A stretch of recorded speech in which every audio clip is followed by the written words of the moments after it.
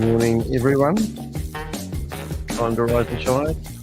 It's going to be a hard meeting to beat, this one, after yesterday's exciting meeting. If you haven't watched the live of yesterday's meeting, or go back and check out the timestamps now. There's my disclaimer. I can say whatever I like. Doesn't matter. It's just entertainment. Good morning. I'm an elephant. Hit the wrong button. I'm Danny DeHeck, aka the Crypto Ponzi Scheme Avenger. I'm on a mission to name and shame anyone running or promoting a Ponzi scheme or a scam. And no doubt you've tuned in because you've heard about Ponzi schemes or scams. Well, you may be interested to know whether the current scam that you're about to have a look at, whether it's real and genuine. I had 280 messages in my inbox email, and I went through them just over the last couple of days, and I've managed to get it back to about 30, which I'm very excited about. I get a lot of information sent to me. Sometimes I get emails and I go, oh my God, what is this person thinking? Give it up. I've been involved in Hyperverse and HyperFund, and I was involved in VidiLook, and I was involved in, what's the other one? Stable Deo. And I'm thinking about getting involved in Ultron, or whatever it is called. And I'm going, really? Haven't you learnt that these are not good for your bank balance? And it just amazes me. So I get quite a few of that email, and I just try and understand the mentality between people. Now, I can only assume, because they tell me they've lost a lot of money, and this one email I'm thinking of, they said they lost a lot of money and they're going to be a lot more cautious from now. And they wanted my advice on whether they should sign up for the next scam. And they want to know whether I will give them advice on whether it's a good thing or a bad thing. And that does sort of make me wonder why they would do that to themselves. Look, I'm not going to muck around today. I haven't got too much time. I've got to go off to work in a couple of hours, but we'll get some good meetings. Yesterday's meeting was pretty full on. But when I was doing my emails, I did come across one little wee email, which I thought I'd have read to you if I can figure out how to do it. And I just thought it really helps people understand the type of people that are out there. Oh, good morning. Look at that. Richard's up early. It's pretty cool. So this is an email that I got, and I'm just trying to rearrange my screen so I don't look like a dot. Let's see if we can go to maybe that one. Nope, that doesn't look any good. Maybe that one. That doesn't look very good either. Maybe that one. That's better. Well, look at that. You can see me now, and I'll try to make this bigger so you can read it as well. Yeah, there we go. Now, this is just a simple email that I got. Is that the proper English? Who cares? Doesn't really matter. You get the idea. Get the gist of what I'm trying to say. And this is a typical email that somebody gets from somebody who's trying to help them get their money back. Because I've got a real thing about all these people who want to be saviors and save people and help them get their crypto back. But as I've said to many people, when your crypto's gone and you invest in one of these platforms, the chances of you converting it back to USDT and taking out enough money and bring it back into the real world are pretty slim, very slim. In fact, I haven't heard of anyone being successful yet. But when you get an email like this, and let's say you're hanging on to hope, and you're hoping that your money is going to come back to you, or perhaps somebody told you that you need to transfer your tokens from one platform to another platform. For example, I think it's VidiLook at the moment. If you sign up for V.E.N.D, you can they use terminology like this. You can transfer your assets from one platform to another, but you just have to do it within a certain time period. And that's what I've heard on the grapevine about VidiLook at the moment. So we had Garrett on the blower yesterday with us in our video. He popped in to say good day, which is really, really cool, which has just made me think I haven't actually put the link out so people can actually join this very meeting. So I am going to do that as we speak. And I'm also going to see if I can actually bring up the chat window before you can start reading that email before you want, while I do something that I should have done before I started. There's quite a few things that you need to kind of do when you're running like this. And sometimes I forget half of them. For example, turn the sound down so you can't hear it. Now we've got Richard in here. I'm going to make the pop-up chat box pop up. So I've done that. And I'm going to tell you guys that if you want to join me on stage, you're more than welcome. If you've got any questions about any scam or anything, because some of these meetings start off going down in one direction, and then we're off on a rabbit hole, and we're off in another direction. I can't even think about, oh, there it is, phone. Right, so we need a telephone, 3 telephones. So you call in to ask Danny a question is the message I'm posting, and then I'll put the URL. So here, I'll put it in there twice just in case for those.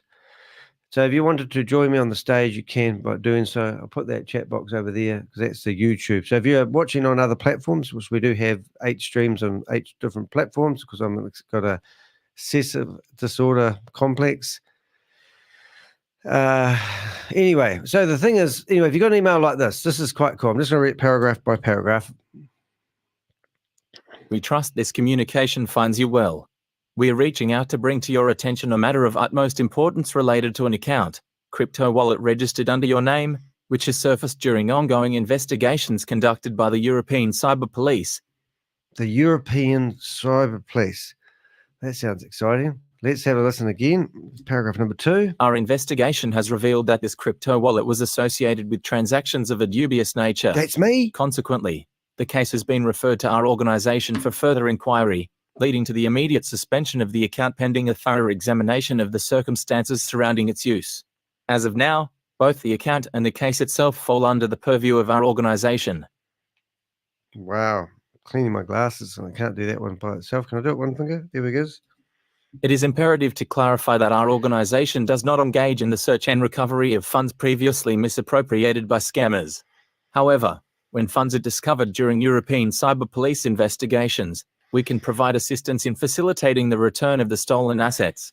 It is crucial to note that our involvement is contingent on the European Cyber Police investigation confirming that the amount seized and frozen is less than the total amount stolen.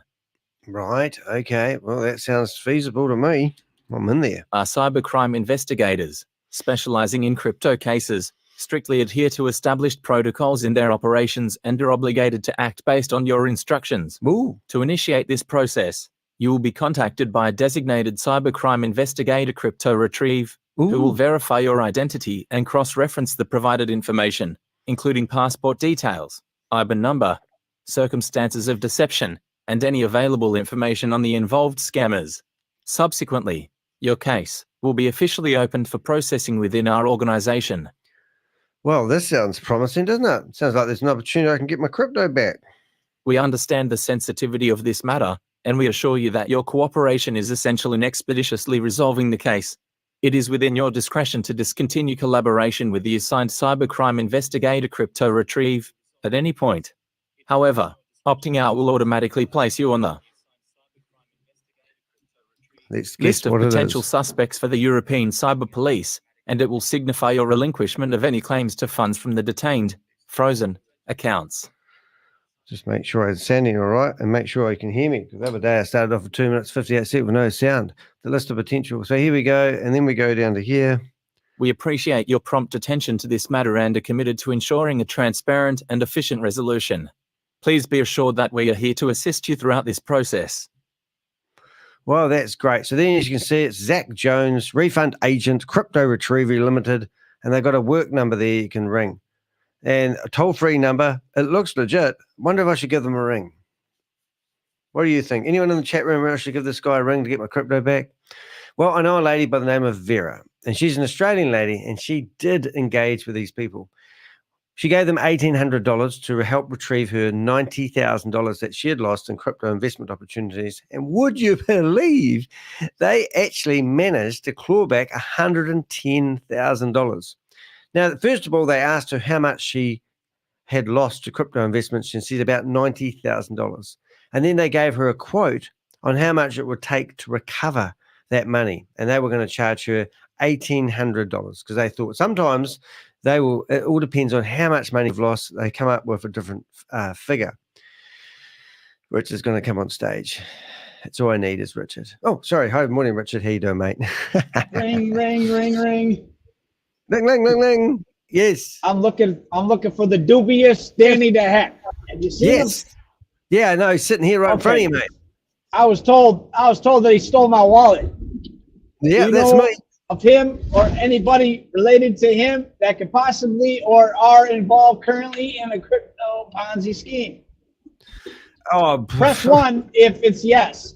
Press 2 if you've called this number before. But if you've never called this number before, you better freaking call somebody to help you, because I'm coming to steal your wallet and steal my wallet back. all right. I think you got the wrong number, mate. Oh! Like I said, you only get one question a week, Oh, sorry. Is it Saturday? so don't test me. Is it not Saturday? It's Wednesday in New Zealand, mate. It's 10 to 7 in the morning. Yeah. So I heard that What are can you ask doing? questions. What are you doing tomorrow already, man? No, well, do you want to know the lotto tickets? That's all crypto is the lotto. You're playing the lotto. Yeah. Oh, I could ring these guys, but what number do I use? Oh, let's put Zach Jones in the list then. All You're right. saying that that's an email that you got, or that's somebody from somebody that said? Nah, I just got it the other day. I got I have had a funny strange ones the other day. I'm just going to see if I can bring it up. I'll bring up Zach Jones, but I've taken it as I have actually taken it a step further. And when I rung up, I think. Oh, actually, I don't know if I want to do this, but let's go. Let's go, as you would say. Let's go share screen. Share screen. Where are we? Retrieve. So first of all, I went to the website, and their website was, would you believe, not working. So that was quite sad. I was actually bitterly upset about that the first time. Then, but if you go to my YouTube channel, which is quite easy, and if you scroll down a little bit, see, I'm not quite prepared today. And if you go to, say, my video section, I'm pretty sure I have that video. Yeah, I did it. So if you go down here enough, you'll see there's a video, Void Recovery Scam Agents. Yeah, I think that's the one. So it's Crypto Recovery Agents Exposed Void. And if I just go here, so actually what I did is Vera, the lady who actually paid $1,800, actually gave me authorization to go in and act as her on her behalf. And this guy was pretending that he was actually a government agent.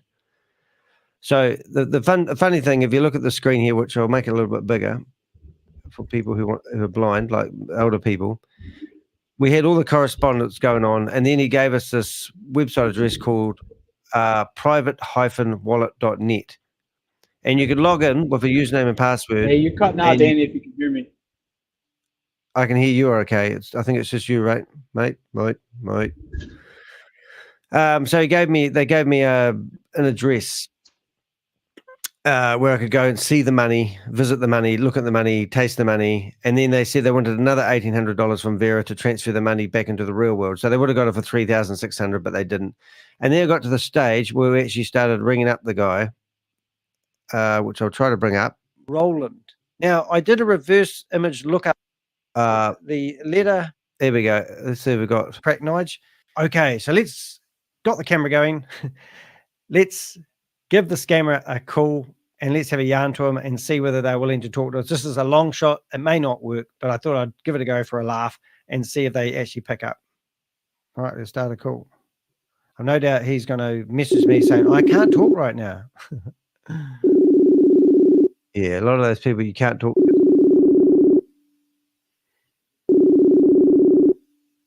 This is the one I'm thinking of here, actually. Thanks for listening. Hello?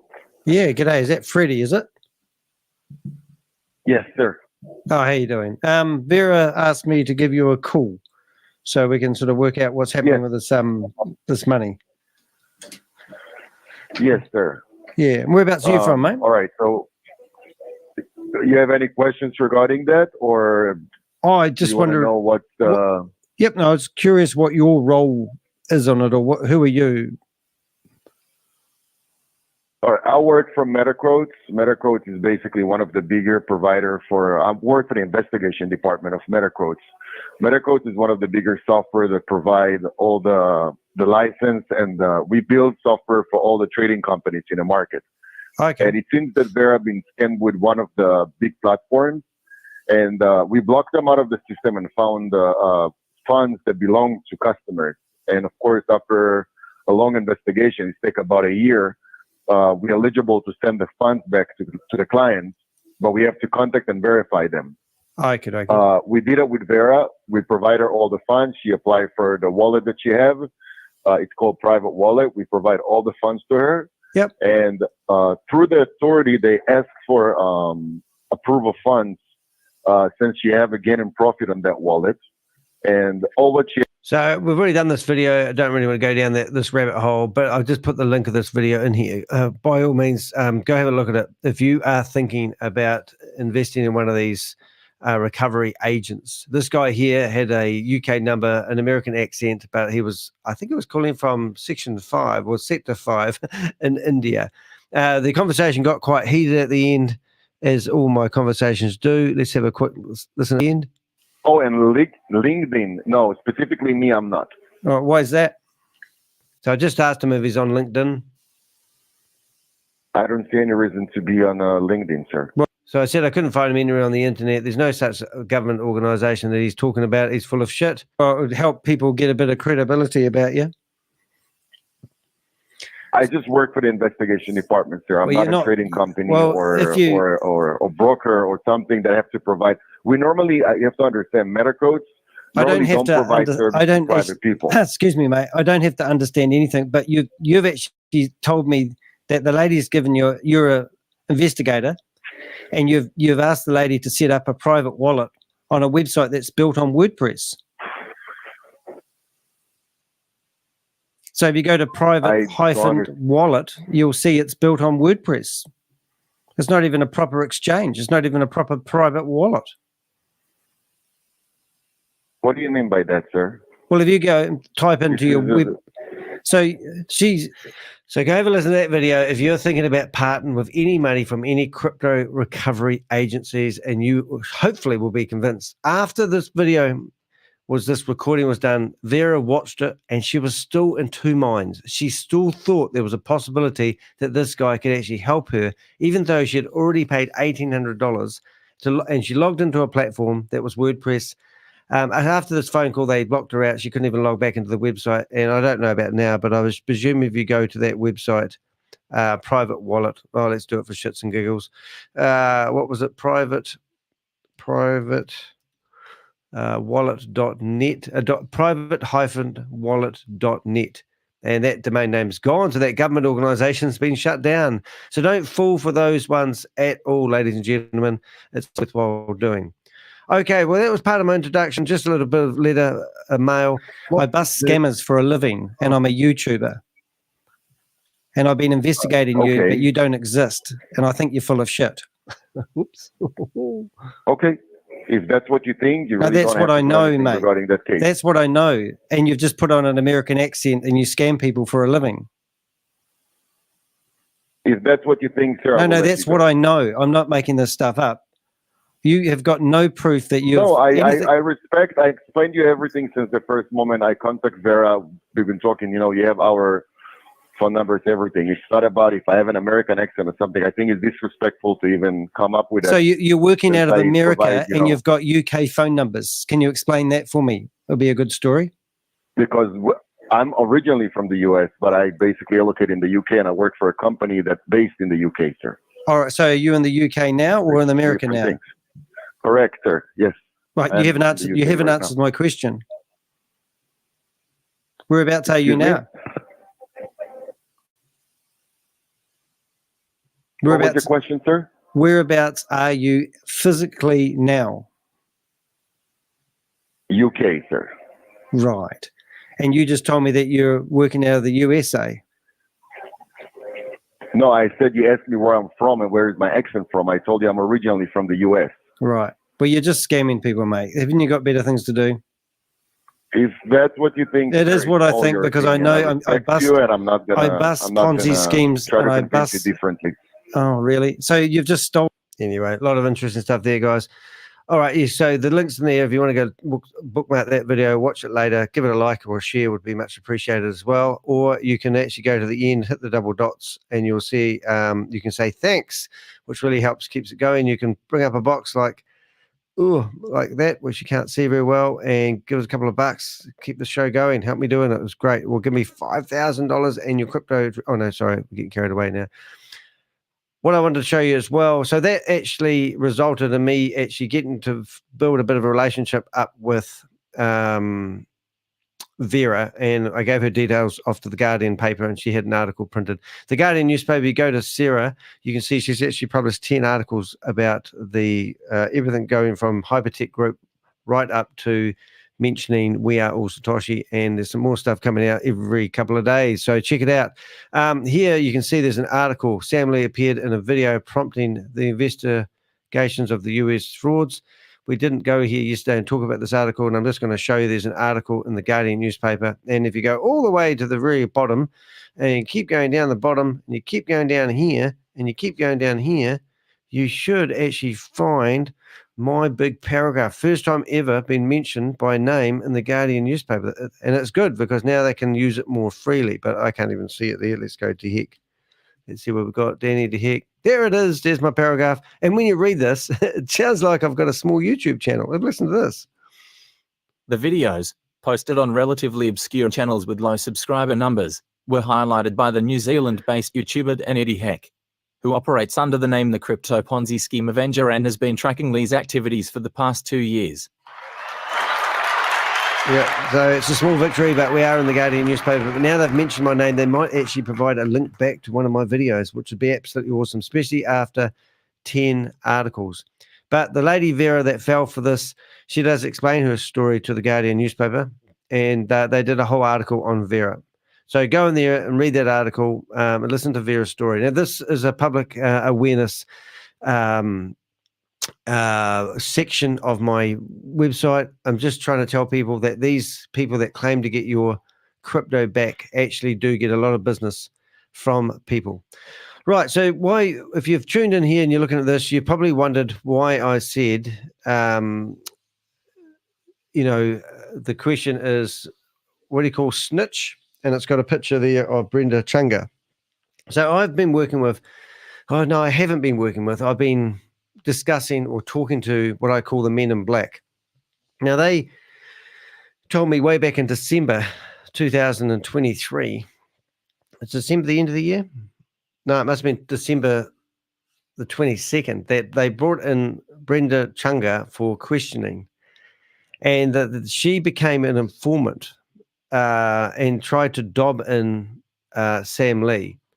Now, you might think that sounds a bit sketchy, but there is a video out there, which I would hopefully, there's 2 videos, and I'm still trying to find the other one I want to find.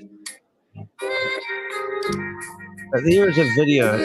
I'll just play music. Okay, so there is a video out there, and this is the video here, theatre mode, where Brenda Chunga actually brings in Sam Lee to Hyperverse meeting.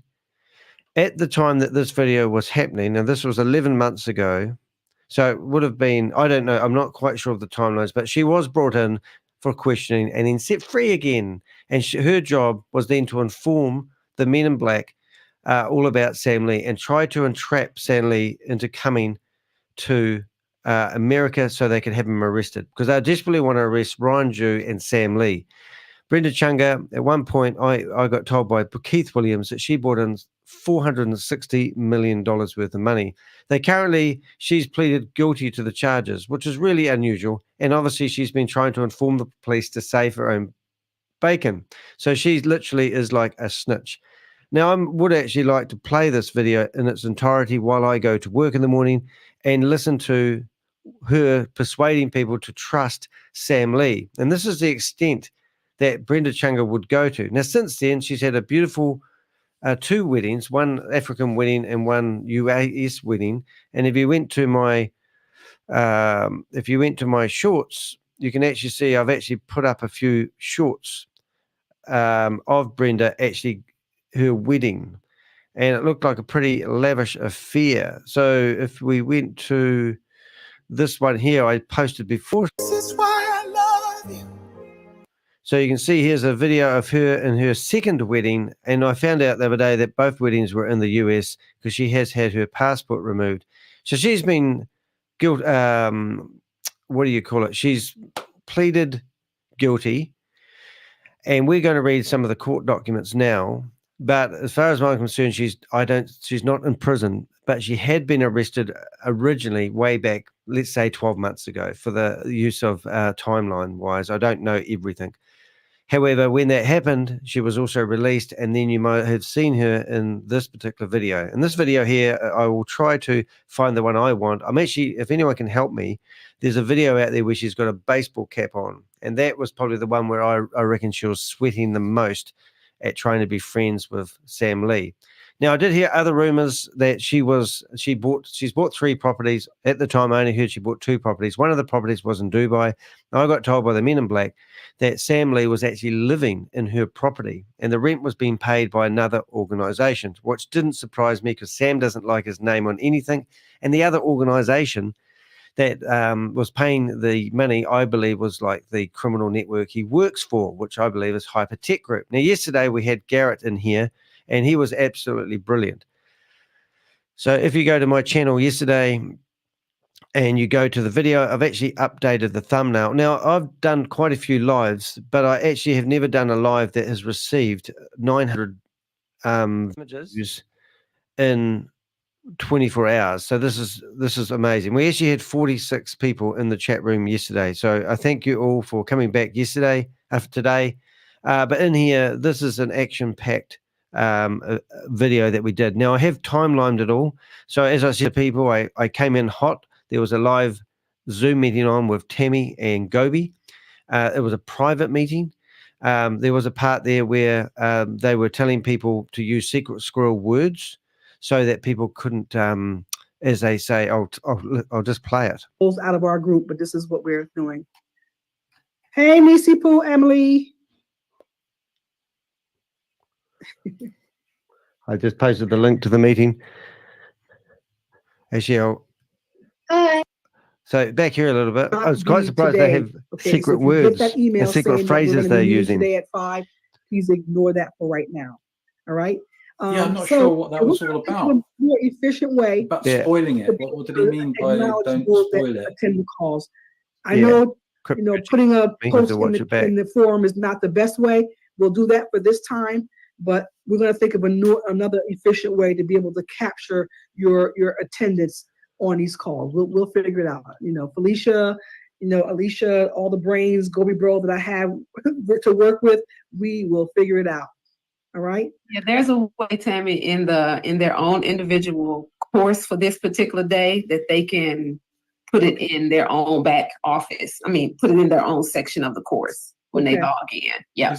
Close out of our group, but this is what we're doing. I just want to get here.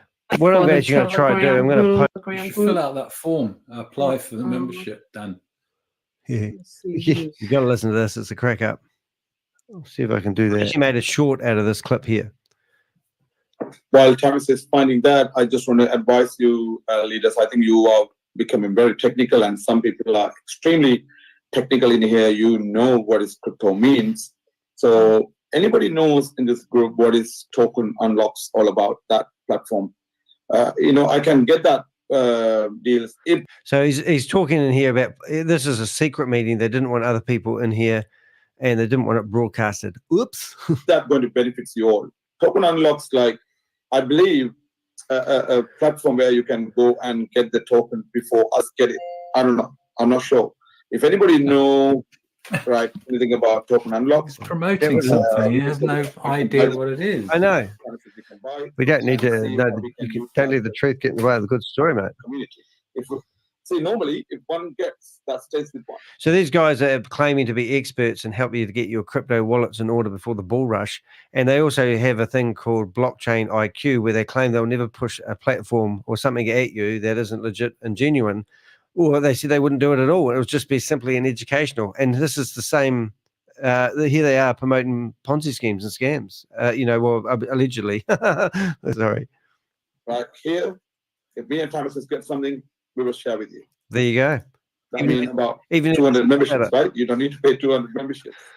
So please find out, anyone, leaders. Hey, Daryl, it's nice to have you here. Thank you for your question. I lost $1,000 to a web page that no longer works. Can you share that web page link with us by any chance? Even though it doesn't work, I'll be able to bring that up in the archive.org.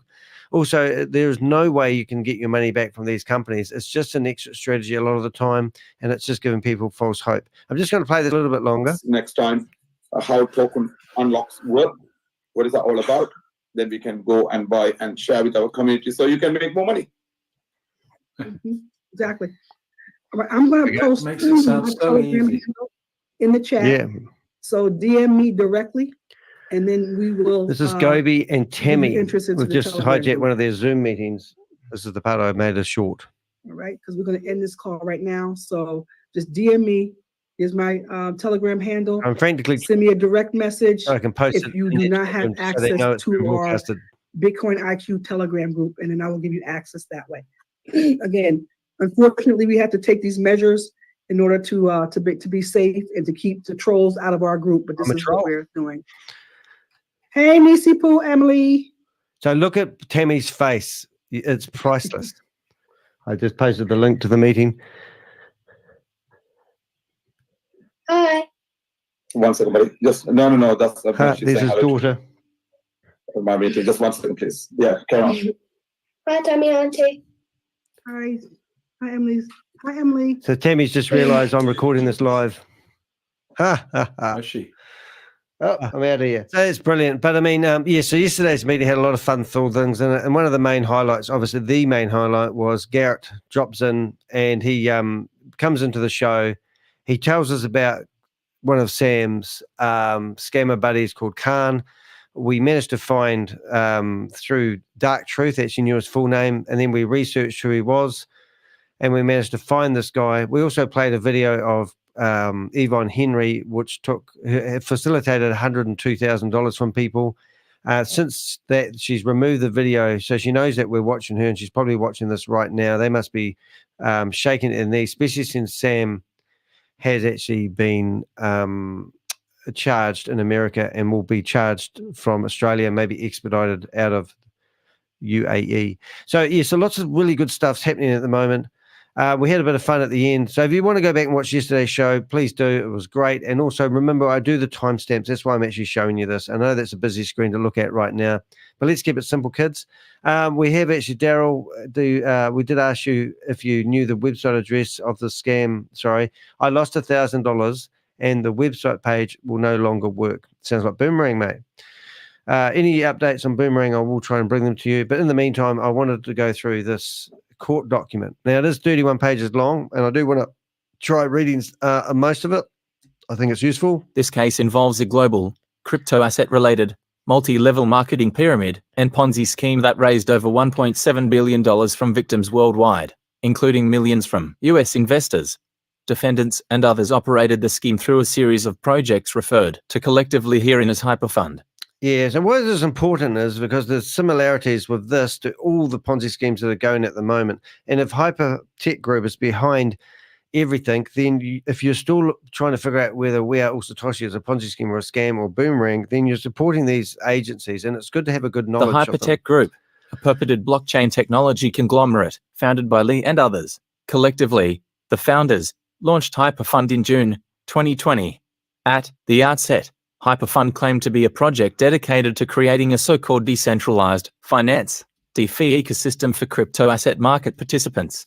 Over time, the project's stated goals evolved and utilized various names in an effort to capitalize on the buzzwords and zeitgeist of the day, including rebranding itself as Hyperverse and, later, as HyperNation, version of the project which featured an individual in a mask discussing creating a decentralized government to escape the societal bonds of inequality and injustice through blockchain technology.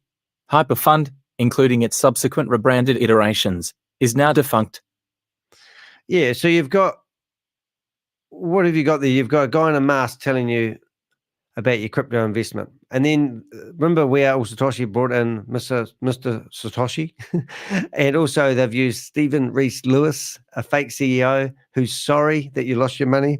So, you know, when you see these stunts being pulled, like We Are All Satoshi just 4 or 5 months ago had Mr. Satoshi in there, the guy that started Bitcoin that no one knows, doesn't even know if he's still alive, in there talking to people, telling them how he started up Bitcoin. For God's sake, guys. I mean, if you're going to be part of an organization like that, you really got to question that. Oh, no. Just pushed the wrong button. Let's start again now. Hit refresh instead of that one. So we're up to 3. I forget what buttons to push sometimes. I do it so naturally. From June 2020 through May 2022, HyperFund offered so-called membership packages promising exorbitant passive returns, supposedly derived in part from HyperFund's crypto asset mining operations. For example, HyperFund promised returns of 0.5% to 1% per day, with the prospect of tripling one's initial investment in 600 days. HyperFund also implemented a pyramid scheme-like referral system to reward existing members for recruiting new investors. Right, I don't know what that link was you gave me there, Richard. But I did go to that website. It doesn't look very professional to me. I don't know who this organization is, but you said something about losemoney.org, so I went there, but I can't figure out what that one's about. Bring it up if you like.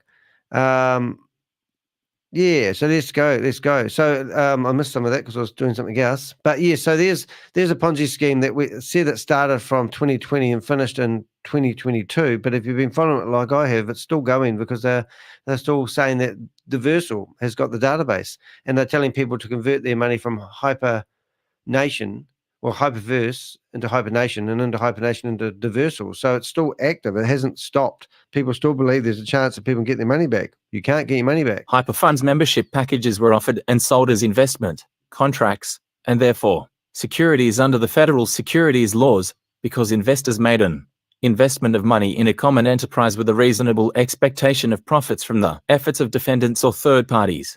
The membership packages were offered and sold without registration and without qualifying for any exemption from registration.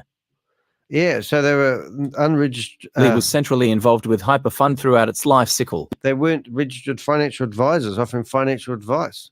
Lee was centrally involved with HyperFund throughout its life cycle.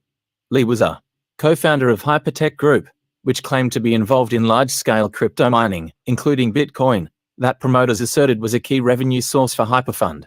However, Lee later admitted that Hypertech Group was not engaged in large-scale Bitcoin mining.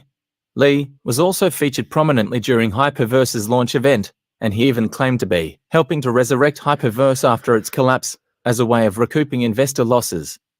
Yeah, well, you would have seen that when this video was all about was when Brenda Chunga introduced Sam Lee. He was claiming that he was on the phone to corporate and he had control over corporate. Everyone was really seriously listening to her.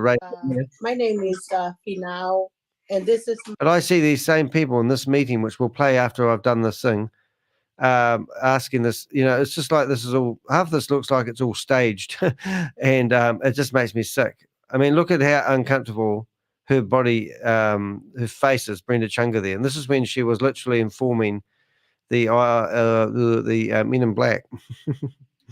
Chunga, known online by her nickname Bitcoin Beautee, was one of HyperFund's top promoters and arguably the face of its United States presence. Chunga's recruitment efforts through online seminars and videos included the typical promotional ruses associated with fraudulent multi-level marketing schemes.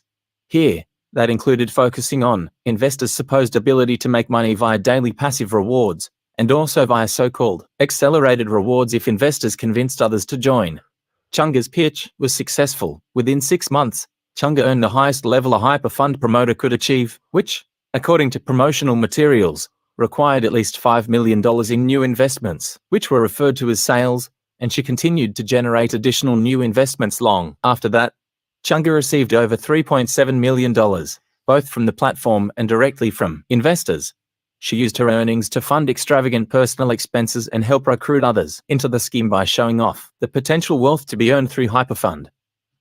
Now, I don't know, did I actually hear all you guys choke and cough when you heard that $3.7 million? Or was that just my ears burning there because when I heard that, I mean, the lady, Keith Williams alleged that she brought in $640 million for Hyperverse. And if she got 20% of that, that's over 100 million. And if she had the multiple account structure set up that a lot of the VIP fives did, potentially, if she was clever enough, I'm not saying from day dot, but at one point she could have potentially got 52% of the money back to herself. Now, I have heard from some people, which I won't reveal my sources, that she's been transferring the money to hiding the money. So she's going to get locked up for 5 years if she gets imprisoned, but I don't think she will because she's been an informant.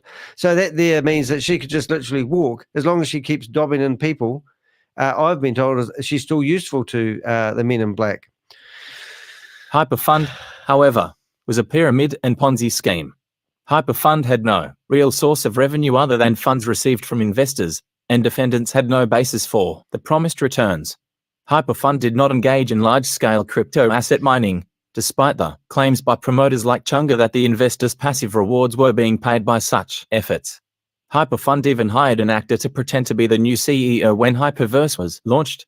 With no apparent legitimate source of revenues, investor withdrawals were paid with new investor deposits. Yep, so Stephen Reese Lewis, a paid actor from Thailand. Absolutely incredible. And also, literally 4 weeks ago, now this was before this document came out, and this was before Bitcoin Rodney got arrested, I did a video called The Rise and Fall of Bitcoin Rodney and Bitcoin Beautee. And that there showed you their lavish lifestyle. And in that video, we actually showed them running an event on running events promoting these Ponzi schemes. Well, that wasn't promoting the Ponzi scheme. That was back in 2017 when he was trying to get traction. But then later on, you'll see everyone's boarding this fancy Nancy ship. And Danny just talks too much, doesn't he? But we managed to get video footage off people's cell phones, would you believe? And he, in this video, promotional video that he did, and the one that Brenda Chunga did, they never mentioned the word Hyperverse or HyperFund at all. There was only one reference to it. And then I found a video. Well, I got given a video, and we proved that all these platforms that he was talking about actually were HyperFund. Oh, that's a nice picture. All right, so let's carry on. Let's bore you not too much, but let's go. HyperFund was a pyramid scheme. Oh, goodness me, I can't remember whether I did this one or not. So let's... HyperFund, however, was a pyramid and Ponzi scheme. HyperFund had no real source of revenue. No, we did that paragraph. Yep, so they never have a real source of revenue other than selling memberships. Even Boomerang, we've got people who do not care if Boomerang is real or not, because they are still getting the commissions from selling Boomerang licenses. So that's the real scam. The Boomerang thing is not relevant, but it's enough to put a smokescreen up there in front of people. We've proven that Boomerang is not a real arbitrage trading system. We're tracking their wallet addresses and we're watching the money leave the platform as fast as it hits. So this is what's happening right now. So it's the multi-level marketing part of this business, or this opportunity, that is the scam. Nothing to do with the product they're trying to claim they have. Chunga ignored red flags about HyperFund and made several misrepresentations to investors to convince them to join. Lee and Chunga recklessly disregarded that the presentations used by the promoters, like Chunga, included false statements. Lee also made statements to investors that were misleading by omitting material information about the nature of the business. Ultimately, the scheme collapsed in 2022 when investors were no longer able to make withdrawals. Yep, and so she ignored some very fundamental things, and here's one of them here. It is a red flag. Chunga ignored red flags about HyperFund and made several misrepresentations to investors to convince them to join. Lee and Chunga recklessly disregarded that the presentations used by the promoters, like Chunga, included false statements. Lee also made statements to investors that were misleading by omitting material information about the nature of the business. Ultimately, the scheme collapsed in 2022 when investors were no longer able to make withdrawals. Sorry, I repeated that paragraph. I'm actually in the background looking for a video of me and Keith Williams, where I actually confronted Keith Williams about Stephen Reese Lewis and his involvement. And he was claiming that that Stephen Reese Lewis was a real genuine person. and I'm going with he's nobody. And we've since found he is actually a paid actor, and he got paid $5,000 a fake suit and all this sort of carry on. From approximately June 2020 to approximately November 2022, defendants 1. Raised millions of dollars from retail investors in the United States and several other countries through the unregistered offer and sale of securities styled as membership interests in HyperFund, and 2. Made materially false and misleading statements about the investments and knowingly or recklessly engaged in a scheme to defraud investors, bilking the investors out of over $1.7 billion by enticing them with the false promise of guaranteed high returns from investments in securities. Yeah, so here's these people on these Zoom meetings telling everyone about the opportunity, and here they are here's Brenda Chunga being charged for misleading people with false and misleading information. So that tells you that when you're doing these presentations, people who are doing the presentations, you're going to be charged one day for making up porkies. For example, if you just use Stephen Reese Lewis, the fake CEO that you pelted as being the man that's leaving people out of the wilderness, is fake. Doesn't really exist, you know. Now, this is just legal jargon. I don't think I need to do paragraph 10. The court has personal jurisdiction over defendants and venue is proper in this district pursuant to Section 22 of the Securities Act, 15 U.S.C. Section 77V. That's just legal jargon. You don't need that. In addition, this court has jurisdiction because some or all of the defendants engaged in conduct within the United States that constituted significant steps in furtherance of the violations of the federal securities laws alleged in this complaint. All right. So I'm not going to actually go through all the rest of that stuff. That's all the legal stuff. But I am going to give you a summary of who Samuel Lee is. Xue Samuel Lee, aka Sam Lee, age 35, an Australian national, resides in Dubai, United Arab Emirates. In addition to HyperFund, Lee purports to be the co-founder and CEO of Blockchain Global Limited, which is part of the Hypertech Group conglomerate.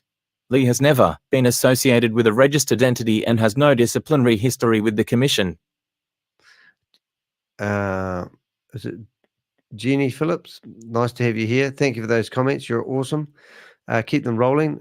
You've obviously had some connection with Brenda Chunga, and yep, I think it was you who was telling me that the ploy where she was saying she's a one-parent family and brought up her kids and she had no money was just a big, big sympathy pitch, really.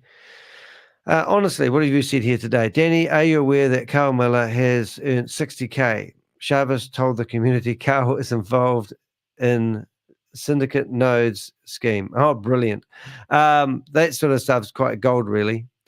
Just those little snippets, because that would be good for the ATO to know about when they review whether Carl should continue getting the dole, which is $738.60 per fortnight. Don't know how I know that stuff. Maybe Bob put Brenda up his Chunga, aka Bitcoin Beautee, age 43, resided in Savannah Park, Maryland during the relevant period. Chunga has never been associated with a registered entity and has no disciplinary history with the Commission. So Brenda Chunga still lives in that big flash house, and I saw it for sale for 1.5, I think 1.2 million. I did a search, but you can actually look up on this document. Where do we go? We're up with the 15. Don't lose where you are. You can actually go in there and actually find where they live. So let's have a look. So this is where Sam used to live. So let's just go there for a second. So this is Sam's address in Australia, theoretically. So that's where Sam used to live in Australia, or his home address in Australia is. Interesting. And if you go back to here, I've actually found this house in the past. This one is meant to be Brenda Chunga's house, which is even funnier. And you might have seen me bring this up in the past, but this is one of the houses that she owns in Maryland. But I've had this house before, so it's quite neat that they've actually managed to find these people's addresses and actually pout it out to the world. So I don't know if you want to go knock on her door, but I'm assuming that she ain't got no passport, and she'd probably be home. But if she had half a brain, she probably wouldn't be staying in that house with the amount of money that people have actually. Now, there's some other stuff in here which interests me. They talk about other people in code, kind of, I think. Group Limited, the Hypertech Group, was incorporated on April 1st, 2020 in the Seychelles and purportedly operated in Hong Kong. Hypertech Group was advertised in multiple promotional videos made public during the relevant period as a conglomerate of 4. Yes, so that's quite cool. We will actually try and jump into the meeting today if we can. We'll see. So this is a big agglomerate, as they say. See if we can get that one read. Blockchain companies controlled by Lee and others. Blockchain Global Limited, Hypercash, formerly known as Cash, Star Capital, and Digitalx. In or about June 2020, Hypertech Group launched HyperFund. Hypertech Group was featured in presentations as the business, experience and expertise behind the project to give HyperFund credibility for prospective investors and was advertised as the alleged source of the rewards investors earned. Yeah, so I don't know if you can see this, but I've actually got a bit of a screen that I'll bring up about now. And this is actually the corporate structure. This slide I was grateful to get again. I got this from Crypto G actually originally, but that gives you the whole corporate structure.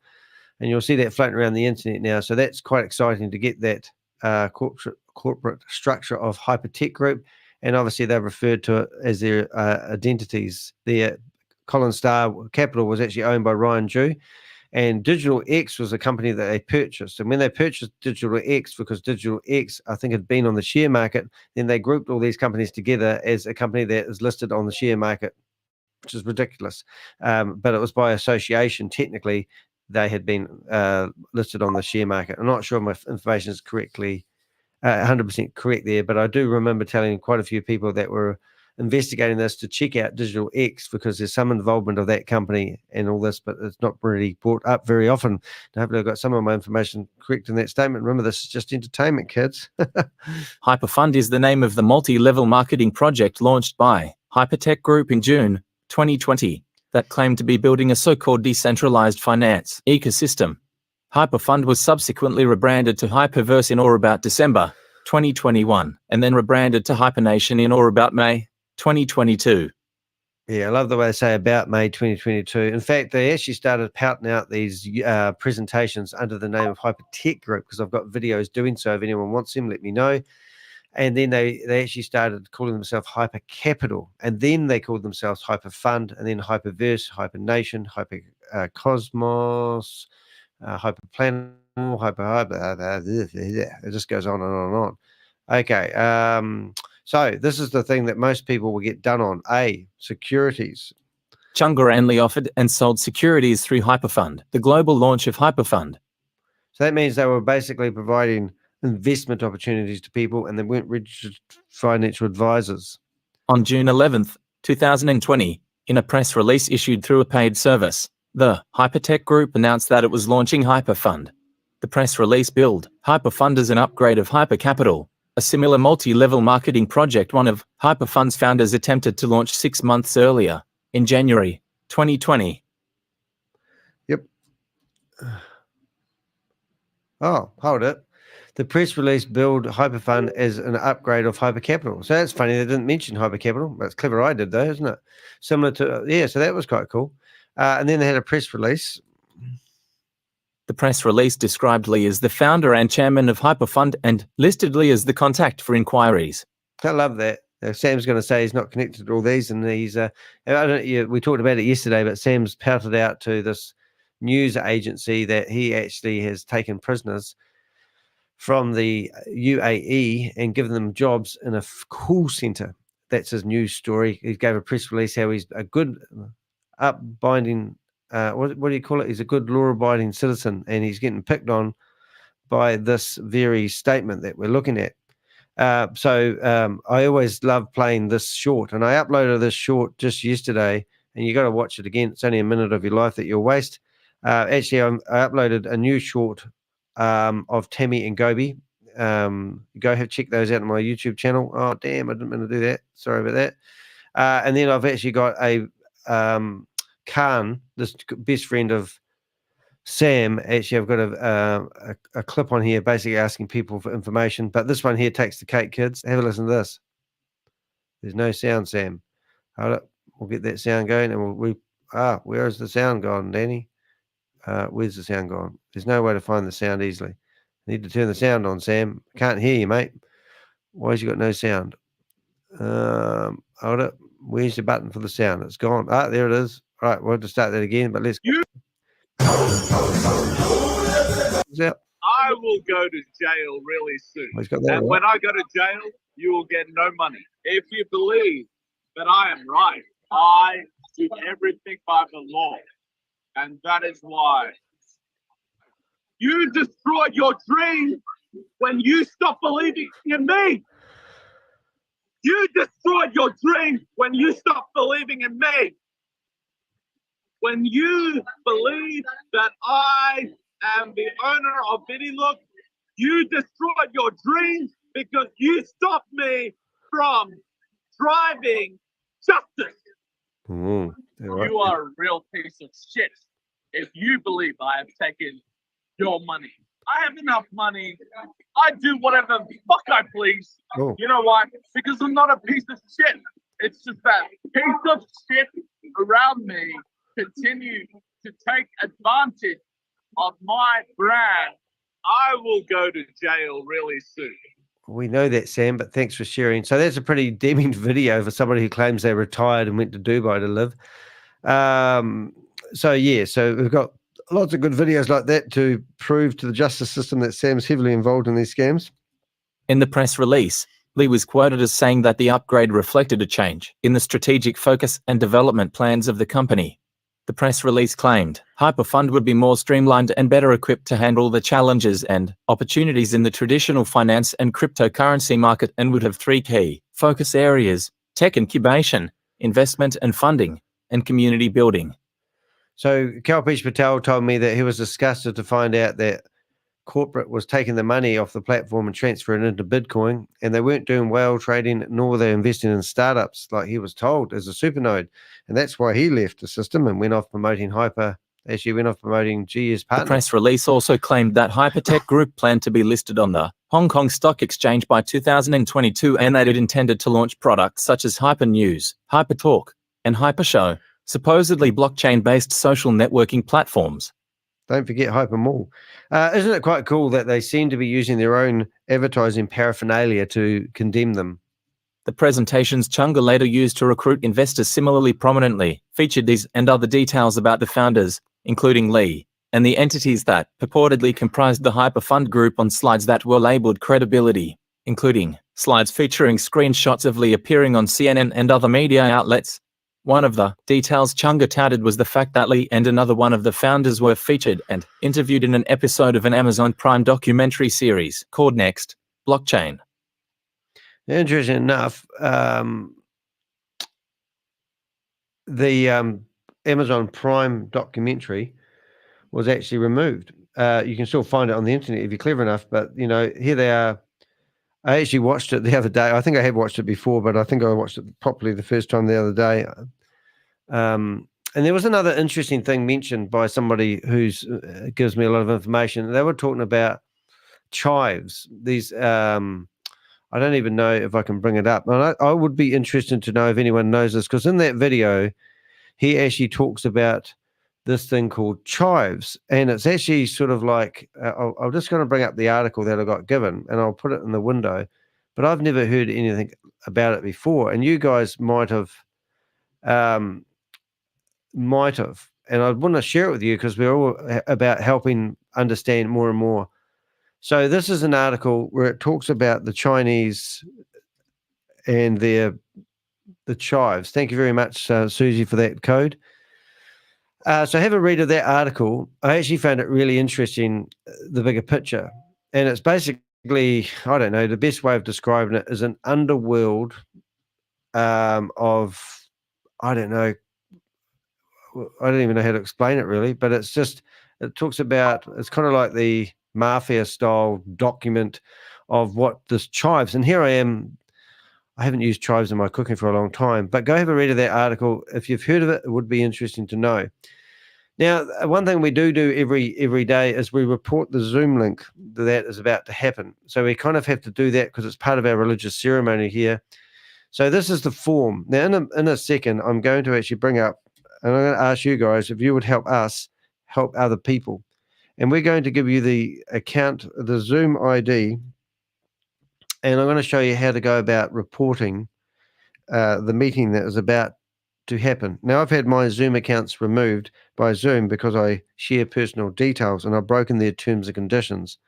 But when it comes to running these Zoom meetings and providing multi-level marketing opportunities to people, that is also against Zoom's terms and conditions. Because I've been a naughty boy and I'm in the media, so to speak, if you go and you want to help us help you, you can literally come here and fill out that form that's just come up in the chat room and report this meeting. Now, I'm not asking you guys to do our dirty work. I'm asking you to actually go and notify Zoom. So this is the form. Once you click on that link and you go to zoom.us/trust-form, you'll get this form. It's not rocket science. You report it as fraud. It says, are you a Zoom account holder? Well, I aren't. I am, but I put the same email address because I know my emails. So normally within 12 hours of filling out this form, it closes their meeting ID down. Are you reporting fraudulent charges? Well, no, I'm not. And now I'm going to go and find my my Zoom. I keep my a letter with all the stuff about. Here it is. I'll just copy that from another source that you can't see. So I have a letter that's already standardly written, and it basically just goes through here and says, we are SATOSHI / Boomerang is a multi-level marketing scam. Here's the proof below. And I give them the ID of the room, which I'll need to update today. And every day we get a new ID. That literally means now I can't get on Zoom anymore because I've blocked my MAC address.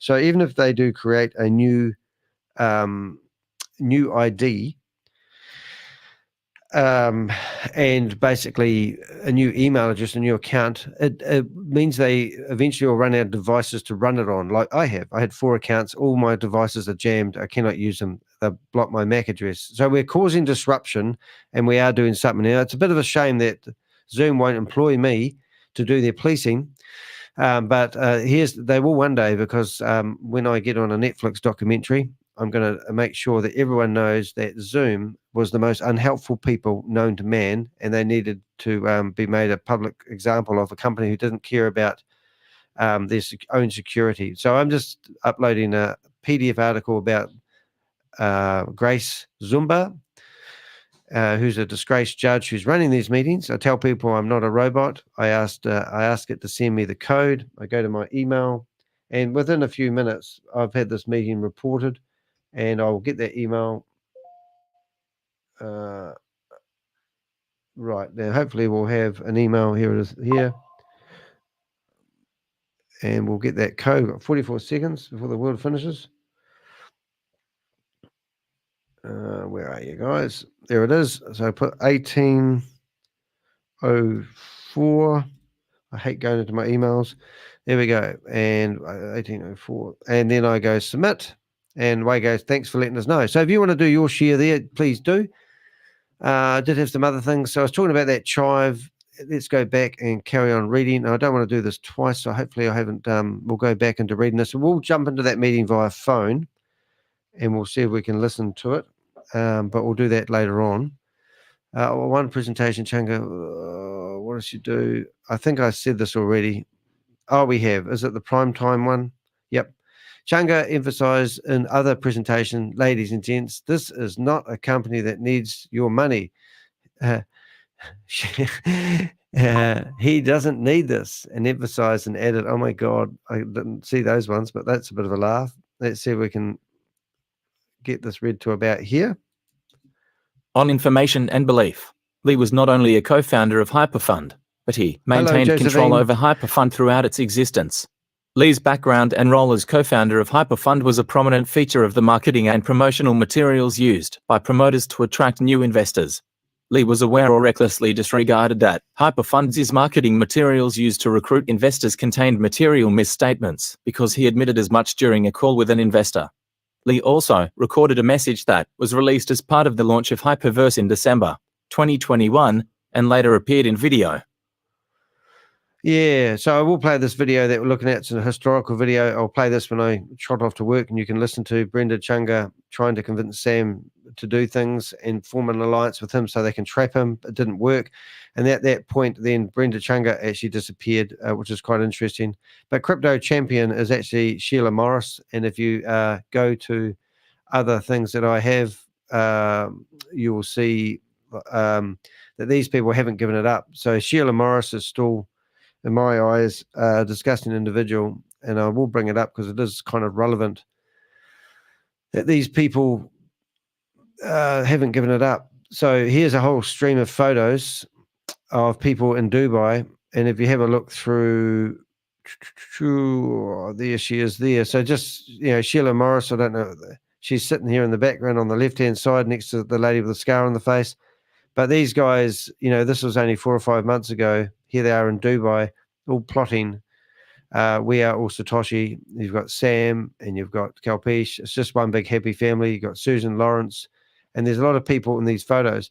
Now, I did have a favor to ask you guys, and I did it yesterday. I haven't had anyone come back to us yet, but we need your help in identifying these people here. Now, I have seen the two men. I don't know the lady, but if you recognize who these people are and their names.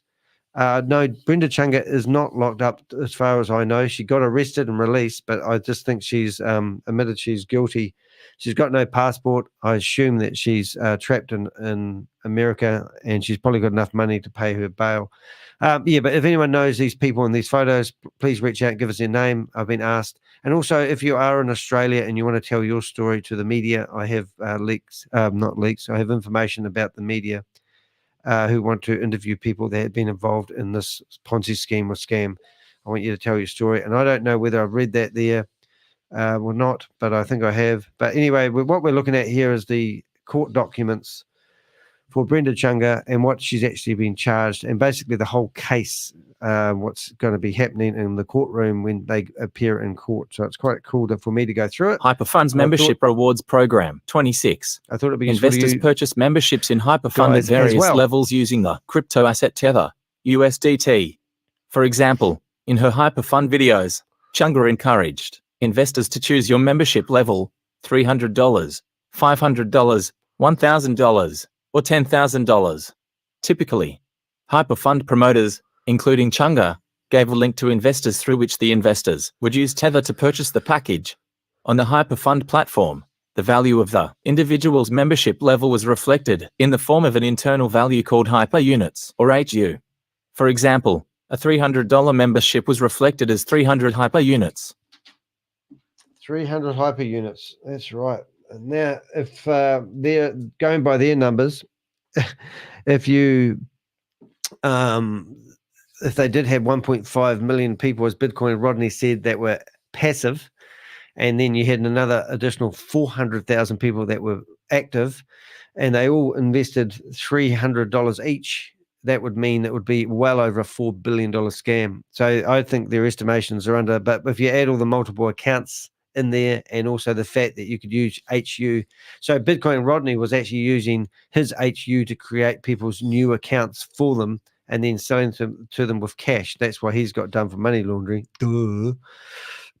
Right, now we're up to 27. Chunga told investors who purchased a membership that they would receive 1. Access to a crypto asset educational platform. 2. Exclusive pre-sale offerings of future crypto asset projects, such as initial coin offerings, ICOs, at 20% minus 30% below market value, and 3. Automatic returns on their investment, which were called rewards. I love this.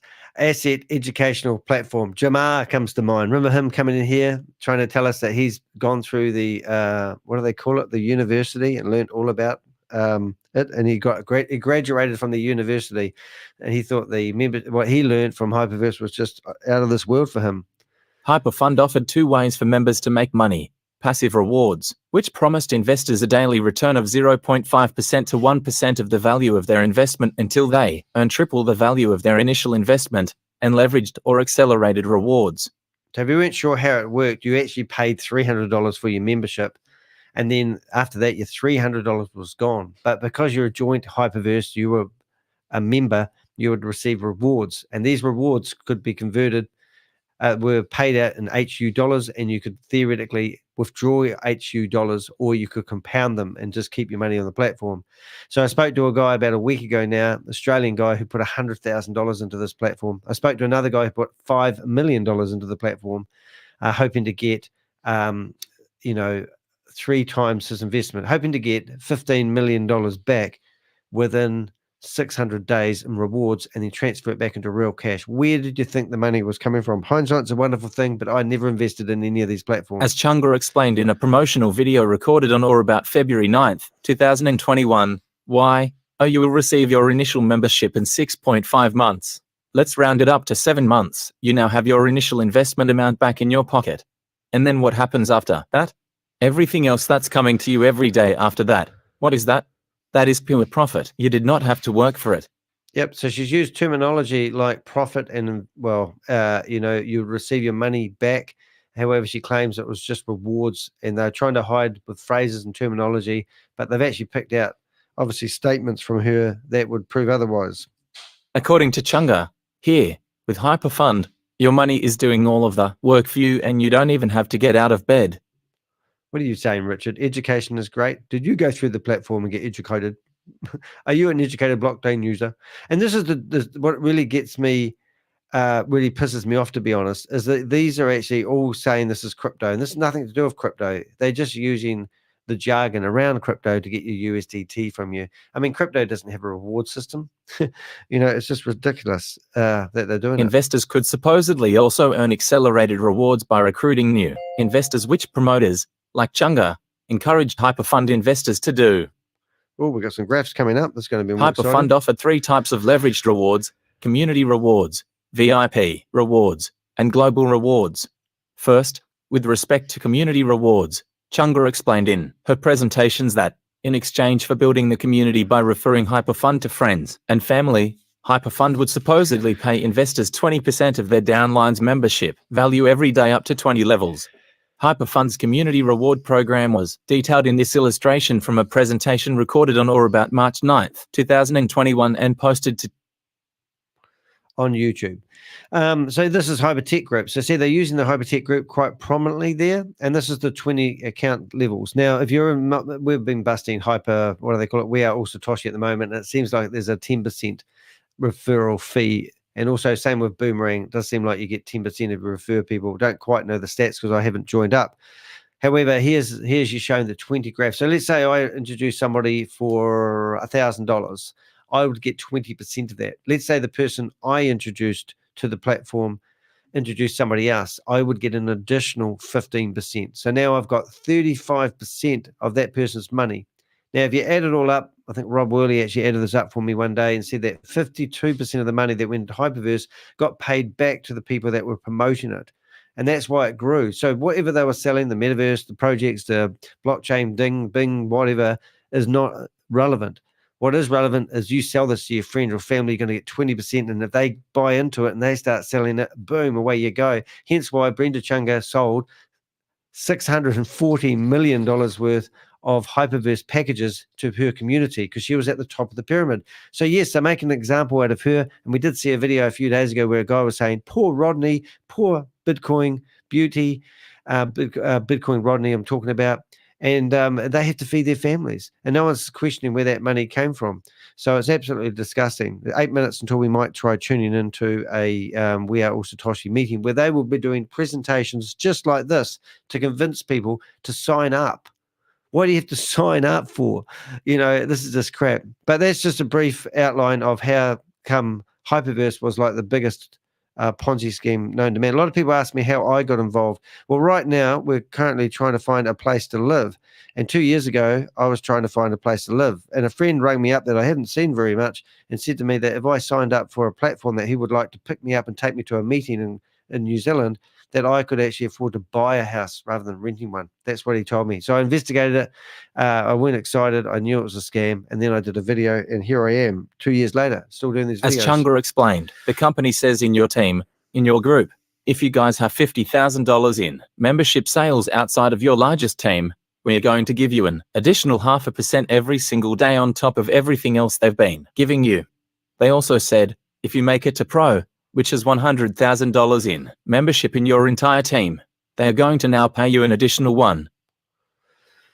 Yeah, and the paragraph I did miss at the start there, which I'm sure you can read yourself. 33. Second, the VIP reward provided further incentive to recruit more investors. It's all about recruitment, ladies and gentlemen. % every single day through infinity of your entire organization minus your largest leg. HyperFund's VIP rewards program is illustrated in this presentation recorded on or about February 9th, 2021 and posted on YouTube. Yeah, so they have a binary structure, which I seem to know a little bit more about, and I can't believe I'm actually saying this, but they have a binary structure where you sign up somebody on your left leg and your right leg, and whatever your weakest leg is, they will work out the commissions payable on the weakest leg. And that is an incentive for people that are promoting this like a mofo, to actually keep recruiting people and build a stronger leg so they get higher commissions, and then it accelerates the growth of it. Oh my goodness, did I just say that? So here's the structure and the extra rewards. So 5 million HU equals a 5-star VIP, and that's estimated. So if you're a VIP 5, you could get daily rewards of $40,000 a day. So I had one guy ring me up one day. He was a church guy. He was actually providing me videos to expose these people. He was recording them on the pastor of the church was recording the videos that were streamed on the internet using the church equipment. He told me he felt guilty about his involvement, and he said he was a VIP 5. Now, I'm going to dig out his name and find him and give him a ring and to see how he is. But he said he only recruited 180 people into the platform, probably church people, and he'd made, I think, $200,000 from the platform, which I think he kept. But anyway, now he's trying to create awareness around it, and he was providing me the videos. But it was pretty interesting, all this sort of stuff. But here you go. So this is the reward system, and the VIP 5 theoretically could have been getting $40,000 a day. Hence why some of these people, when they claim, like Brenda Chunga, only make 3.7 million out of the whole platform, and she's at the top of the pyramid.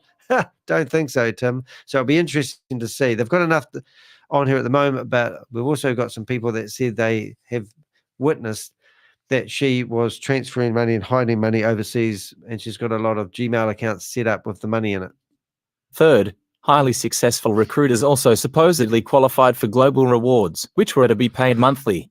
HyperFund claimed that under the global rewards program, HyperFund took 4% of all company sales. In other words, pooled the funds and divided them among its top promoters. As a VIP 5-star, which is the highest level a promoter could achieve, Chunga qualified for global rewards. Now, interesting enough, 4%, isn't that hard case? Because doesn't Sam charge 4%? No, 6% now, or 2%. But they obviously, the tech provider or the company behind it take a commission on all sales. Interesting. Chunga frequently encouraged investors to increase their membership value by reinvesting their rewards through so-called rebuys instead of withdrawing them, including in March 9th, 2021 presentation recorded and posted on YouTube. Yeah, so the guy that I talked to the other day, he was keeping his money in for 12 months before he took out any of his seed money, the initial investment money out. He was quite happy to leave his money on the platform. That's a win-win for Hyperverse, wasn't it? Because if he never he did recruit one person. He said he recruited his son, but people were recruiting people into it and getting the reward money, and then they were reinvesting that reward money into the platform. So some people made a lot of money and took out more than their seed money. Other people kept reinvesting, compounding their money because they just saw these amazing figures in the back end. HyperFund structure further discouraged withdrawals. The only way to withdraw the rewards was to convert the internal Hyper units to so-called molecular future, MOF, a crypto asset issued, in part, by another founder of HyperFund, Founder B, and then transfer them off from the HyperFund platform to the Who exchange, which was a digital asset platform also purportedly owned by Founder B of HyperFund. From there, the investor would need to convert MOF to other crypto assets and transfer them out of the Who exchange in order to exchange them for fiat currency. Did you hear that, ladies and gentlemen? Why Founder B of HyperFund? Why Founder B of HyperFund?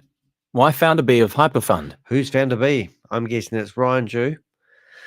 That's who I'm thinking, but they don't mention him by name because they haven't charged him formally yet. They are going to charge Keith Kalpesh Patel, and they also are going to go after Keith Williams. Mark my words, Keith Williams has currently been investigated, and they're doing that because even though Keith is in his dying bed, because he lives in a £3 billion, a 300, no, what is it? £3 million house in England. If you want the address, let me know. I've already given it to the people. I've also given it to the news reporters so they can go knock on his door. I've got no scruples to people that have got after people. But my point is, we've got 2 minutes. I'm going to dial into the Zoom meeting here in a minute. Yeah, the point is they are going to go after these people. Now, I do actually have a working Zoom account to my surprise, so I'm actually just going to get this paragraph read and see if I can get into Zoom on my phone. Might be a second. Although the so-called hyper units were reflected on the HyperFund platform as being pegged at $1 when an investor deposited money. For example, a $300 membership was equal to 300 hyper units. That was not the case when the hyper units were withdrawn after being converted to MOF. In other words, the conversion of hyper units to MOF was not pegged $1 USD, or any price for that matter, because MOF was a crypto asset that actively traded and, as such, its price fluctuated. Right. Didn't follow with that. Did you get anything from that? Nothing stuck my ears, but basically talking about the exchanges and MOF, which was the currencies they were banging it back and forth on. Looks like I'm in the meeting. This is going to be interesting. Currently, MOF does not appear to be actively traded, and as of September 4th, 2023, the last day for which at least one crypto asset platform has price data on MOF, it was quoted at $0.00001949 USD. Thus, attempts to withdraw funds generally would have been far less than the face value that HyperFund and Chunga claimed. Okay, hold up. We've got some stuff happening here, guys. Yeah, funny enough, I think I've got a working Zoom account. What the hell? That's interesting. So that means what I need to do is I need to bring up my meeting. And let's see if I turn that away. What have we got here, kids? I need to bring up applications. I need to bring up a mirror. And I need to make this more exciting for you guys. 1 second, please, caller. Just want to see if I can local host. Now, I don't know how to do this, but I'll have to do this when it's in there.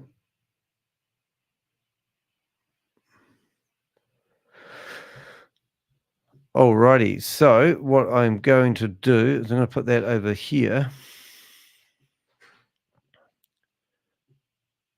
I wish I could bring up dual screens on this, but I can't.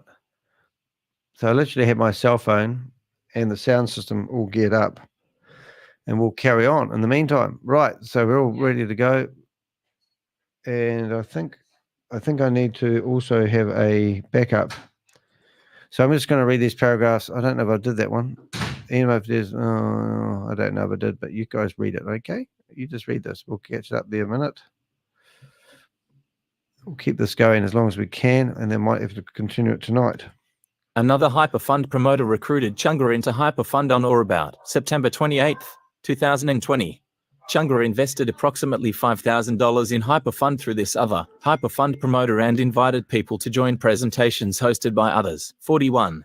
In late 2020 and early 2021, Chunga began to host her own presentations, which were periodic Zoom calls on which she narrated PowerPoint slide decks she obtained from the...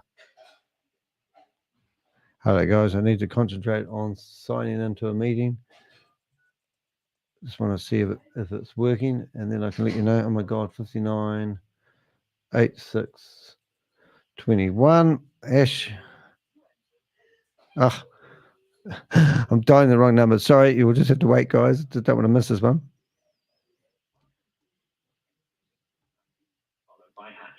Okay, let's go. We've got 8, 1, 6. Can't multitask. 6, 1, 5, 9. 8, 6, 2, 1, hash. If you are the meeting host, please enter your host key followed by hash. If you are a participant, please press hash to continue. Hash. The meeting has not started. Please wait or try again later. Oh, interesting. Meeting's not started. That's interesting. HyperFund website. Many of these presentations were recorded and publicly posted on YouTube and Vimeo around the time the presentations were made. Chunga eventually became one of only 6 corporate presenters for HyperFund, and one of only 2 in the US. Chunga knew, or was reckless in not knowing, that these presentations contained materially false and misleading statements and omissions. Am I live now? No, I'm not live. Yes, we are live. Good question, though. No, I'm not pre-recording this stuff. This is coming straight out of the funnel, guys. This is the best tomato sauce ever. Hello, Lisa. Morning. What's happening? Are you in there? Good evening. I'm here. Good. Yeah. Haven't dialed into the meeting by any chance? Not yet. I haven't. No. It's on hold, and they tell me the meeting hasn't started yet. But I have actually got a Zoom connection, which I wouldn't mind testing just before we get going to see whether I can get that. What's the Zoom password? Zoom password is 01. Is that the meeting number? No, you said password, but I'll give you the whole lot. I'll tell you what, I'll cut and paste it back into the chat room because it's a bit hard to multitask on this sucker. Can you see the chat room? Hold on, let me just come to you. There we go. There that is. And I've lost. Yeah, so there it is there on the screen. I'm just going to try and see if I can get my cell phone on here looking pretty snazzy. 1 minute, please, caller. Local host. Yeah, how about that? So that's my cell phone. And that will play, if the meeting starts, that will play. And hopefully with a bit of luck, I'll be able to get it like that. Oh, how exciting. I have a Zoom meeting connection. The only problem is I don't like something about that, but I won't tell you that out loud. But what we'll do in the meantime is we will present that, go back to our meeting, and I think we might have actually just done that one. Hyperverse website, blah, blah, blah. Let's just go off the next one. I'm sure you would have read that. We'll go to the next paragraph. Chunga was successful at recruiting people to invest in HyperFund. In one of her early videos, Chunga claimed to have generated $1 million in new investments in HyperFund in only 6 weeks. By March 31st, 2021, only approximately 6 months after she joined HyperFund, Chunga reached the level of VIP 5-star, which was the highest level a HyperFund promoter could achieve and required at least $5 million in sales. What's that noise? You got kids playing there. Oh, let me turn this down a minute. That's all right. I'll just put you on mute and you can unmute it when you want. That's all right. Just so we don't have background noise. That's all right. Between September 2020, when Chunga joined HyperFund, and approximately March 2022, when the HyperFund platform stopped permitting withdrawals, Chunga withdrew approximately $2.5 million from the HyperFund platform. Oh, wow. That's pretty cool. Hi, Ray. Nice to have you here.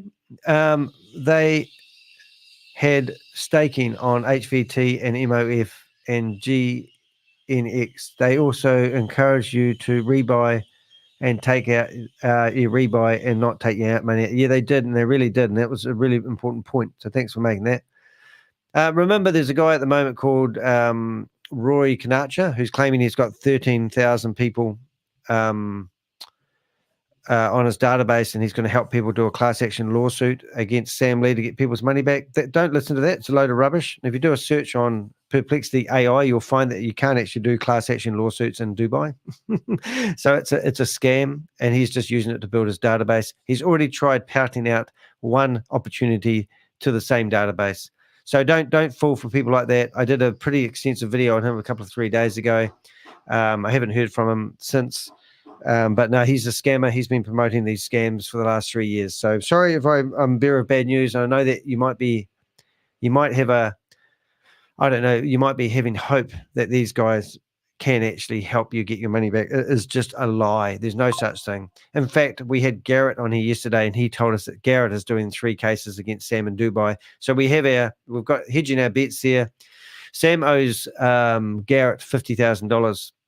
So that's one case. The other one is a defamation case. That's another case. And the other one was that Garrett has the company called V.E.N.D Services, which is actually a company that's set up to help Garrett be a resident of Dubai. And Sam helped him set that company up. Now, for him to come to Dubai, he had to have 100% control of that company. So since that company's been set up, Sam has employed 6 people, which we're curious what type of 6 people, under the umbrella of Garrett's company, and that is illegal to do so. So that's 3 cases that Garrett said he's going after Sam Lee for in Dubai. So if it's a long shot, but Rory Kanacha claims that he's in bed with Garrett, and we had Garrett on here yesterday. Garrett has actually said to me in another phone call, which I haven't played, that he doesn't know exactly what Rory Kanacha's motives are. I did invite Roy to come onto the meeting when I was doing the thing about him 2 days ago, and instead he sent me back a picture with him with a whole lot of children, which was a bit weird. Rory Kanacha has also sent me 8 videos. One of those videos was a guy getting shot in the face, and I actually took that as a threat, which I was a bit disgusted about, really. So I don't know what he's up to, but I'm telling you, Danny DeHeck, aka the Crypto Ponzi Scheme Avenger, and some of the Avengers wouldn't trust him as far as you can kick him. He's a pretty big lad, so I don't think we're going to kick him far. But I just want to make that clear. There's no such thing as a class action lawsuit in Dubai. There's no such thing.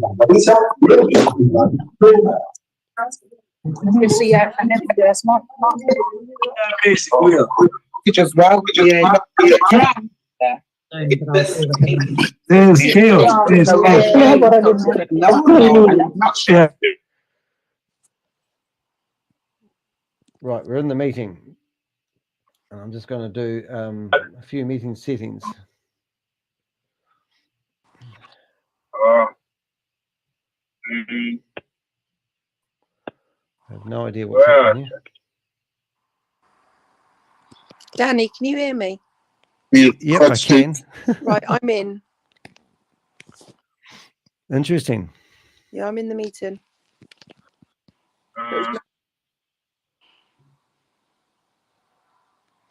What happened to the sound? It's gone. So there's Susan Goldsmith. Now, she literally has been on every scam that I know of since I've been doing this, and she's still pouting. She's a dog trainer, and here she is still in the meeting. It's just unreal. Now, welcome everybody to Zoom. Wonder how many people Please are give in us here. a minute and we'll get everything situated. 184 people. Welcome. Chat room. Hello. Chat room's open. Hello, everybody. Good evening. Hi, Sophia. Good evening. Hello, Sophia. Good afternoon, everyone. Good morning. So you guys can hear that all right, I assume? Hola. Yeah. Hola, ¿cómo está? Danny, can you see me? Tudo bem.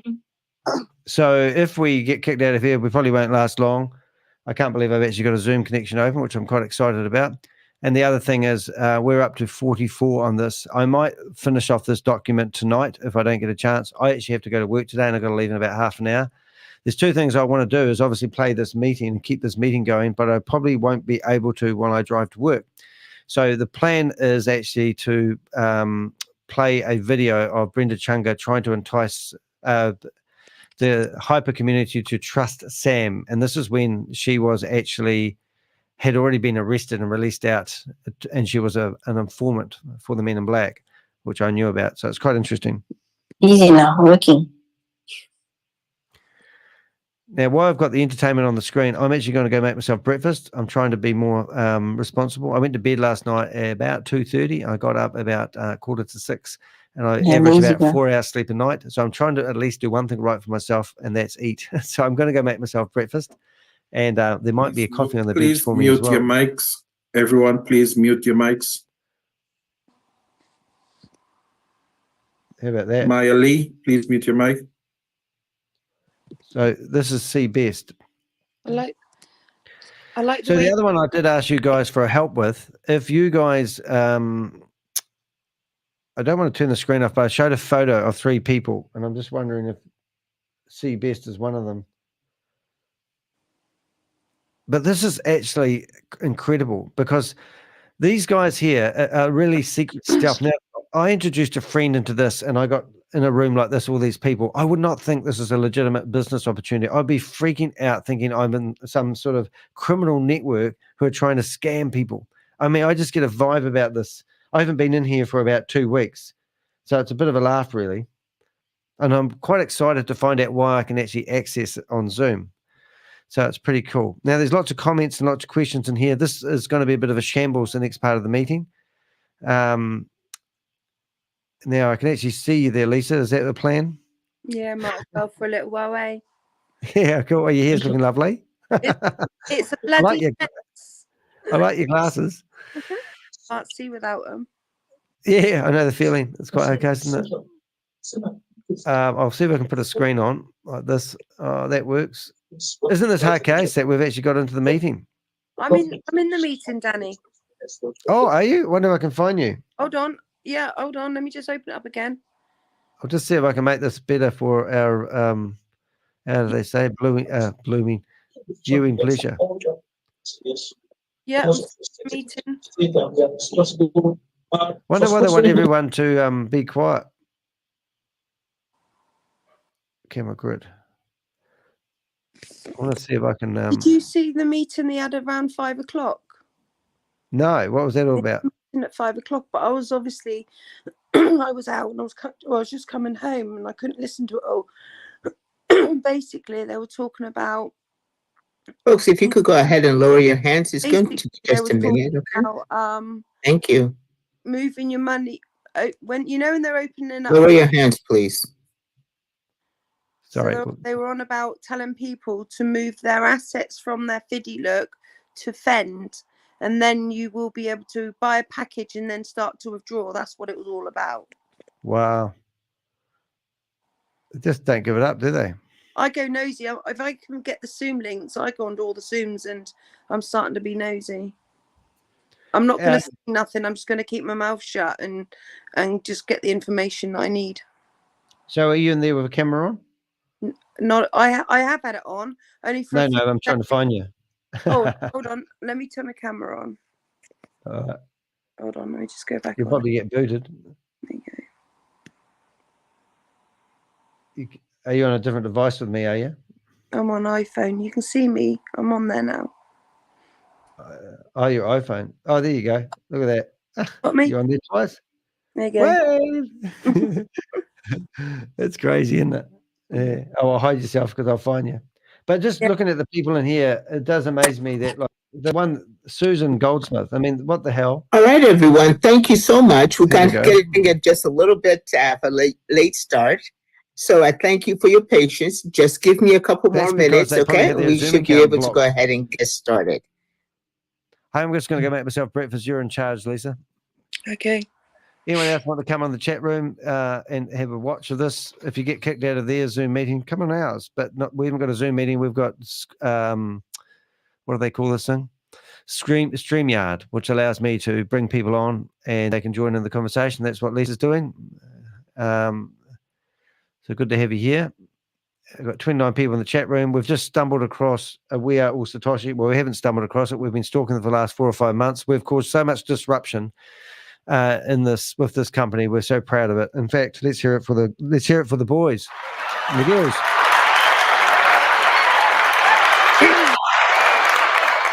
Need to play Bad Boys. Bad Boy. I played that song the other day and I got a copyright strike for playing somebody else's music. It was crazy. I just put the jug on. Yeah. Bad boys. Who you gonna call? The Avengers. Yeah, we should make our own song up. Actually, I'll tell you what, I'll play this one, putting the jug on. You'll love this one. Salutations, Ponzi schemer. Be aware. The Avengers have been observing your actions. Heed this warning. You can simply cease and desist now or face the full consequences. This is your only warning. There will be no second chances. Forgiveness isn't in our vocabulary. Forgetting is not an option. Stop now, or each and every one of you will be named and shamed. We are the Avengers. You are officially on notice. Your actions have been documented, reported to none other but the Crypto Ponzi Scheme Avenger. Salutations, Ponzi schemer. Be aware. The Avengers have... Oh, there you go. That's what I used to go into these meetings and play. I thought it was quite cool. And there was another one as well, just to bore you guys while we're waiting for them to get started. The meeting started. I know who you are. Eh? The meeting started. Oh, well, how come there's no noise? I don't know. They're there. No, there's old fish face there. Yeah, the meeting started, but there's no one talking, right? Yeah, there's no sound. Gee, just the grumpiest. She can't get the sound going. She's posted the chat rules.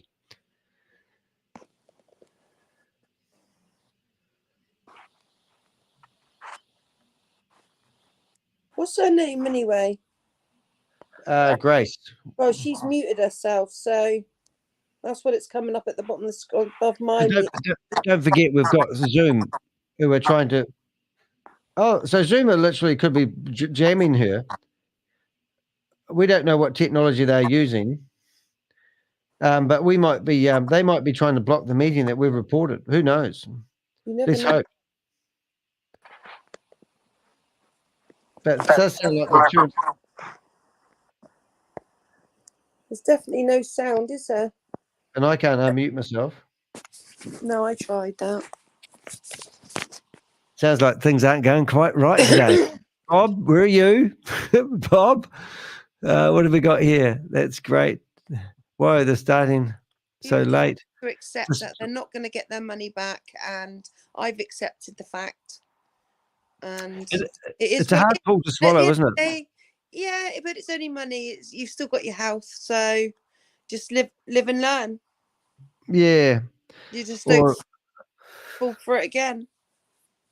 No, and I got an email. I was going through my emails yesterday, and there was a person in there saying they've been through all of them, and now they've been more cautious when they sign up for these platforms, and they want me to know if I forgot which one it was. So here we go. Welcome.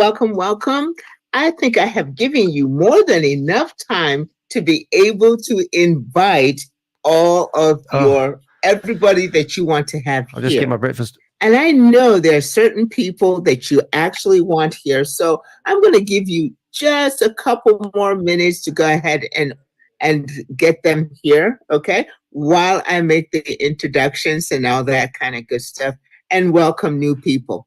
Welcome to UK Prime Time. We're a tad late, and I appreciate your patience with that. Technical difficulties, you know how it is with technology. So thank you for your graciousness and your patience as we try to bring you the best, because you are deserving of the best, because you're simply the best. Simply, you are the best. So today we do have a very dynamic and wonderful presenter, and I will be getting to that presenter in a minute, introducing that presenter. But right now, I just want to let you know that I am Grace, and I am privileged to be your host today. While we're doing that, I would like to also recognize people that you have already invited, new people, and anyone that you have invited, please let me know, raise your hand. And those who are new to our meeting, please raise your hand so that I may recognize you. As you are doing that, I just want to share a couple of things with you. We will hopefully we'll have a little bit of time to answer a few questions for you. So if we do that with the wonderful panelists that we do have, trainers that are here, we will want you to observe a couple of things. One, you need to have your video on if you're going to ask a question. You need to use the reactions feature that's part of the Zoom to raise your virtual hand, and so that we can be able to call upon you. And it's one question per person, so we can get through as many questions as possible. Thank you so much for your understanding and cooperation. Now we're going to go through a couple of things. If you are named Zoom user, or your name is being displayed as Zoom user, telephone numbers, and all of that, we're going to be able to assist you in making sure that you come in with your correct name displayed. Whatever name that you wish to go ahead and choose to display on here, but it must be a name. It cannot be telephone numbers, Ponzi Scheme Avenger. Is that a good name? A bunch of numbers, sequential numbers, or any of that, or your device name, iPhone, Samsung. I'm sure your mama didn't name you iPhone or Samsung.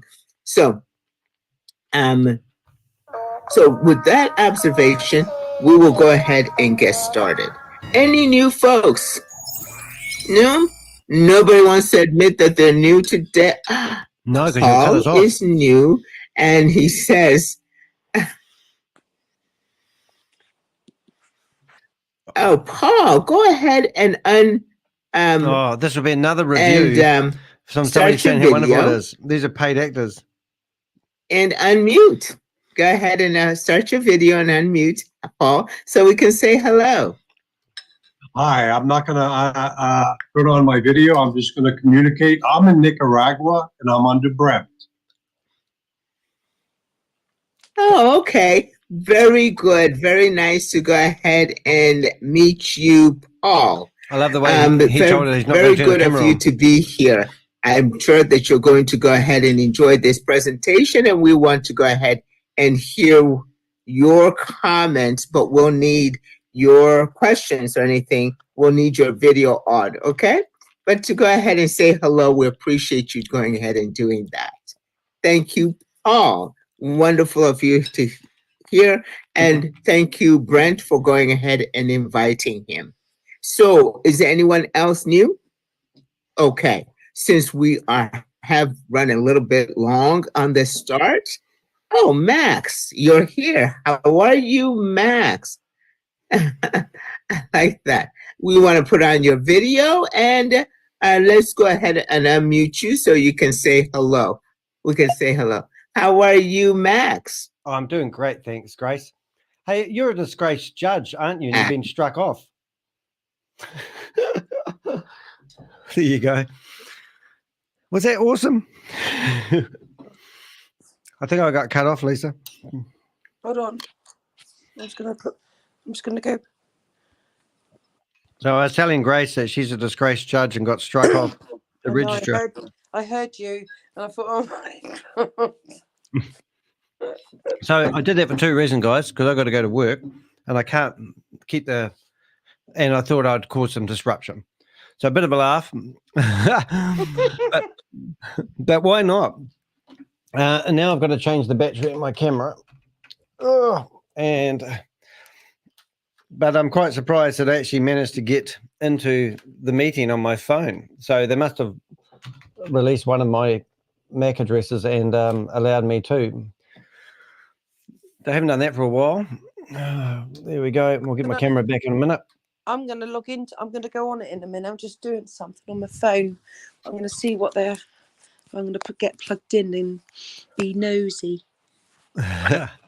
Oh, look, if the fact that I have my camera on and my face is there, I think job done, to be honest. I'll have to have a look. Okay. So what do I want to do now is I want to stop sharing that screen. I'm going to share this screen. And that's Sam. Oh, Sammy, baby. It's all about Sam, isn't it? Good job, Danny. Thank you, Susie. I thought, I basically, what's that called? Kamikaze pilot. Because I know I can't stay on today, maybe tomorrow. So what we were doing, and I actually have got the PDF of the court documents, and we're only got up to page 12, and I do want to carry this on, so I might actually make this a part 2, and if I get some time tonight, I'll go through and go live and go through the rest of this PDF that I was going through originally. So if, from my memory, I know I'm up to 42, and it was basically talking about what actually happened, what actually they're charged with, and I'm talking about Sam Lee and Brenda Chunga, because as I've shown you that this is Brenda Chunga in a meeting showing people all about trying to introduce Sam back into the hyper community. And at that time, she was an informant for the Men in Black, and she was trying to trap her. I do need they're trying to trap her and trust her, trying to trap Sam into coming back to the United States so they could arrest him. And at this time, Brenda had already been arrested, and she was trying to trap Sam. It didn't work. In fact, at one point, Brenda Chunga went missing, and they were going to ask Keith Williams to help locate Brenda Chunga, would you believe? Keith, and they went, I gave them the address of Keith Williams' house, and then they said he was no use to them. So I presume that he was in real bad health at the time. He's theoretically going up and down like a yo-yo. He was getting nuclear chemotherapy for his stage 4 cancer. I don't know what type of cancer he had.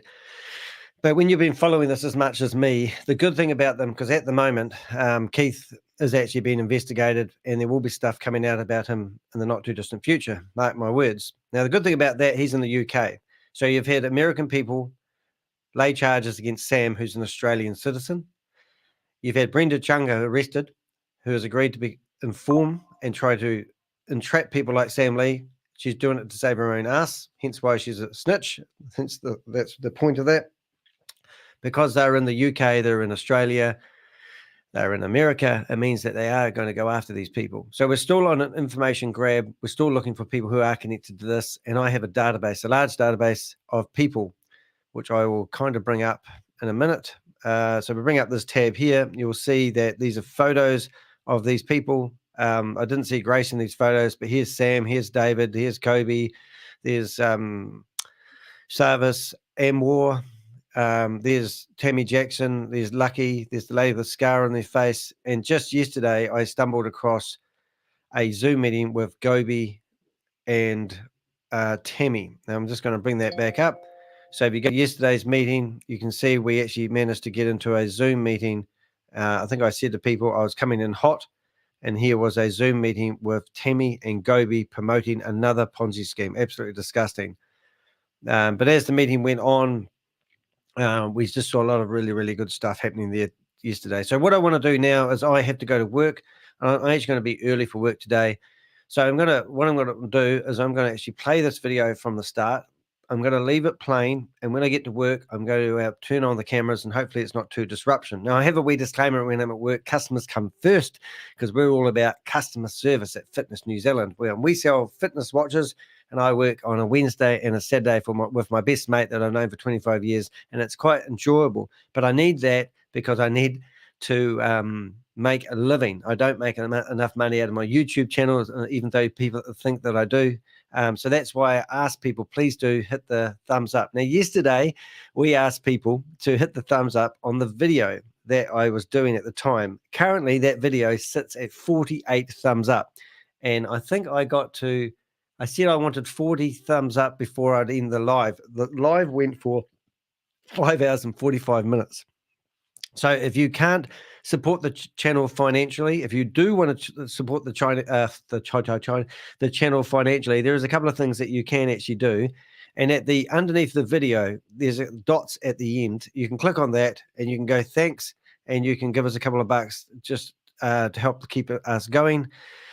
The other thing that you can do is you can go to my website, and my website is let's go to here. You just go to tehek.com, and when you're on tehek.com, you can actually submit information anonymously by using my Contact Us page. I've taken out the normal Contact Us page, and I've set up a pretty intensive Contact Us page that actually asks a lot of questions that I need. So if you have invested in a Ponzi scheme, I'd love to know your sponsor's name. I'd love to know when you invested. I'd love to know how much money you invested.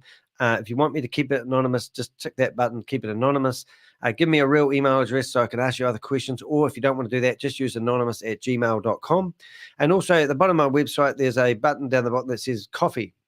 And if you click on the coffee thing, you can actually donate $5. So if you want my help and we want to keep this going, I've had some really generous people in here recently. There's some coffees being brought for, somebody bought me 20 coffees, 10 coffees, 5 coffees, 60 coffees.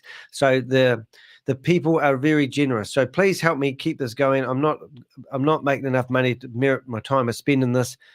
And it's just money at the moment. It's just, I know everyone's struggling, but you guys have lost a lot of money to these scams, and I'm trying to, I'd rather be at the top of the cliff than the ambulance at the bottom of the cliff, so to speak. So without saying anything more, I'm going to let you go, Lisa, if you don't mind. And I'm going to, Lisa was here on a minute. She's just here. Thank you for helping us out today, Lisa. She's gone back into the meeting. Also, we've got, I'm no good at names. I know your name's not that hard to pronounce, but Sharon, I'm not sure, but you need to have a makeup artist. Yeah, I think I've actually wouldn't mind actually having a wig. At one point, I had a video that used to loop for 45 minutes. And if I put this cloth, whoop, you can't see it because it's green, a cloth over the camera, then my Zoom meeting would play a video of me sitting in front of the computer, but every 45 seconds it would go like this. It was quite funny, but I had actually been doing that for months and they couldn't find me. So when they were telling everyone to turn their cameras on, I actually had a camera. It wasn't me, and they couldn't figure it out. It was a real hoot.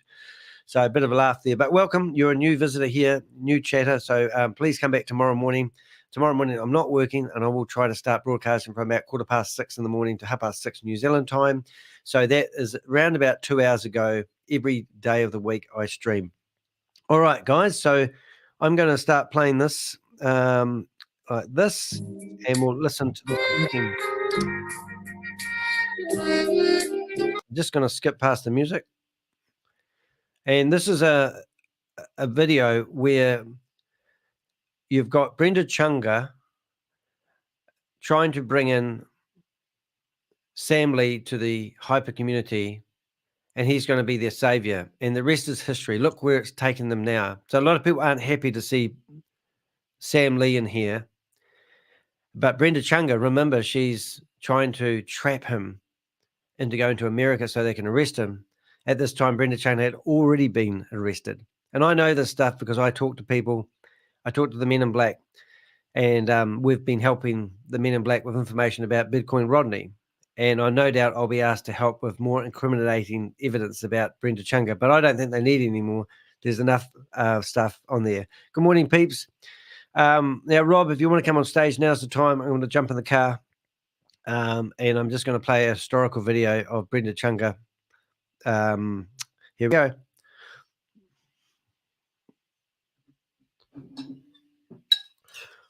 There's no sound. There's no sound because they've got no sound themselves. Not me this time. So they will pop up in a minute. I'll shut down my microphone. And I'll kick everyone off stage. See you, Lisa. I'm going to disappear you. And I'm also going to disappear me. And I'll bring it back on when I'm in the car. So see you guys.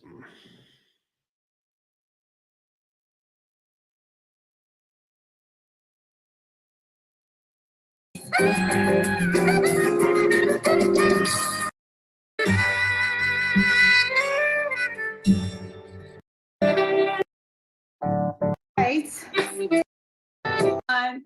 First, I want to say good morning, good afternoon, good evening, wherever you are around the world. I am excited to be here tonight. Let me make sure my phone is on silent. You hear the messages still coming through.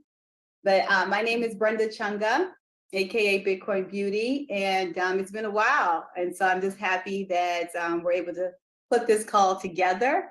Also, I want to thank a lot of the leaders who have been on these calls with Sam Lee. I've been watching and listening and hearing, and it's been amazing just to know that Sam Lee is available to the community and just sharing and answering questions. And so therefore, I wanted us to put something together for the bigger community. We knew the call would max out, and before the time, we did know that. And so I want to say, thank you all for jumping on early. It is also being recorded, so we'll be able to make sure you all catch the recording. I heard someone complaining about the overflow.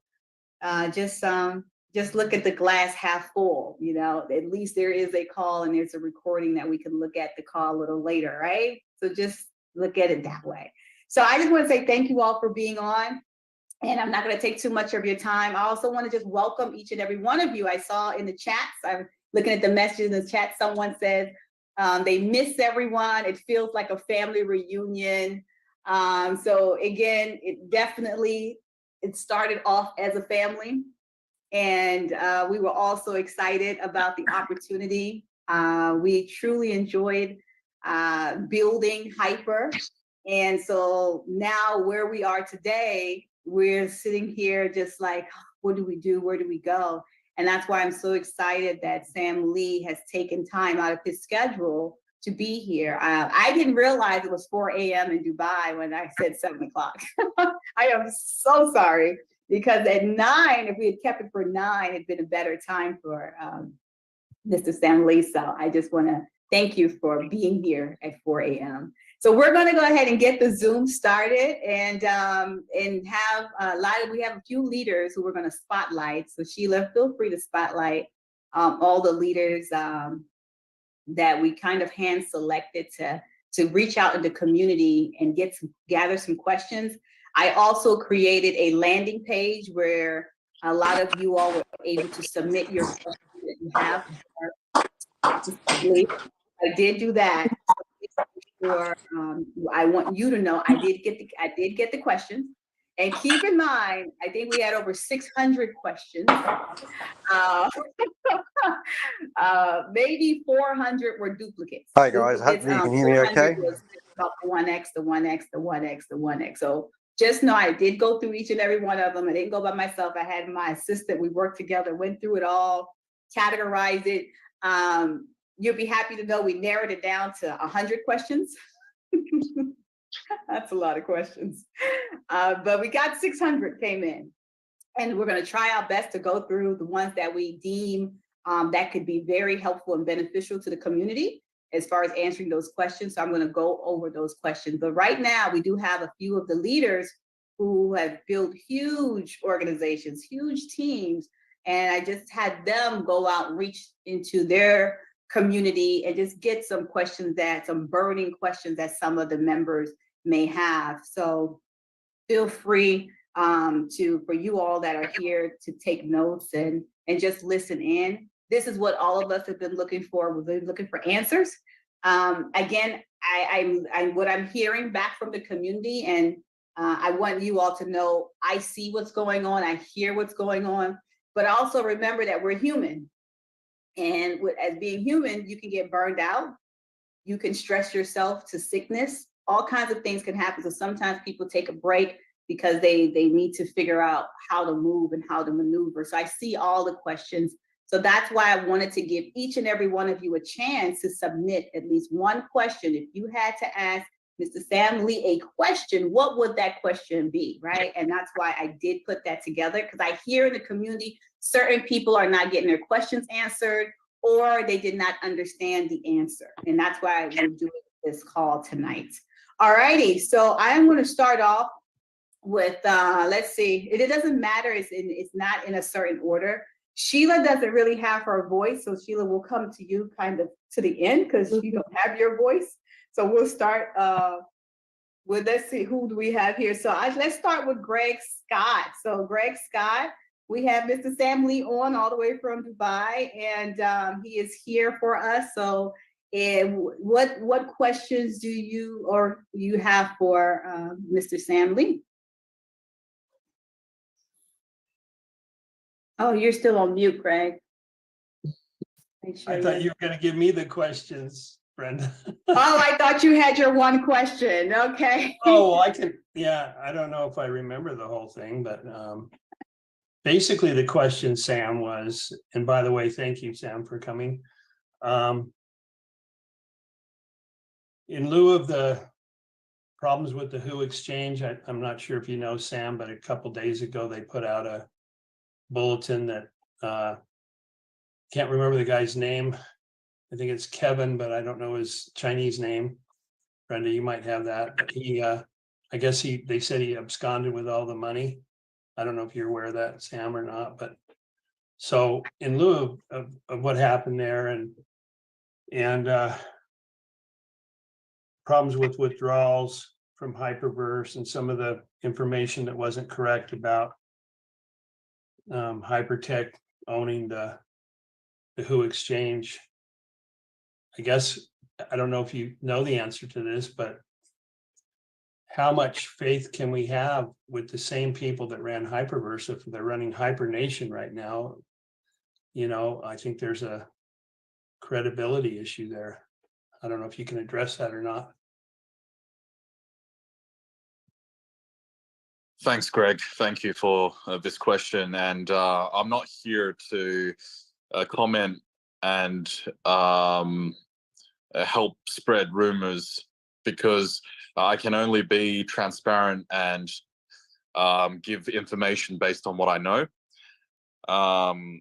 And this is the reason why things are here today is because the people who consist of corporate are people who have come through for me in various market conditions in the past. So it is, of course, outside of my expectation that after the contribution from the community, as well as contribution from the returns that our funds have generated for the community, the payouts for Hyperverse subsequently stopped. I'm not aware of any of these announcements on, Hypernation and how they operate and how they plan on delivering an outcome to membership. And it's not that I'm not willing to help. It's just I don't have the transparency necessary to help. Me being here today is to focus in on just giving the community some visibility on what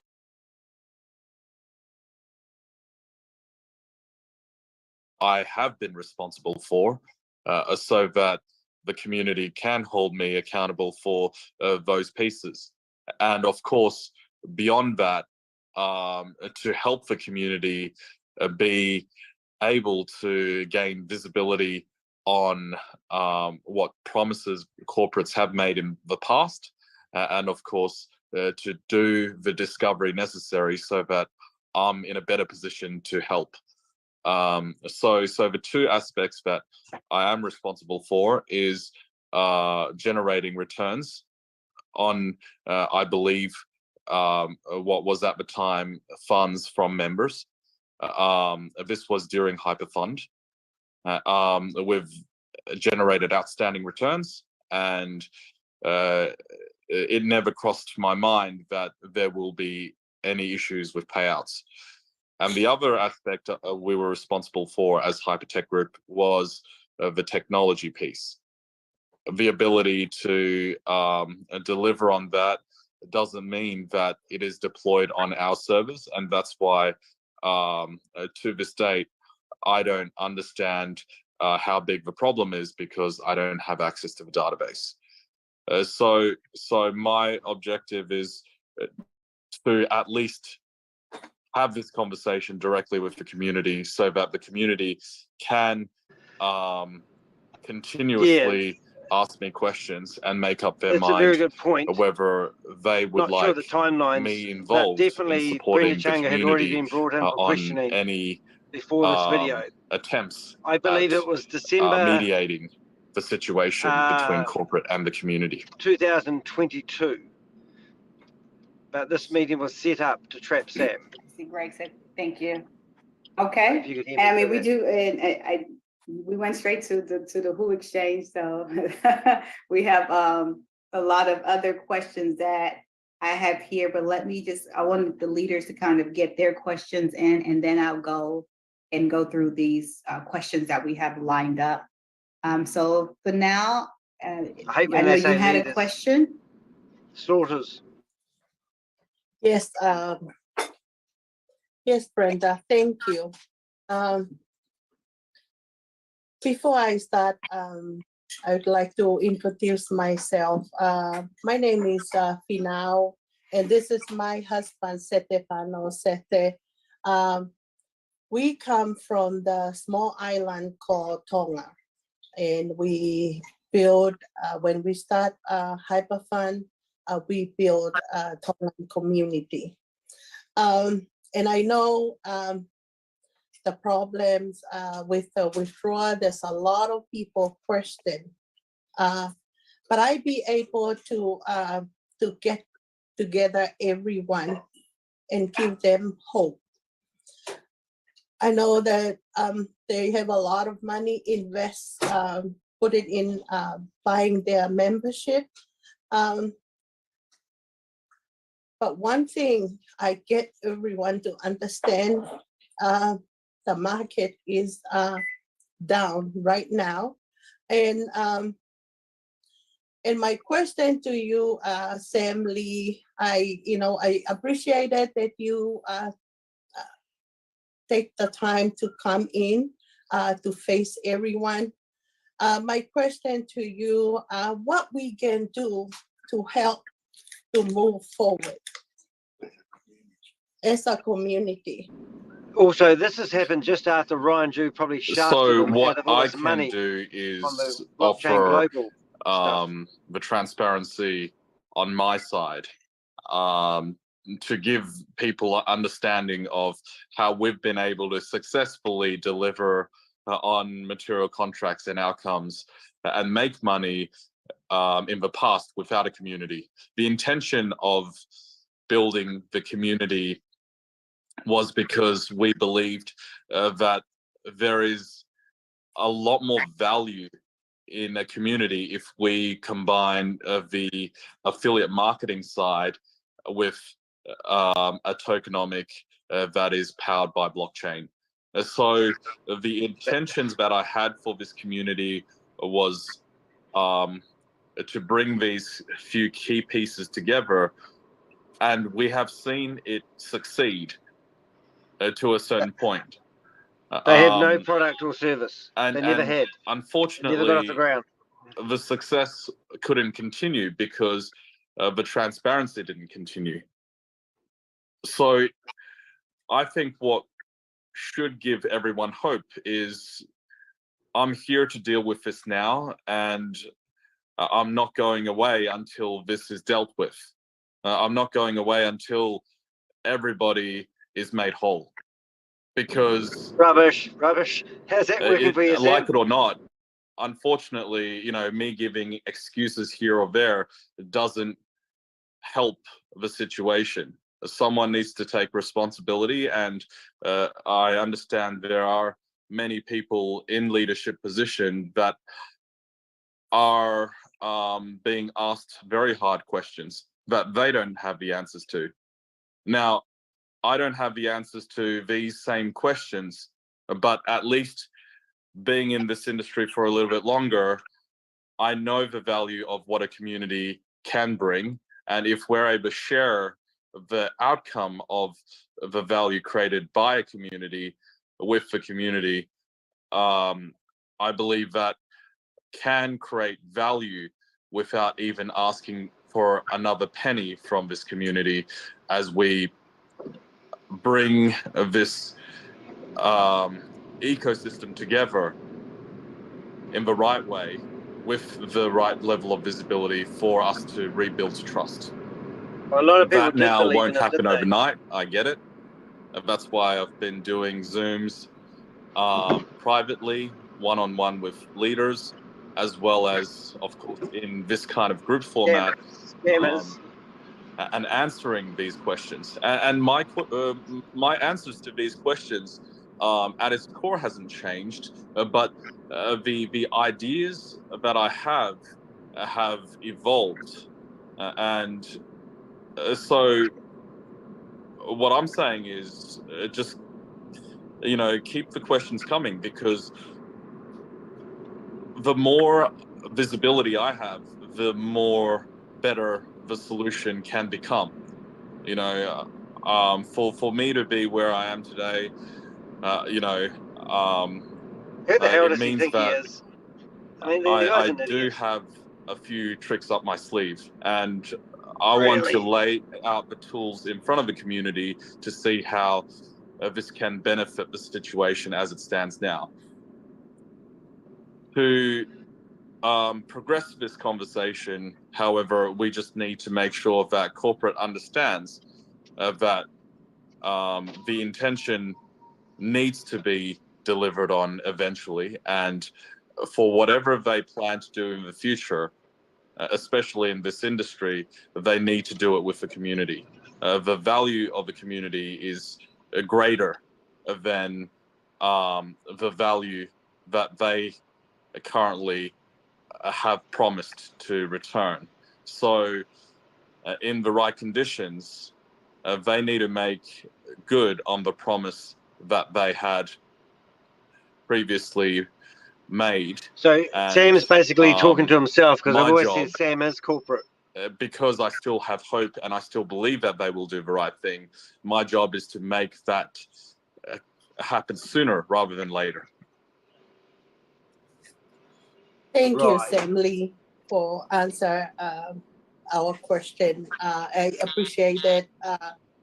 But I think my husband's here. Thanks, Sam, for Stefano taking our had, money, pretending that you're not one more corporate. question. Thank you, Sam. Yeah, thank you, everybody. I don't want to take up too much time, especially Mr. Lee. My question is nice and simple.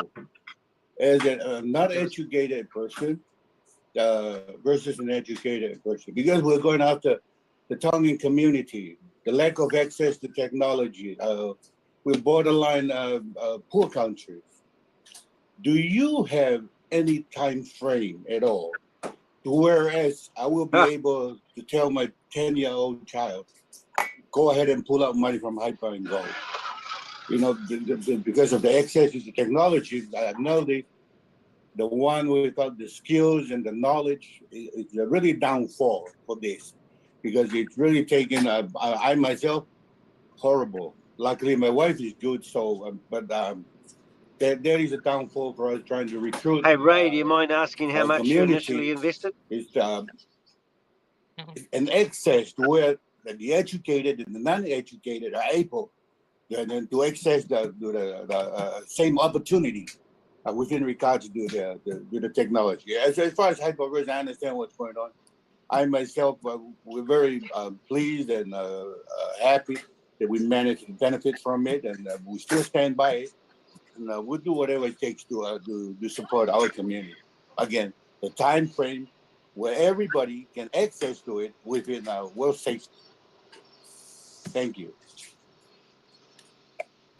So the time frame is something that I cannot give because it is not within my control. Again, a corporate has funds that have been returned from my funds management division, as well as the funds that it has received from the community.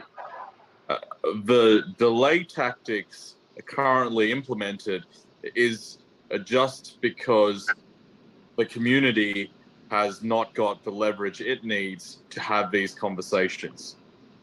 So what I want to do is make sure that I can gain the trust of the community in order for me to have visibility. Now, bear in mind, Kalpesh Patel told me that Sam told him the way I gain visibility that they're transferring money out of Hyperverse into Bitcoin, and they weren't doing investments on startups. Give me nor were the they information doing any necessary whale trading of what 1x is. Because this was already happened, because Kalpesh had already left. If it wasn't promised, so he by knew stuff he wasn't saying. Guess what? I don't think anyone will continue to trust and move things forward with corporate. So, given that I have been patient, everyone here has been patient, and you guys still have faith to at least give me the information I need to go and ask the right questions. I believe that next step needs to be taken in a clear and consistent manner with the support of leadership. Because if the messaging isn't managed, then people will feel like I'm here to I do more harm than good, which is far from the truth. I'm not here to ask the community to contribute another penny. My job here is to get an understanding of the problem so that I can be part of the solution. Thank you. Thank you, Brenda. Thank you all. Thank you both so much. Thank you. I can't believe I've Mr. left Stanley, early for before work. we go to the next And now I'm person, caught in I wanted to traffic that I don't piggyback normally off get of 'cause I what you leave said late. to get clarification.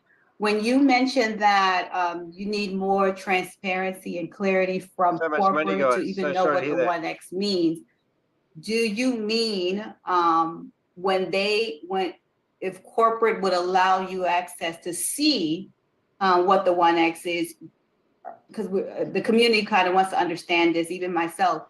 Do you Well, I reckon need this to is be a able to $4 billion see those scam. That's what I individuals, reckon. like the records to show what they brought in and did not take out, so you'll know what the 1X is? Is that what you mean when you say that?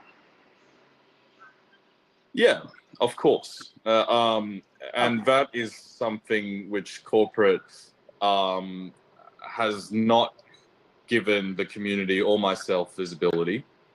And that is why after enough time has passed, it only makes sense now for me to have this conversation directly with the community, knowing that this should make the 1X the priority that corporate should focus on.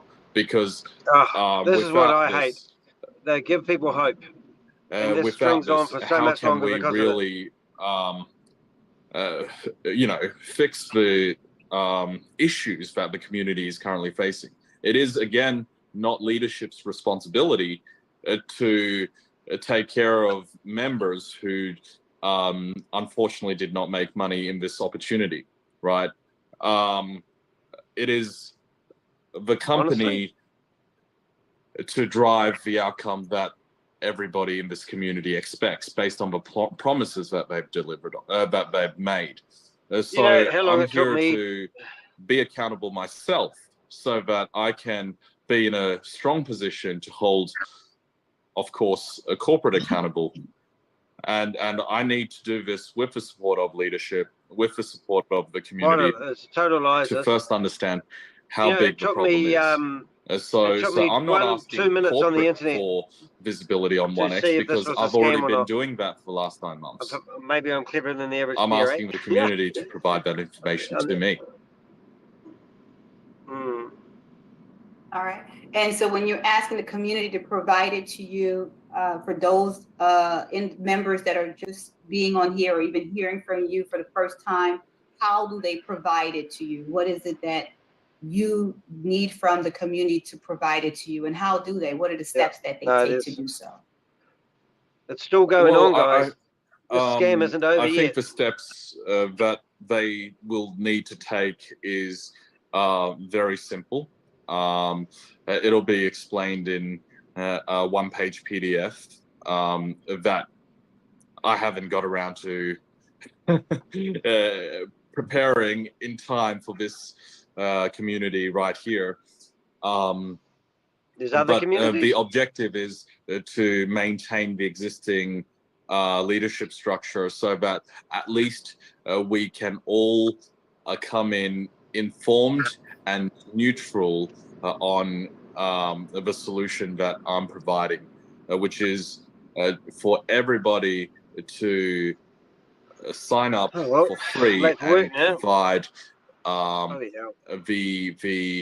details on the deposits and the withdrawals, as well as the relevant screenshot and hashes involved in the transaction. Screenshot.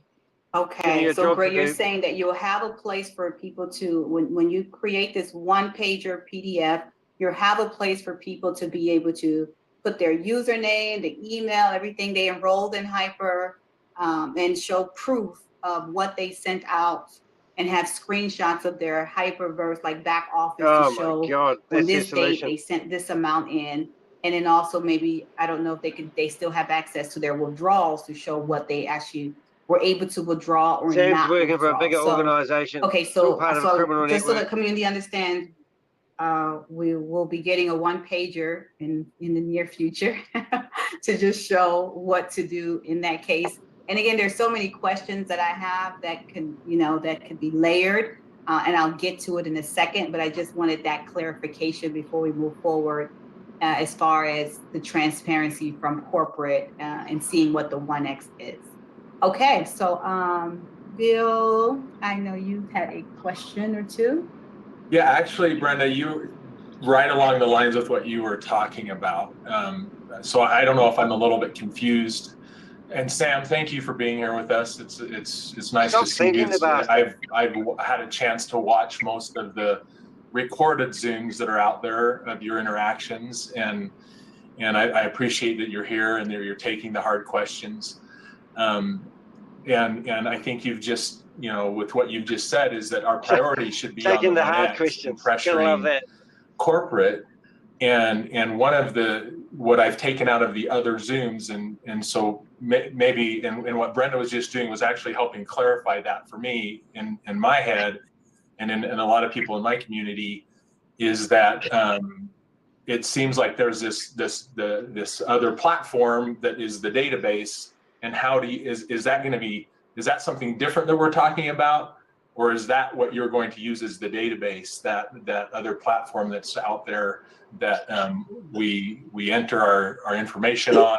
And if so, how do you separate the Hyperverse community from other people entering in that platform? And the guy talking is actually a caregiver looking after his son, who I think passed away a few months prior. How then does that help you? And what are your plans to leverage the community to pressure corporate for the 1X? Because that's the priority for everybody here, is to leverage the corporate for the 1X. And then it sounded like, aside from that, there's opportunities in the future, aside from that. And I'm really not super concerned about that. I think that those would be great, but really wanting to help our community, you know, feel like, okay, Sam is adding value, and he is here, and he is serious. But I guess what I'm asking is, do you have a plan? And what are you going to do to leverage the community? Yeah, so I wouldn't be here on all these Zooms with the community every single day if I didn't have a plan. The plan, of course, as I do more of these Zooms, communicate more with leadership, has significantly crystallized. And that is why, you know, if you look at some of the earlier Zooms I've done at the first week of January compared to now, I'm in a much more confident space, because I know exactly how to deliver on this plan, as opposed to having a plan and not knowing how to deliver on it. Well, that makes sense to me. The platform that was described, you know, in previous Zooms, is StableDAO. It's been running since September last year, and it was because it doesn't seem like corporate is moving quickly enough based on their original timeline. So I just needed a signal to corporate that I can build a database of a large group of users with minimal promotion to make them understand that if they don't behave in the correct way, then there will be, how should I put it? Not consequences, but there will be, you know, outcomes that won't involve them moving forward. So my objective is not to build out something new, you know, because it doesn't make sense for me to just create a platform for the purposes of a 1X recovery. People are able to give me this information on the platform that I've already highlighted, StableDAO, so that information can be given freely to me. I don't need any money from anyone, because you know, at the end of the day, if you look at all the Web2 startups that came into dominance of, where have I heard all this before? I know, it's the same shit, different day. Same stuff I heard last year. We're not here to take your money. Have we have our money? So, you know, Facebook didn't ask people to put money in before they had the ability to bring their friends in, etc. Right, I'm going into the work. information that everybody's contributing to these Web2 platforms is value. So considering that Web2 startups have a significantly harder time to grow and build value because they can't be asking memberships to fund their growth, it makes sense that I can be just as disciplined in growing a new platform without asking for any money. Oh my God! And of course, there will be platform. opportunities that subsequently will be advertised and introduced to this database. But again, that is not my concern. That was always going to happen because I'm no longer able to get visibility with corporate to help them out. And I needed to signal to corporate and to also the community that I've always been able to make money without a community. And if I do it right, then I'm able to make even more money with a community. And of course, in this case, when that happens, I don't need any of that money because ultimately it's about creating a legacy now. This can't be the last thing that ends up happening to me in this industry. I've only been in this industry for a little more than a decade, and there are many decades to come. So the first step is to have visibility so that I understand how big the problem is, so that I can find an even bigger solution. I have met Brenda in person. I've shown her some of the access I have on my phone to the largest corporations in the world. And through these contacts, we'll be able to bring this database and tap into their marketing budgets so that at least at the bare minimum, Steve, people who provide their details into my database Hyperverse, please. to not only give me visibility of what 1x is, Steve will knows. have Hey, you got access to opportunities that no, require there you them go. not to family even show. put in a penny, because we're talking about the multi-billion-dollar marketing budget that they need to spend every year anyways, just to retain their customer base. So we'll be tapping into that and then gifting that to the hyper community first, Me, you must be new to my YouTube what we channel. have is something Did you really that ask is me if very I've seen any special, Hypernation that is videos? built by the I leaders spent a here, whole day going which through is 40 videos of Mr. a H and prove to people that crypto-native, Mr. H was web-free 3 or 4 community. different people. Yeah, no, I've seen lots of I those just videos. don't I've see been doing this for 2 anything years. like this anywhere The mangroves. in this world.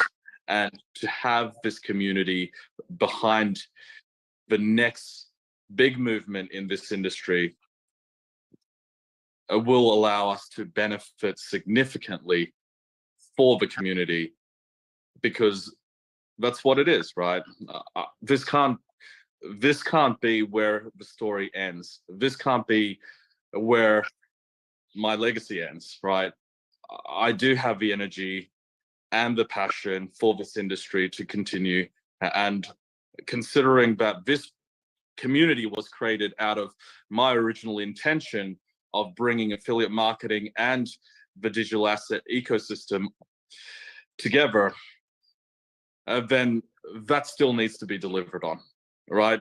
I want to be in a position where we look 12 months back and then see this as just a bump in the road.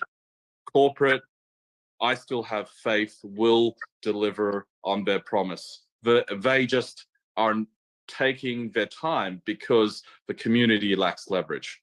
I'm here to act as leverage on behalf of the community to make sure that their promise is delivered sooner rather than later. Thanks, Sam. Can I just extend on that a little bit? I really appreciate that answer. You must be, I can't imagine how upset you must be, because what corporate has done is reflected on you. because as you just said, this was your original, your original vision of combining the digital assets with affiliate marketing, and they built we've all built an amazing community here, and it seems like corporate is throwing it away based on I don't understand the reasoning behind what they're doing and why they wouldn't make the payouts, if they're capable of doing that. And so I guess you said you can't give it a corporate timeline, but can you give us a timeline of your onto in the coming days of what solidifying your plan of how you're going to leverage the community to really start putting some appropriate pressure on these people that you've said you still trust that they can come through. You've got a lot more patience than I would if someone did this, didn't maintain visibility of this transparency that I would need as a CEO.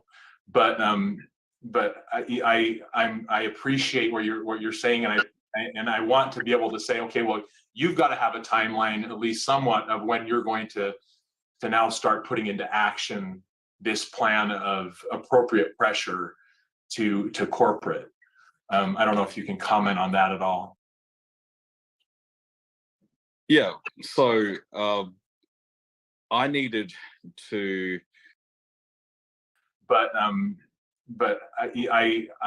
appreciate where I've you're just switched cameras, so there'll be a bit of a sound will overlap. So hopefully we're not too far out. Somewhat of when you're going to now start putting into action this plan of pressure to corporate. I don't know if you can comment on that at all. Yeah, so I needed to come to terms with understanding this industry because corporate does have significantly more knowledge, having managed the growth of this community for the last 2 years. Well, actually 3 years. So my point is, there were. So in between customers here, guys, I can have a bit of a chat. I'm working today, you can see in the office. But, like, we've actually been in meetings with Sam where Sam claims he was going to sign a petition against corporate. And we've also, Sam here basically, these days, it's pretty obvious that he was actually talking about himself. Ryan Zhu himself and Jaden Wee, I do believe, are corporate. There were two Kevins involved. One Kevin was quite a wealthy guy, and it looked like he was in charge of the purse strings. And we did actually find his name. However, so what I'm getting at is a lot of the stuff is just blatant lies from Sam Lee. And it's interesting, I'll just clear up some facts about Brenda Chunga here. So she was actually brought in for questioning, and I think it was December 2022. And then this meeting came out with Sam sitting here beside her. And if you look at her face, she doesn't sound like she's her normal Brenda. And her job was to trick Sam into going to America so that they could arrest him. And that's what the Men in Black were trying to do with her. And at this time, she's been informing the Men in Black all the way along. So that's why I called her a snitch. Not that it's a bad thing, but she's doing whatever it takes to save her bacon. So this video is actually quite good to look at because we can actually see that these people are just idiots. Sorry, I shouldn't say that. It's just like a circus act. And they obviously think that they come in here with a serious face and try to tell people that Sam's going to start up another company under Stable Deo and then basically use all their data and come up with another Ponzi scheme so people can trade their way out of their last disaster. It's just hard to watch. Anyway, I'll keep the comments coming up on the screen and I'll let this video play out. But if a customer comes in, I won't be able to stop it and talk. So that's why I'm taking this opportunity. People who approached me at the point when a Hyperverse stopped withdrawals, right? Now I have once a month board meetings with corporate, and I'm only there because I want them to change their mind one day and say, hey, you know what, just like they're throwing away the community, they're throwing away the networks and the capability of Sam being able to help us out, right? And the only thing that I'm asking for is complete transparency from them so that we could all put together a plan together. So that hasn't happened. But what has happened was a community did reach out to me first before corporate even told me about the withdrawal issues, right?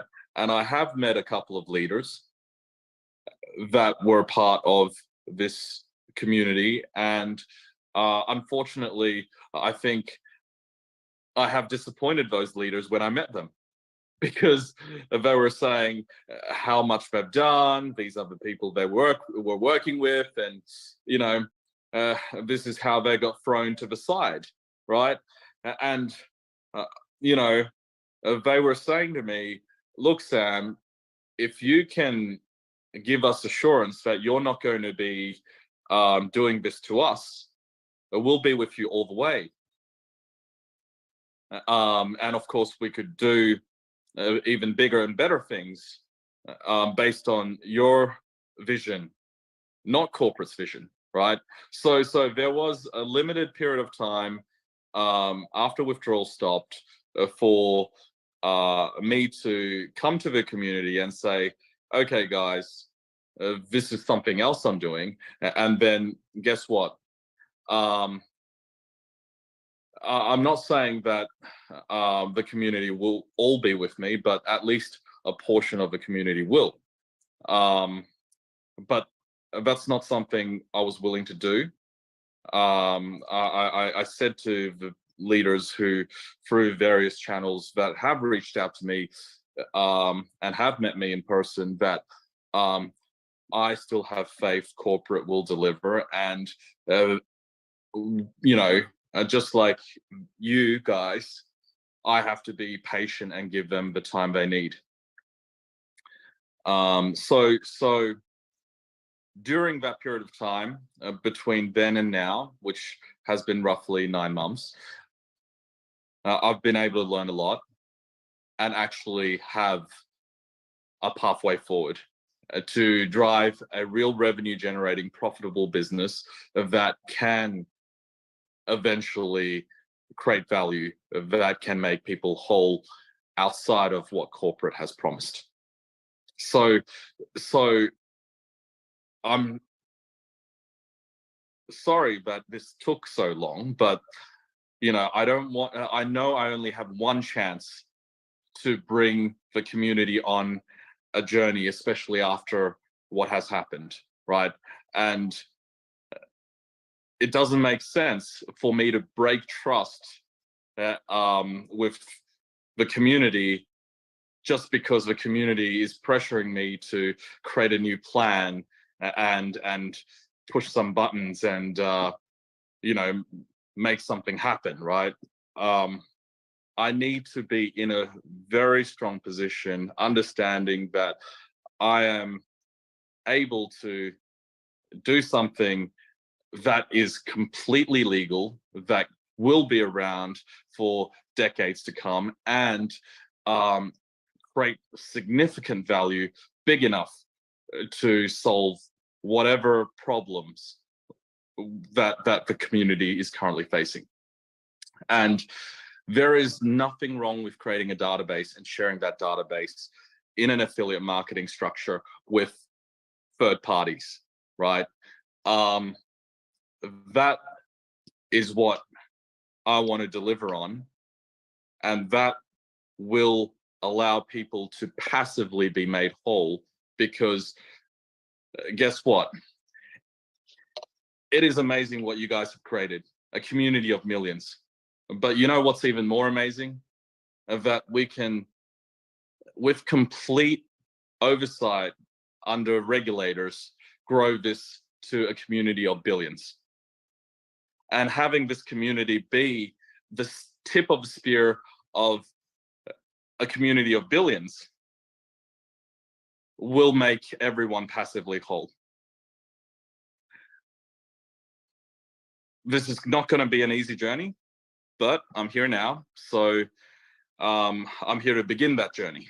And hopefully people will be at least willing to just position themselves in the exact same or roughly the same hierarchy that slash lineage that we currently have, so that we are able to focus less on jousting for positions and, you know, reshuffling the same community that exists, and focus on bringing the rest of the ecosystem in. Because it's so simple. If we are the influencers for Fortune 500 companies to change the habits of their existing consumers, and they have already got... So it was so simple, why have they got themselves in this much shit then? Tens, if not hundreds of millions of people that consume their product, then what we are doing is influencing their consumers to be part of our ecosystem eventually anyways. So this vortex, I believe, will create significant value, not only for the corporations we partner up with, but for this community here. So that's how we solve the big problem. And of course, because we're all here today, it is a big problem. And the solution is an even bigger solution. Thank you. Thanks, Sam. And I really appreciate your candor on that. And he's on the payroll. That guy, so kind of what I'm hearing, I'm just going to restate it. Just what I'm hearing is that regardless of what corporate decides to do, you're moving forward. Apart from that, you're giving them time to do what they need to do. So hopefully they come through with their 1X and we can put the pressure on. But also, this is a much bigger picture that you're trying to develop. Is that right? Yes, because I've already seen what you guys have been able to create with just my photo on a pitch deck. So I really do want to open up my Rolodex of contacts that I have developed over the last decade, you know, and transparently. Did you not think about warning the community when you saw the photo of Stephen Reese Lewis on that same pitch deck, Sam? Create business opportunities that can really benefit this entire community. And of course, there will be opportunities that will require some activation, some activities by the people in order to benefit. But you know what? The people who are not willing to take an active role in participation can still benefit in a passive way because of just the lineage that is structured. And as long as there are active people that are driving this ecosystem forward, then the people who sit on top in terms of lineage can still be passively made whole. I think a simple example, just to use Facebook, is if you were one of the earliest users of Facebook, you invited a couple hundred people, and those couple hundred people subsequently generated enormous value for the platform. Even if you deleted your Facebook account, there's still a withdrawal button there for you to claim, you know, whatever value that you generated during that short window of time at the very beginning of the platform's creation. Thanks, Sam. Thank you for your answer there. I appreciate the time. Thanks, Brenda. Thanks, Sheila. Awesome. Thank you, Bill. Thank you so much for your question. And, you know, you do what I do, Bill. I like to clarify. I don't know if you remember this video here. Use amount of evidence. But this is where Sam come on. I can't say his name, but you can see it there. And he was going to sign a petition, which even made it more exciting. But he'll listen to the start of this I'm here to find answers with you. Beautiful, beautiful. Well, it's great to have you on our team. Friends of mine who previously demonstrated honesty and integrity. I have a copious amount of evidence on all their activities. Many people, unfortunately, did not have sound financial advice. I have happy life until all of this happened. And now I'm responsible to make 2 million people whole. I'm ready to face the challenge. I'm ready to make 2 million people whole. I'll sign your petition. Okay. No problem. I am as pissed off as you in this space because I understand how the legal system works. I'm here to now help you, to help the community. Yeah, I've got another video of what's her name? Brittany Smart, and it's called "No One Told You to Sell Your House." No one told you to quit your job. I'll find that one while we're carrying on with this video here of these two. Let's have a go. Somebody gives an answer, I like to go back over the answer. Let me understand this. So thank you for doing that too. That was good. All right, and thank you so much. Okay, Sheila, you have a question, and then I told you I got 90 questions to go. But Sam, you've answered so many of them in your responses, so that helps. That's very helpful. All right, so Sheila, take it away. I don't know if my voice is back. Your voice is still so gone. Sam, I'm going to push through because I really want to say to Sam is that what I hear, what I just heard was your heart. And I want to thank you for that. I want to thank you for coming up. When you came up, we wanted you to come up before, but you took the time to learn what you had to learn before coming up and saying, here's what I can do for the community. And we really appreciate that. Your integrity is just shining through to us right now. I kind of want to dial back a little bit because believe it or not, we have a huge community of passive people. Some of them have not even seen your previous videos, and this will be the first video that they actually watch. And for me, it's all about mindset. It's all about, we introduced you to an industry that was new to all of us. And for a lot of them, it's still brand new. They came in as virgins and they got burnt. And so they're bitter. And what I would like for them to hear from you, because of your experience and knowledge in the blockchain, the crypto blockchain space, is what their mindset should be to flourish in this space. Because like you said, Now, Sheila Morris is actually Brenda Chunga's stunt model, and she's still involved in We Are All SATOSHI. So when I listen to these people talk, I think, oh my God, give it up. They just keep pushing these multi-level marketing opportunities to people. Hey, while she's there and she's paused, I'm going to show you one of the most shocking videos.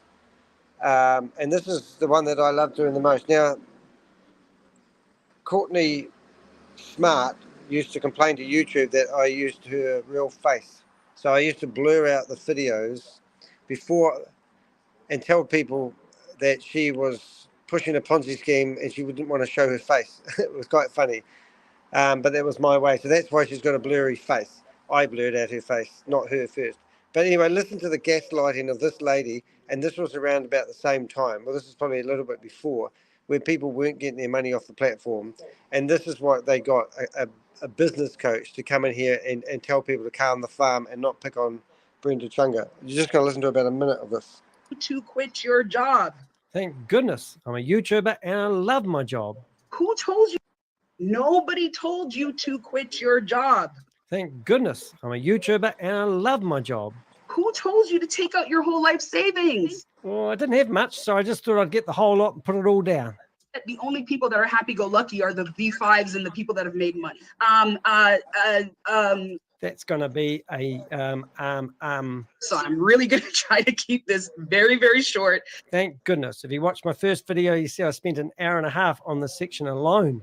very, very concise, really not committed to helping their team. You don't hear certain things until you're ready to hear it, but you're not actually invested in doing the work in yourself. This is not to shame anybody. You know, don't go into the Telegram groups and be negative. It goes through Oops, I've been naughty there. I think I've been kicked out of all of them. one ear and it just goes out. That's not my job. What is your job? Not a rah-rah girl, are you? Rah, rah, rah. Yeah, we screenshots of the messages that we get. Oh my goodness, people sending horrible messages. I wish you guys could understand there is no excuse for anybody. You have to help yourselves. We are not helping you. So I'm going to share my screen really quickly. We're still only in this for the money. We're in it because somebody that we know made some money, but some Keith Williams, Kalpesh Patel, Brenda Chunga, Rudecki of us quit our jobs, and nobody told us to do that. No one told you to do it, even though they applauded you when you did do it. Nobody told you to quit your job. When things kind of hit rock bottom, oh crap, company is responsible. I didn't necessarily make the right decision to take responsibility for my actions. You need to take responsibility for your own action, because we're washing our hands of you. No one actually told me to do this. And maybe I made an error of just Maybe. don't depend on one source of income. It's all right, so great, isn't it? All right then. Sucks. We never have any guarantees in life. I'm good in taking responsibility for how much this. So that video absolutely disgusted me. But do remember that I have an arsenal of videos. And if you go to my YouTube channel and click on videos and you go down and you just keep going down, you'll actually find where Sam was doing this transition back into the Hyperverse. He'd come out of hiding. But if you go down here enough, you'll see Clayton Ford. I was doing some more stuff on him last night. But all the historical videos. This part here, these videos that you're looking at right here, we are corporate. You know, identify who they. I talked about how Sam was lying to the community. You know, and we've just got Pinnacle Art coming in, and all these business coaches. There's Amy, HyperFund. You know, Amanda Lee. I've got so many videos, more videos you can shake a stick at. And the video that we just watched is this one here that's highlighted, and that was Coach Whitney. I've got some more stuff coming out about Super One soon. Just had an informant tell me some information, but I have actually got an amazing archive of videos there that you should actually, if you want to answer and find answers to these questions, reach out to me and I'll point you in the right direction. But anyway, let's just carry on with the video that we started off with. I just wanted to show you some of the stuff that was going on around about the same time this video was released. That this is not the end. We're not ending with Hyper. There's so much more out there in this industry for us to benefit from. But people need to understand that this industry is not going away. But what is the mindset that they should have? We've told them, but let them hear from someone who's been in this industry for decades, way more than us, what their mindset should be to flourish in this space.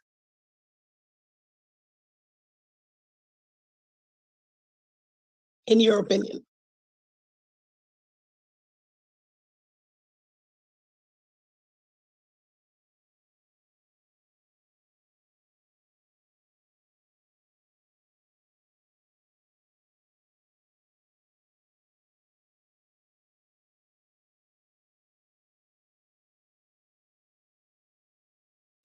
Sorry, I forgot to have my mic on. But what really gets me, guys, is that Sheila Morris sitting down there on the table.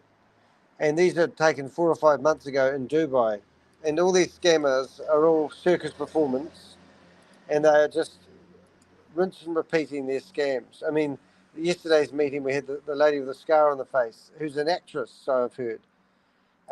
You've got, you know, Joe, Lucky. All these people are in these meetings. You know, that's in the video look offices. You know, it's just, it makes me sick. So don't be fooled by what people say.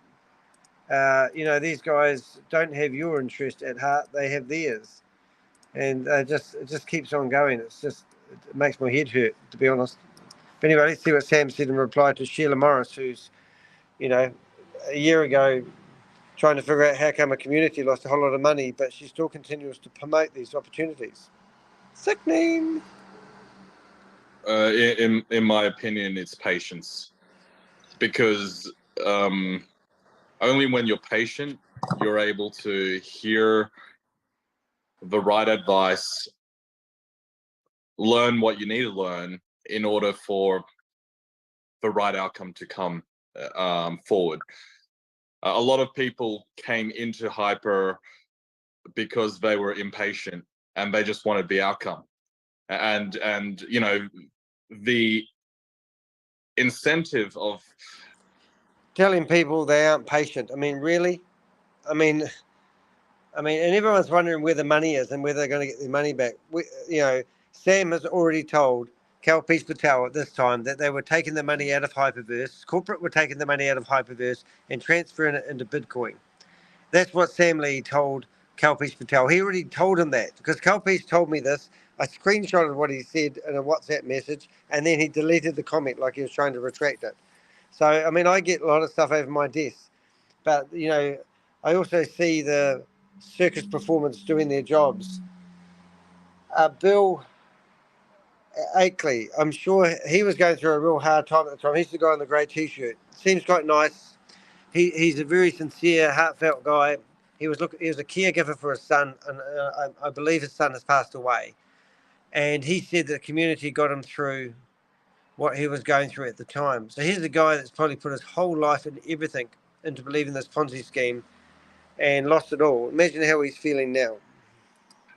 Crypto is that it is a new form of value, and because it's a new form of value that anyone can create and exchange over the internet, a lot of people just, you know, were I guess wanting to receive an outcome without first understanding how that outcome is really generated. So considering that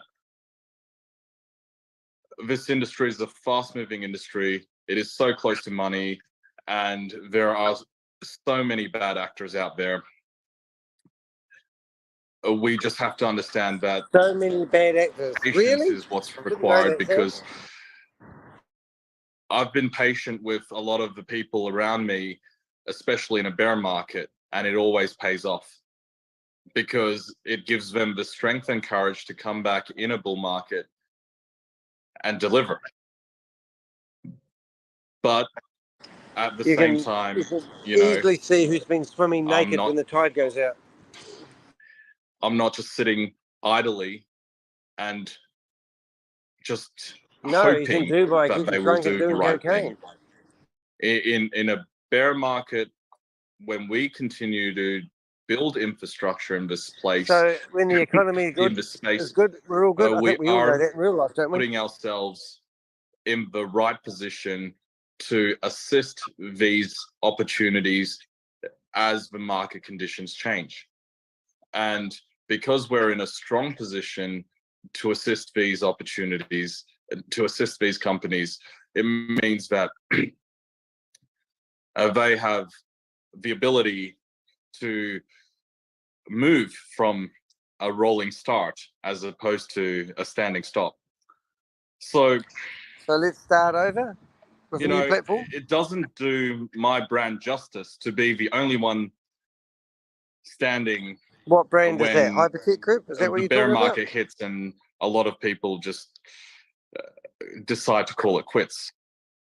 But You've got that staying power, people do Sam. need There's no someone doubt to about it. blame.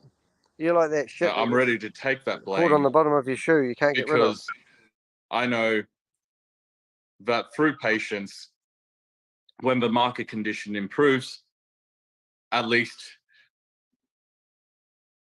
the community, at least corporate, are still there to hopefully deliver on everything based on their original intentions.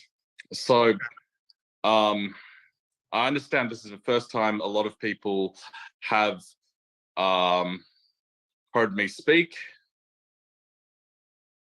And you know what? Don't even bother going back to all the other videos and going through the content, because I think Can you was all explain practice. your involvement in Hyper1, Sam? Excuse me. That was all practice to get me into this mindset today, so that I can be, you know, very knowledgeable based on all the people from the community that have conversed with me, advised me, coached me to where I am today. So where are you, Sam? Things I believe can be solved. I will continue to be here until it's solved. So I'm asking for everyone's patience, because that's what has helped us succeed in this industry. Because as an infrastructure player, you're a scammer. From Bitcoin mining initially, to then doing arbitrage, to running exchanges, wallets, and various other services, the infrastructure layer really requires us to be patient. We could have just done a couple of ICOs and pulled a lot of money, not delivered on any product, and then disappeared. And people have used our infrastructure to do all that. But remember, Sam knows ultimately, when the money's gone. What gives us relevance for over the last decade is that we've been patient enough to continue to build infrastructure. It doesn't matter in what market conditions, we continue to build infrastructure. And because of that, we're able to weather the storm, because as operators of infrastructure, we make money in a bull market and a bear market. And that gives us strength, especially in these conditions today. Well said. Thank you. And so for me to piggyback off of that, as a question for you, Mr. Sam Lee, do you believe, and this is to help the people who are new to crypto, do you believe crypto is here to stay?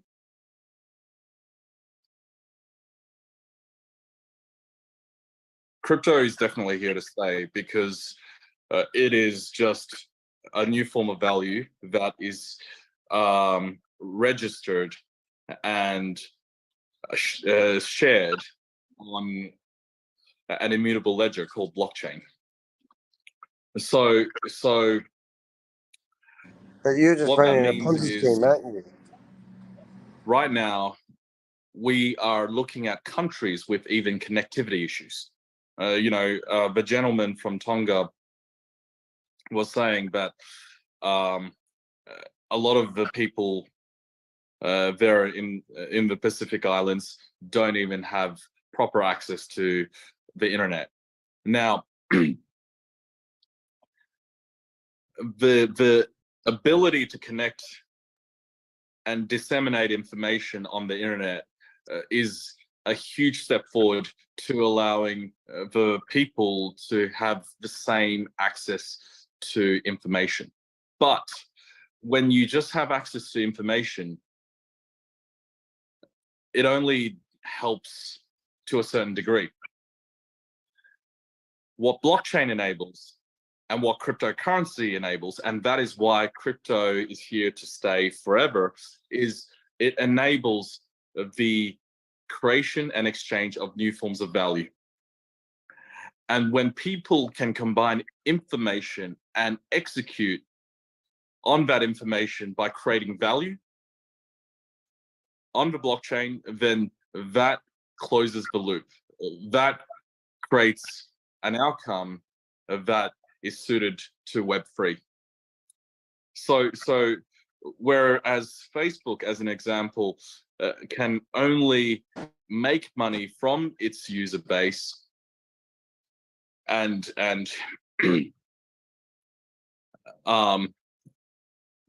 structure a business model where the users are contributing that data, contributing their content, and not getting anything for it. In a Web3 model, and they fired 11,000 people staff who due to lack of are interest. subscribed to such He wants to use platforms that as an example. not only Of can course, that benefit, happened after he's chirping like but a also canary. benefit from the people they bring in and the people their friends subsequently bring in as well. These calculations are near impossible in a Web 2 environment, but on the blockchain and through cryptocurrencies, wealth will be built faster than ever before in a more decentralized way than ever before. So no longer are wealth concentrated in a few key financial hubs throughout the world. It will be distributed to the far-reaching regions who are able to have access to connectivity. And that is why the ability to trade and exchange value through cryptocurrency, because of the existence of blockchain, will be here to stay forever. Thank you for that. And I asked that question because people that are new to cryptocurrency, they're very fearful of what they've seen happen with FTX, seen happen with other platforms that just come and they're scams. They take your money, they disappear. And so it's gotten people very, very fearful, afraid. They don't want anything. We're not running a scam anymore. And with the market being down, also by you believing crypto is here to stay, that also, my question is, do you believe this market will turn around? And if so, what are we looking at? Are we looking at a year from now, 6 months? But do you see the market turning around? And if so, how soon do you, based on your experience, do you predict this happening? So they have to rely on the market to get cycle themselves in out the of the ship. market. The latest cycle was brought about. Did you catch me on that? Because some licensed institutional players. Did you catch me on V.E.N.D today? Danny? Danny, you live? You're frozen. We're going to come back. You there, Bob? Yep. Did you catch me on V.E.N.D? Bob calling Earth. I'm here. Do you hear me? Yeah, I can now. Sorry, it was just. I said, did you see me on V.E.N.D?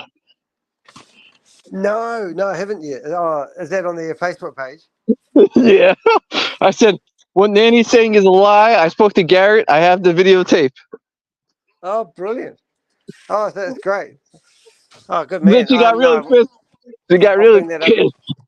Because I interrupted. I interrupted before the, I saw the mic was, you could unclick it. So I went on before the guy started doing his pitch. I'll see if I can bring it up at work. Because that'd be a laugh.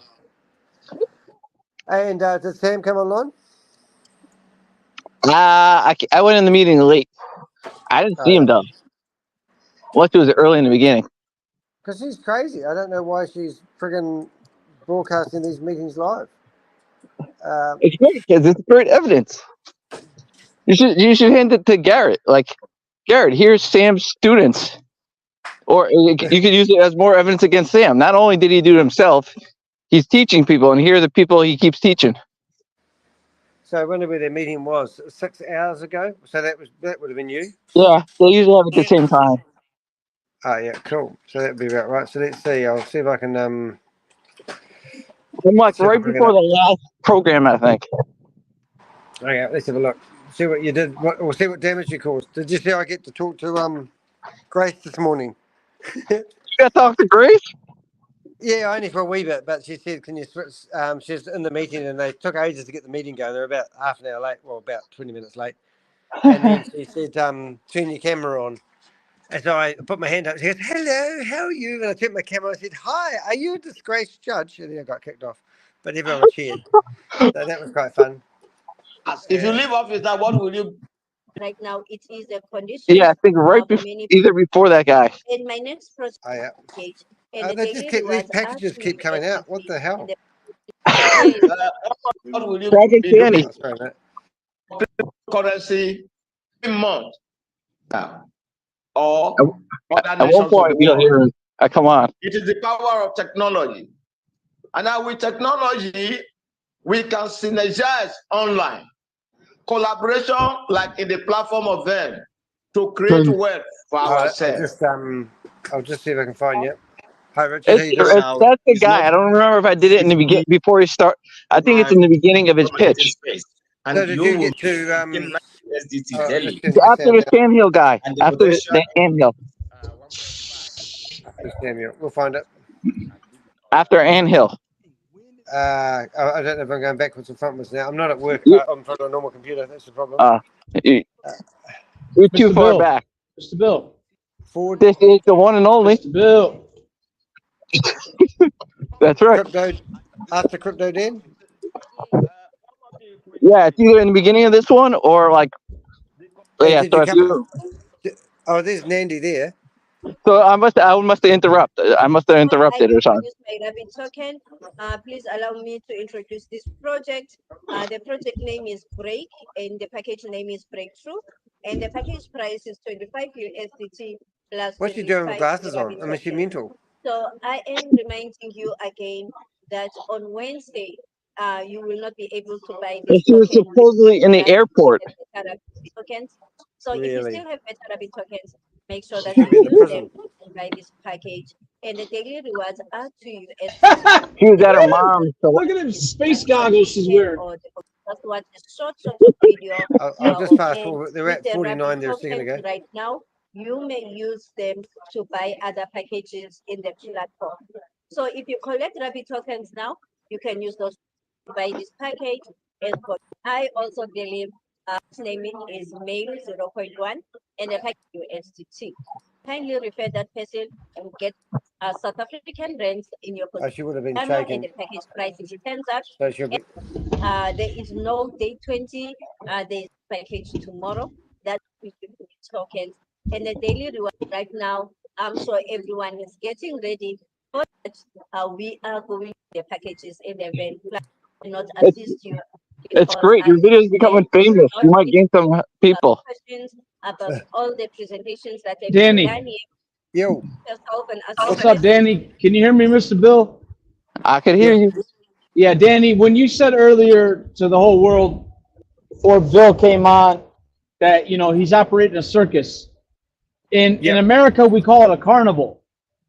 Oh, yep. Because the carnival goes to every town, goes everywhere, and then the circus really only goes to, like, you know, major cities, like the opera or something.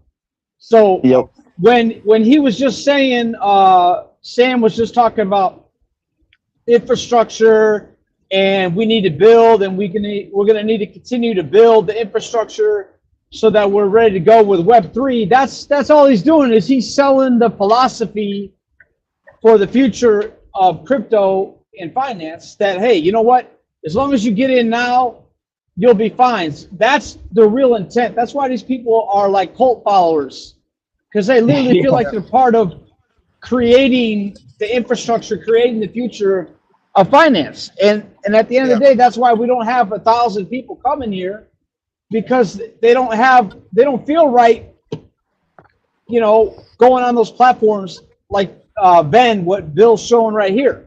They don't feel like they can go and create their own platform. They darn sure are not going to feel like they're in the right place by speaking out against those types of people. So, like I said, in America, we call it a carnival, where you got to ride, you get tickets to go play the games, and then you have all these people that work the carnival, and that's what you have, the showmanship of these Zoom calls. So we have circuses come from Russia to Christchurch. That's why. Yeah, and then they always have clowns, and they always had everyone playing a role. You know, and we had there's a big one that goes LA, was it LA? Circus LA? Is that what it's called? Circus LA. Can you hear me, Bill? Yep, I hear you. Yeah, I think I'm whereabouts cutting out. you reckon you are now, Bob? What? Whereabouts you reckon you're on this? I'm like, no, I'm on there. I'm right before that guy who this guy. Posted here, and also you can also contact. I think you passed it. Customer support. It was before the V.E.N.D thing. It was, the one guy was talking about. No. as a member of World Foundation Club. Oh yeah, go back a little bit from that because it was either in the beginning of this guy. I remember that guy. Hello. It was exciting when you get online. And now with technology of the web. Let's just play it from there. And Yeah, also either in the the beginning or payment also midway has through that guy. referral bonuses, just like every other packages in the most packages in the platform. Thank you, V.E.N.D. Over to you. Here you go. Thank you, Monday. Okay. Thank you so much, Second. And ladies and gentlemen, the project owner is Success and the project is Unity. Kindly make your way to the back office and purchase the package. Now, ladies and gentlemen, if you are a project owner and I have not called you, kindly let me know, then I will call you. Right now, okay, there's Crypto in the house. Ladies and gentlemen, please allow me to call the next project owner, and it is Crypto Day. Hi, Crypto Day. Hello, Queen Madi. Greetings from Nigeria. Hi, Crypto Daddy. Yes. While waiting for my flyer, okay, you got it right now on the screen. Thank you very much, Queen Nadi. Yes, my name is Rotarian Louis Obiri from Warri, Delta State, Nigeria. Good. I am the proud owner of the Wealth Club package. Our token name is known as Wealth. When you get to the back office, you will see it. That you already wept. Wealth Club is a short form of Wealth Foundation Club. At Wealth Foundation Club, we want to teach people how to make money from the comfort of their home or offices. Either main source of income or a secondary source of income. Technology sources of has made income. this to happen.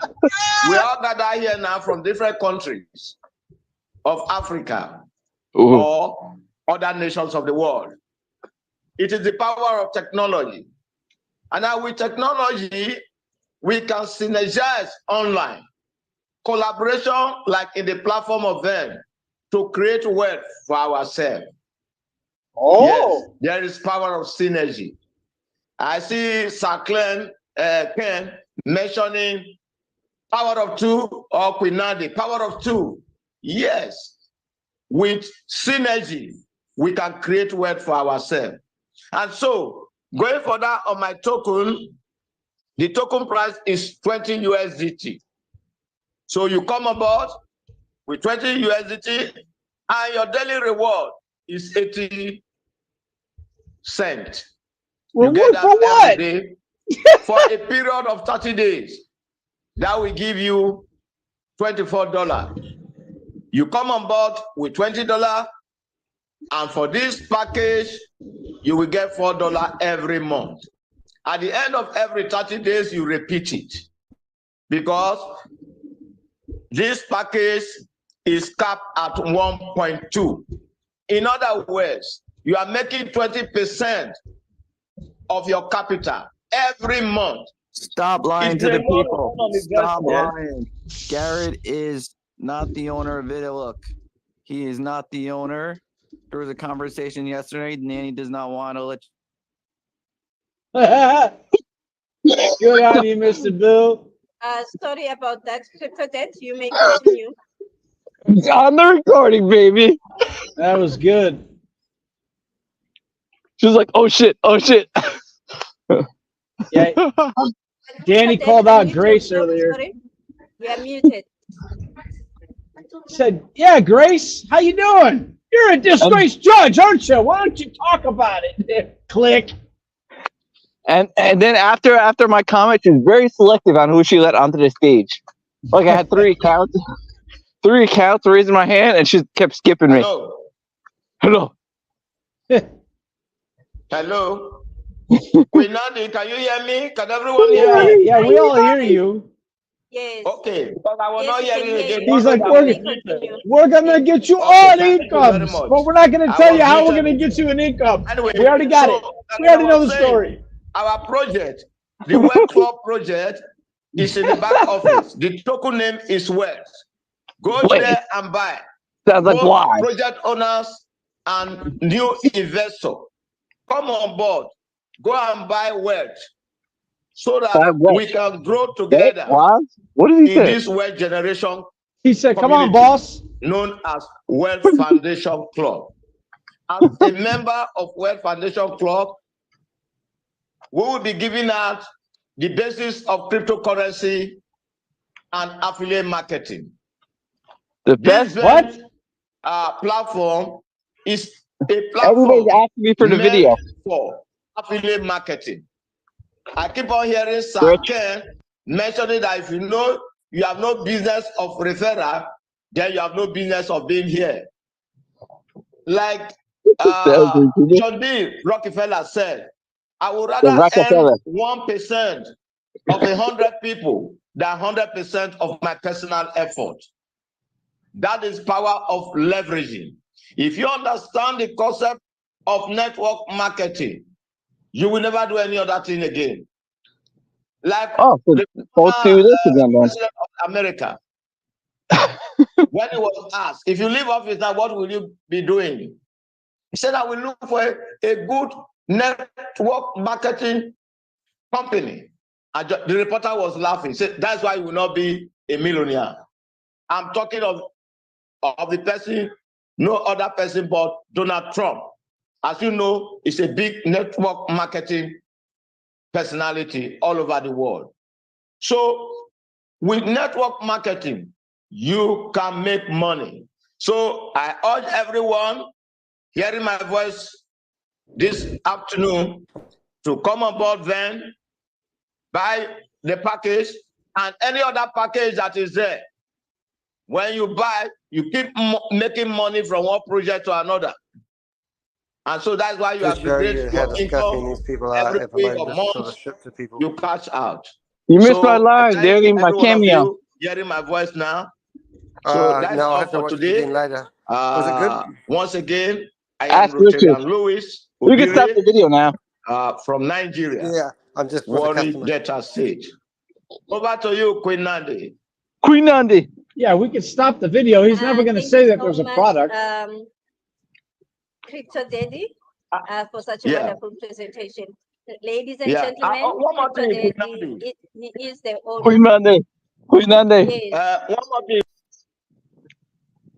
There you go.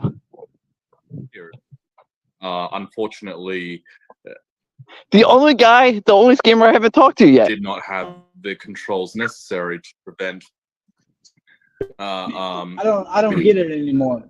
of the scenario where user funds are used to prop up the business. You know, the example of FTX and Celsius going bankrupt. Oh my God, he's trying to use that. Hurt a lot of institutions that came into this That was space bad management. thinking that their money is safe with licensed operator. And actually, for the record, FTX holders. Okay, customer wants to have a conversation about a bloody thing that we've sold them already. Once they've bought it, we don't want to know from them. But anyway, so I missed it. I'll have to go back and listen to the rerun. Yeah. I called Nanny out. I said, Nanny, you're lying. I spoke to Garrett. I have the clip. I want to see it now. What time do you reckon it was on? What did you say? It was like midway through that, guys? Rich? Probably like midway through that. How long has it been? Say what? He's trying to find the clip. It was what, like 2 minutes? Queen Nandi, can you hear me? Can everyone hear me? Oh, before this. Go to. Yes. Okay. Because I will not Yeah. hear you again. Yeah, before that. Thank you very much. 30 seconds. 30 seconds back. For a period of 30 days, that will give you $24. You come on board with $20, and for this package, you will get $4 every month. At the end of every 30 days, you repeat it. Even that's funny. This package is capped at 1.2. In other words, you are making 20% of your capital every month. Stop lying to the people. From Stop what? lying. What are you? Garrett is not the owner of Video. Look, he is not the owner. There was a conversation yesterday. Nanny does not want to let. That was it. My cameo. Sorry about that. Crypto Debt, you may continue. You're not sorry, you scammer. Yeah, you should see the WhatsApp between me and her. They're hilarious. Oh, that's good. Oh, you're awesome, man. That's so cool. I mean, they must hate us. I mean, that's what it's all about, isn't it? Uju and her might hate me. You're big Yeah. this person. So did they leave the mics off? Yeah, I clicked it. I was like, oh, the mic's open. You get a bit of a shock when that happens, don't we? It's like, oh my god, the mic's open. Oh look, the chat room's wide open. Oh look, I've got. And then you think, now what do I do from here? Exactly how I think. I'm like, Yeah. What should I say?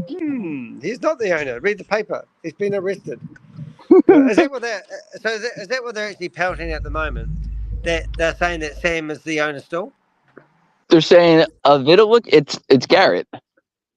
Oh my god! Are they? I didn't realize that. I hadn't been. Yeah, they're like, and it's closing in 18 days. And I was like, I've been messaging people because I'm in the video look room, so I'm side chatting everybody. Like, here, go listen to what he says here.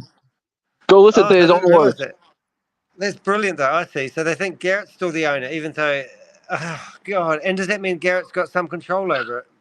And you know, like, it's just how bad that is. That's just shocking. It depends on the person I speak to. Some are like, just be straight. Am I getting my money back? I'm like, no, it's not coming back. Like, slim to none chance. Like, yeah, you might as well stand on top of a bridge and jump off. But just saying, that's probably not a good analogy, Danny. So everybody's like side chatting me, and everyone's like, "Oh, I'm gonna send this to everybody else." Yeah, that video I had yesterday had it's nearly got 1,000 people looking at it already. That's the most I've had for a live. Well, probably because I'm dropping it. I dropped it like 40 times in the video look room because they tried to remove it. Let's get this message out there. They tried to remove it, and so I'm like, I'm just gonna spam the room. So if they don't know how to like mass delete it, they're probably deleting one at a time. Yeah. So. If you're like me, you know you can only do 100 posts a day. Only people like you and I would figure that out. It's like, oh, I'm up to my 100 a day, but I'll carry on. So. No, well done, Bob. You're a legend. And I'm sending it to everybody. Like, I'm trying to clip it. Like, I have it almost the exact minute where Garrett comes on at like a minute 46. Yeah, so, I should make yeah, you should. If you could just clip the Garrett's part, that'd be great. Because then I could just like hear it. I could also go on these meetings. Give me the exact. I could also go on the meetings and start playing the video.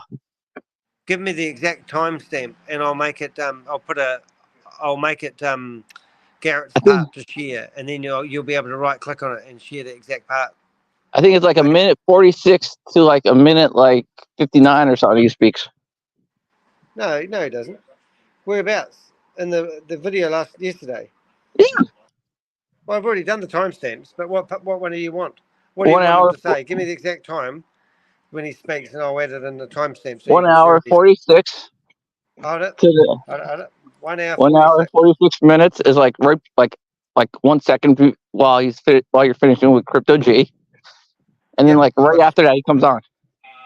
All right, let's have a wee look. I think I actually might already be. Yeah, but I'm like, can you just create that as a separate clip though?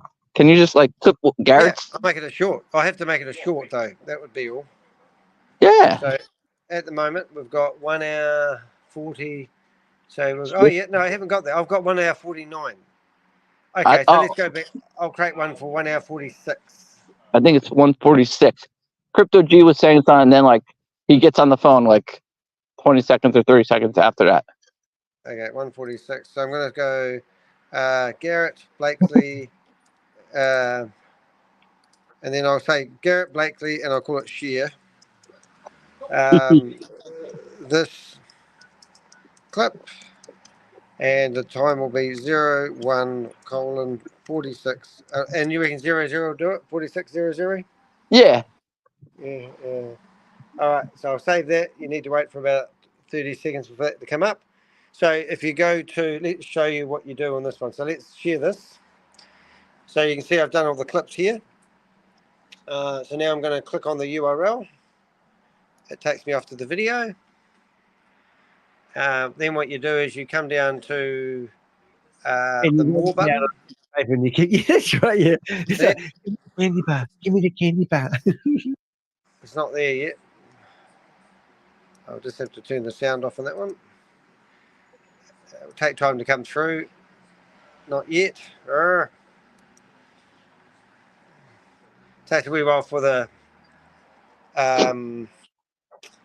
what do they call it? Timestamps to actually So come through. everybody, I don't know if you saw Rob's video. Everybody's saying you get the same percentages no matter the pairs. What are you talking about? Rob did a video, I don't know if it was yesterday, where every pair has the same percentages. Rob who? The bald guy. I don't know him. The bald and pink guy. Oh, who are you talking about? What bald guy? Yeah, okay. I'm just being naughty. All right. I'll just that guy there. Oh, there's the bald guy. Yeah. He looks a bit scared. There they are. 45 of them. Oh, that's 45. Yep, it would have been a big sale. So just selection. Hold it. 1, 2, 3, 4, 5. I'm just going to check on that one. What is the market? High sodium. 1 minute. You just have yes to it. I'll just check on that.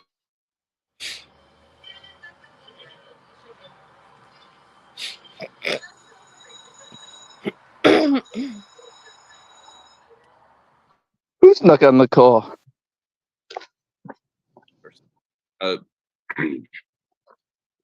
So institutions losing money means that they will be staying away from this space or being very cautious of this space. Not true. A number of years, but the Be on one of Sam's soons and ask a question. built for the institution. Who's here? Is actually, I believe, in the next wave of the market coming back, will be driven by developing countries finally having the sophistication to issue their own tokens and forms of values that will benefit their immediate community. Because, you know, it doesn't make sense that if you look at the top 100 tokens, that they're US-centric or Singapore-centric or Swiss-centric, right? It doesn't make sense. What about the rest of the world?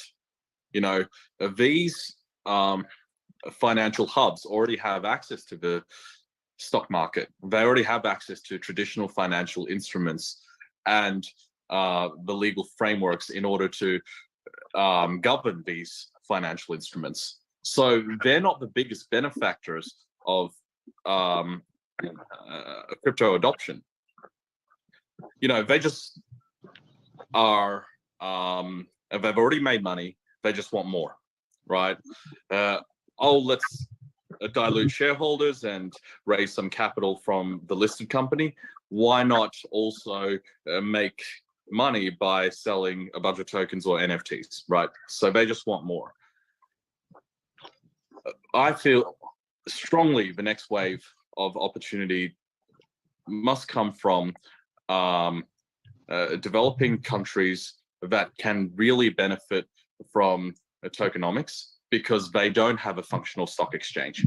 They don't have the legal and regulatory compliance structures necessary for them to access traditional capital. And they just don't have the compliance culture to manage the traditional capital that comes in. So, you know, I truly believe that just like the internet has allowed peer-to-peer information I'm back. What to we're up to? travel the world and have everybody Still blaming the accessing the institution, same or basically. roughly the same level of knowledge. Blockchain enables peer-to-peer. It's all rubbish about the blockchain. Doesn't make any sense. It's just crazy. Hey, look at the price of BTCC. Nearly under that 67 cents. Isn't that brilliant? Well, because everybody's having boomerang problems. Hey, is Boomerang working at the moment? I don't know. Yeah, Boomerang. I got to email Amazon later their old video showing that it's MLM. So. There we go.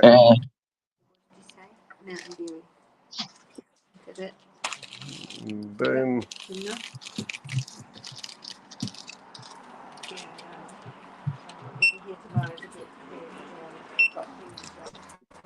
$230,000. Should write that number down. See how much it goes up tomorrow. Might just have to play that video and be done with it, guys. Too many Alrighty. interruptions. People keep coming in. I'll just flick it back when I get control of the computer again. Hey, look, Doggy's playing. Doggy, doggy, doggy.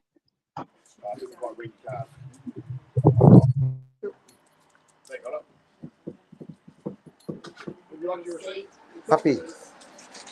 Awesome. All right. Thank you. Cheers, mate.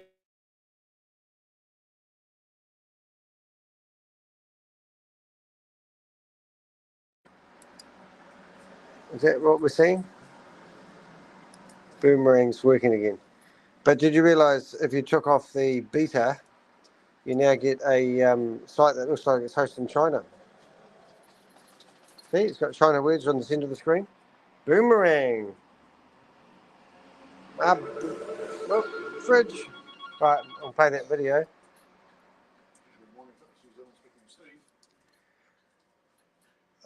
Let's go back to these people. Your transactional value. And what that means is we can... Coast to Coast is on here in New Zealand, so we've got a lot of athletes coming in to buy these supplies.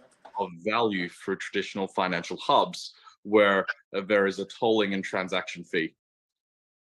Things can be done 1,000 times cheaper through the blockchain, and that benefits directly the people in the developing nations who have not got access to the traditional financial markets the same way as development.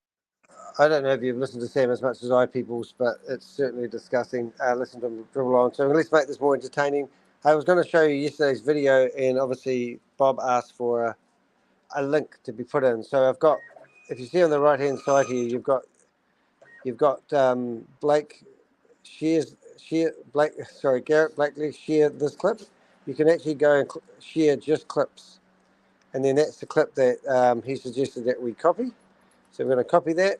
I'm going to go back to here, and I'm going to put in speech marks so you can actually copy the clip, and I'll put it into the chat. So that's the clip that was created a minute ago. But you go do that.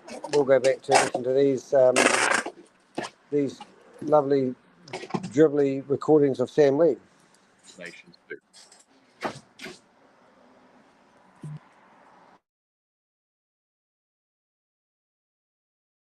Thank you for that. I think you had frozen for a quick second there.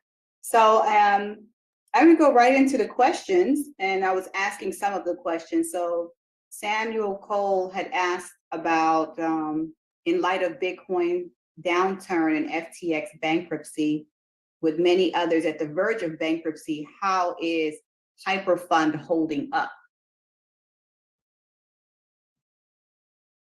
So we invest in infrastructure, and we're not subject to the same level of volatility. Yes, there is less transactions. Yes, there is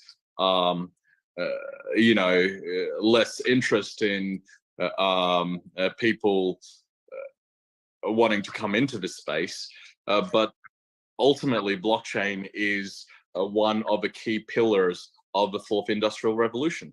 it is a technology that will be adopted in traditional data structures eventually, because it is simply a more secure and transparent and more auditable platform. So given all the benefits, blockchain is the future. Cryptocurrency is one of the key use cases that justifies blockchain's future, and there will be an uptick in the market eventually. And I believe that uptick will be led by the largest corporations in the world exploring this space in the near future. And I believe this community can help me accelerate the recovery of the entire market, because the major concern these large corporations have with doing a token or creating a tokenomic is they have to go out of their way to train a new division almost within their company that is crypto native, is blockchain savvy, and is able to interface with a community such as what we have here today. Check out the link of the guy's channel where I actually got this, streaming this video of. He's got quite a few videos that I haven't actually seen before of Sam Lee. One there of Susan Lawrence, which is actually quite interesting. So I'll just see if I can bring that up. But I was quite surprised. I've seen his face before, but he's been he posted a video 2 months ago and got 9 views. That's nearly as many as Rob. Sorry, mate. But if you go down here, you can actually see he's got. I'd love to know where he actually got this video from, because this is one of the ones that I used.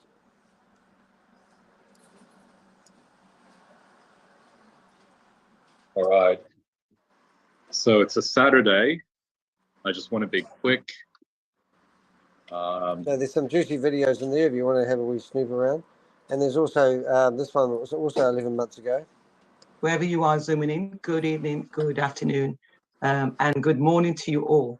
So, well, oh, Susan Lawrence, they're all coming out of the woodwork. Of this space, done very well. So, actually trying to find the video of where Brenda Chunga is wearing the baseball cap, because that one there, she was sweating like a rapist when she was doing that one.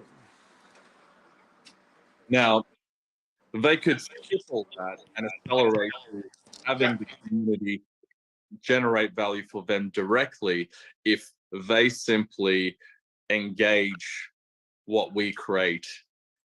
And that value, because we're accelerating the value creation process for them, it means that we're building trust, skeptical consumers that are already consuming their product.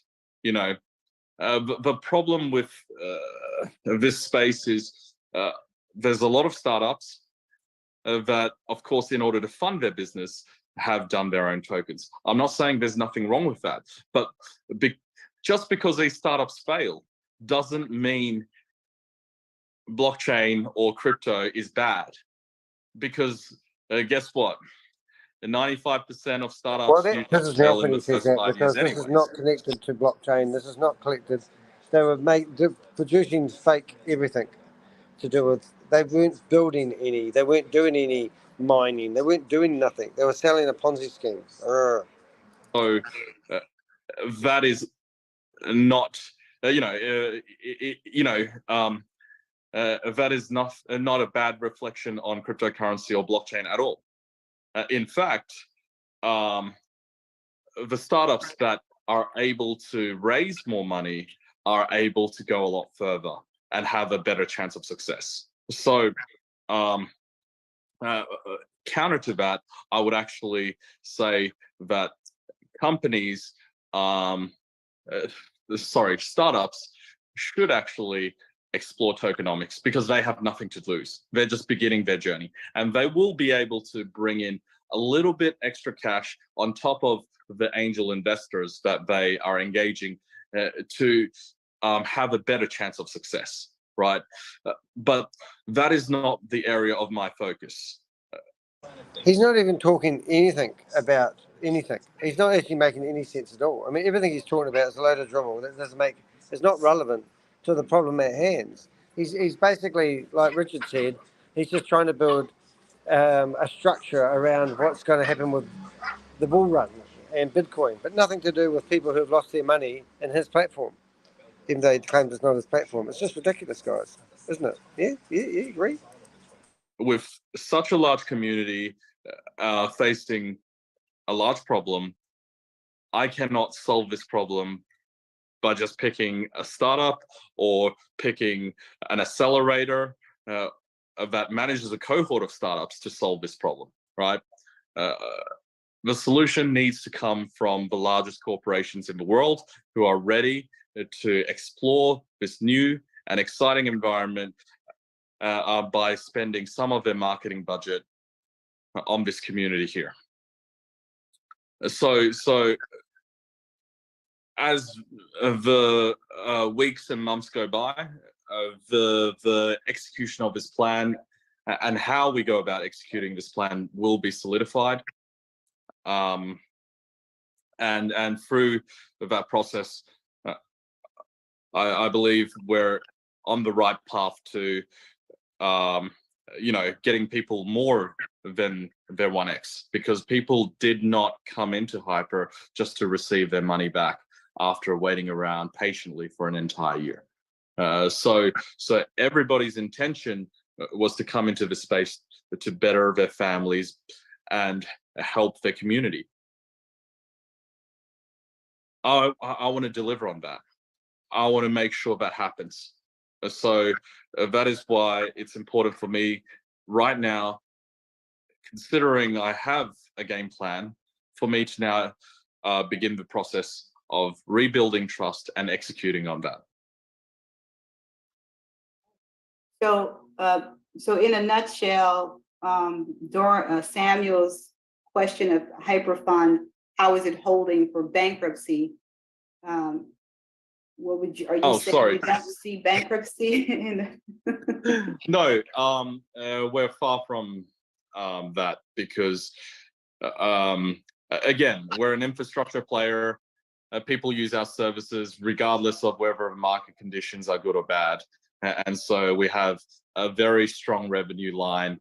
And we had to tighten our belts as well, just like all the other tech companies.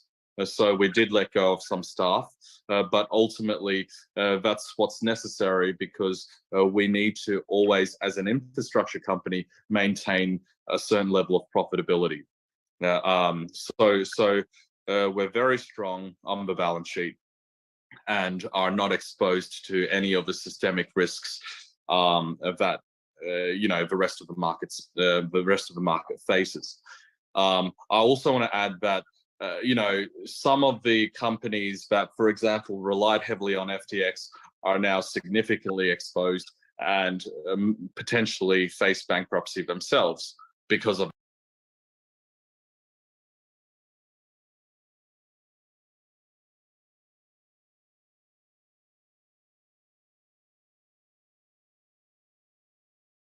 whatever you can from them for us. And secondly, sorry, I just wanted I forgot to have my mic on. I want you to watch this video. I remember seeing this video before. This is where Sam gets a public flogging by somebody. It's not the guy on the screen at the moment, but just have a listen to this. This will bring some people back into the room.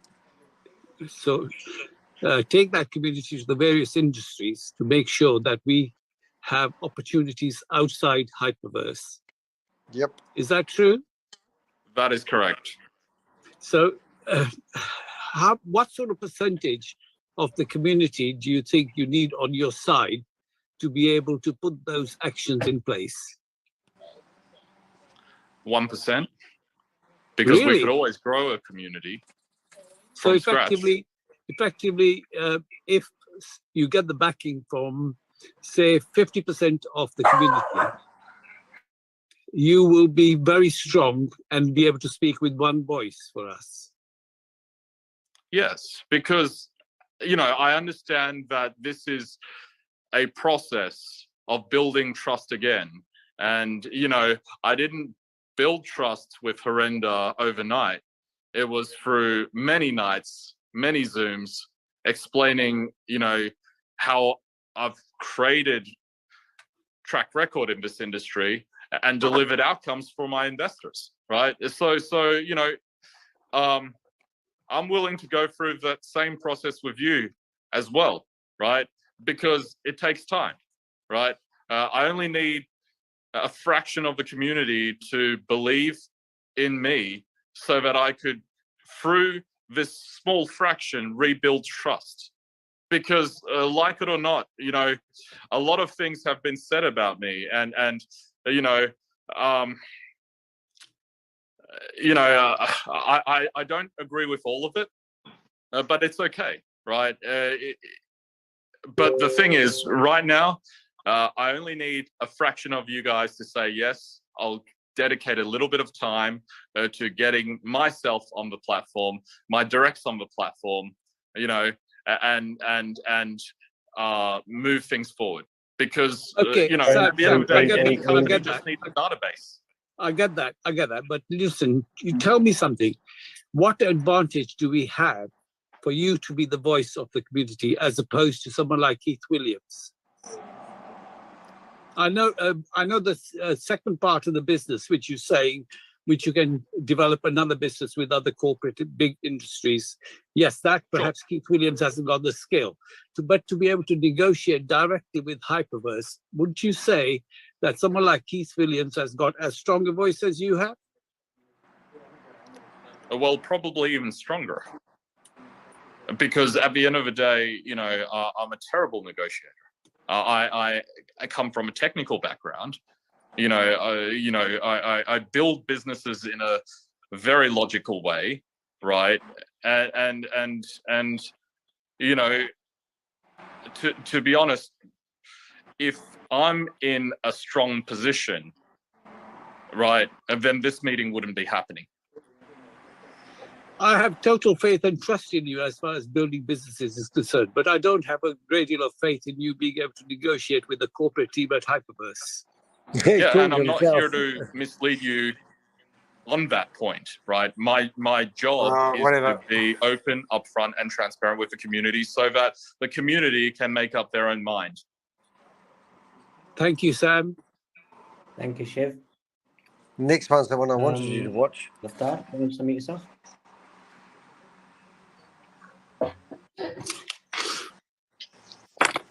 Hi, Sam. Thank you for being here today with us. This is a classic one. You'll love this, guys. To be honest with you, I could give you another 30 questions, but I know time is limited, so I just wanted to say a couple of things. First of all, we know now 100% the agenda. You're here for the community, not for the community, but you want the community. Let's get that right. You're not here for the community, you want the community back. Because as you shared, with the community, you can go forward to other businesses and things like that, which doesn't sit well with many of us. Of course. Right. So there's an agenda that because let's be honest, for the last almost a year, you as a captain have been watching this ship sinking. People have been hurting in a real big, bad way. And you've done nothing but sat back and looking at it and looking at it, looking at it. And now guess what? As you said, I'm back. Yes, of course you're back. But there's an agenda behind you. You've come back because you want the community back. Now you said you're going to do something else. We've had MOF, we've had Cosmos, we've had all these coins. They've all failed. Something new you're going to start is again going to be what? It's going to be a new coin. What guarantee we got in there? Now going back to you people, as you said, you and Ryan, you were the whales, were the people that made Bitcoin in 2009. So you don't know about how the business works. You don't know there's a bear market, that you don't know there's a bull run. This is something new to you people. This is not new. You've done this many times. So this wasn't going to be new for you people that you're experiencing what it is. And now what you're going to do, and now you're saying the tree, you don't have to build it all up again. Let's go back to the tree that we all got businesses in Hyperverse or HyperFund, whatever we had. So many people have so much money. Does that all disappear? But that's not the issue here. The money disappears not. The biggest agenda is you've come back, in my opinion, not to save the community, to use the community. Okay. Thank you for your statement. All right. If I'm here to use the community and the community has no use for me, then this Zoom wouldn't He's going to trade his way out of it. That's the only thing he was going to do. And he is the corporate. It's all friggin' smoke and mirrors shit. happen. This meeting wouldn't happen. You know, if I have zero use for you guys, if my access and track record in this industry means nothing to you, then, you know, why am I here? So you know, look, I've come here because I feel that there is value that I can bring. And you know, it's not easy to do what I'm doing right now, but I'm doing it because I feel that at least you guys need to have a choice to make, right? Whether to keep waiting or to just sign up so that you could wait, not just for corporate, but for me to at least figure something out. That's all, right? So thank you for your statement. You know, if you know, I'm here to use the community and the community has no use for me, then they just don't sign up. That's fine. You know what it is, Sam? You are using corporate to hide behind them. You and Ryan, we had a lot of trust in yourself and Ryan. It was all about yourself and Ryan, of what you had done, both of you, how it was built, the due diligence and all the Amazon videos and everything. Everything was about Ryan, you and yourself. Yeah, we believed in everything that was said to us. Now you are hiding behind corporate. Let's be honest. There was no such thing as corporate. You might put them in place, Ryan. You might put them in place, but you are 100% responsible for what is happening. You and Ryan, nobody else. You're trying to hide behind people's back. That's what you're doing here.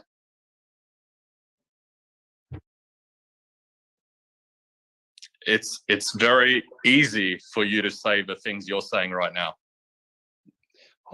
It's very easy for you also to say, we'll move on, right? Yeah. How many times have we changed companies? How many times have we changed? HyperFund, hyper this, hyper that. And guess what? We've always stuck with you. You keep on changing the goalpost. How many times? There's people hurting here, Sam. People have lost livelihoods. People have borrowed money. That's not your problem. That wasn't what you've done. You never put a gun to their head. But people are suffering in a big way. We've got a moment now, after over a year, to have a moment with yourself. People are suffering in a real big way, Sam. They trusted yourself and Ryan, and they came in. And now I trusted the community to reach out to me, and guess what the community did, right? It's taken a year for you to come to our platform? Oh, look, at the end of the day, we got to find a solution for these people. And you saying the things you're saying right now, right, is not helping me find a solution. And if you feel I don't have a solution and I'm here to use the community, then guess what? I just don't sign up, right? I'm not here to put a gun to your head. Hello. Right? I'm here to learn from you, who is an expert in affiliate marketing and has grown a significant community. That's why you're sitting here, right? Because you have to look after people. You have to look after their livelihoods, right? And if I'm not here for you, right? If I'm not here for you, right? Then I don't know why I'm here, right? If you feel that I don't have any value to add to you anymore, then you know what? There's plenty of opportunities out there. There's plenty of businesses out there, right? And there's plenty of other things you could do, right? You got your closure by being on this Zoom. Thank you very much. Sam, I appreciate what you've just said there, but today, right, as we speak, a lot of us didn't understand blockchain. A lot of us didn't understand cryptocurrency. But in today's, what we've understood, and now today, as we're speaking, 2023, I think the ordinary person sitting on this platform could make money out of cryptocurrency now. We're in a very bear market. It's going to be a bull market coming up. I think anybody will make money in that. So if you're saying to us, join me now in the bear market, of course, next year you're going to make money. I think anybody could do that. So if that's what you're thinking, it's ridiculous. I really can't believe that that's what it's coming down to. all the promises that you have received from corporate is an extension of our track record, but not an accurate representation of what I've been involved in. So let's be clear. I am now answerable to you because I'm in front of you for the first time.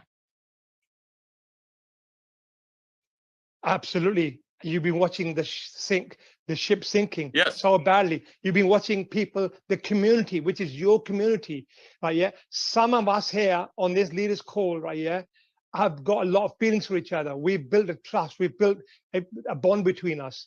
And the only one thing, if I had to take something out of this, right, out of Hyperverse, HyperFund, is we've made some relationships out of this. So I would thank you for that, because I wouldn't have met most of the people here. I've made some great friends out of here. So that's the one bloody thing I would like to thank you and Ryan for, that you've got us onto a platform and I've made some great friends.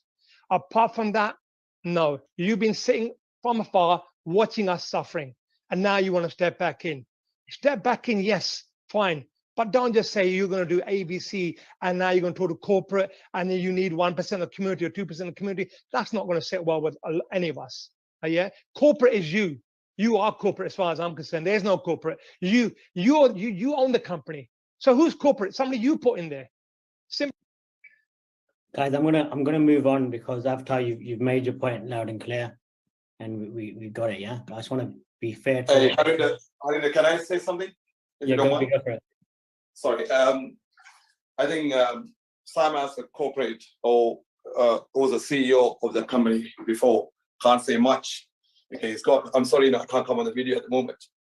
I spent enough time with Sam. Now, what he's saying is right, but if he's if you put Sam's shoes, you will understand the situation. Sam didn't hide anywhere. That's what I thought. Sam. And I'll let that play out, and we'll call it quits once Sam keeps telling you more bullshit. Hope you've enjoyed that. Just got to deal with the customer. Won't be sick. Here you go, guys. We're not such company, because we've been in the space for a very long period of time, and therefore all the services that FTX has, we already have anyways. So it's always about, as the hyper ecosystem, for us to use internal services wherever possible.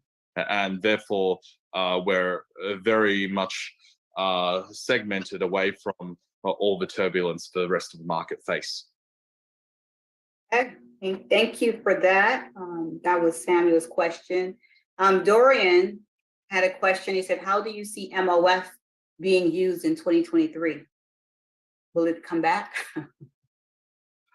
I don't have any visibility. That's not a smart contract that we manage. And the utility of MOF, because of my lack of visibility, it means that I cannot be of assistance to increase the utility of MOF and hence increase its value.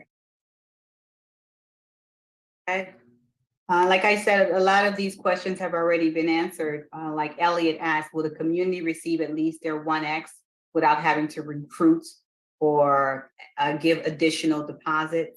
You did answer that about the database and people getting registered and not having to pay another dime. So thank you for answering that.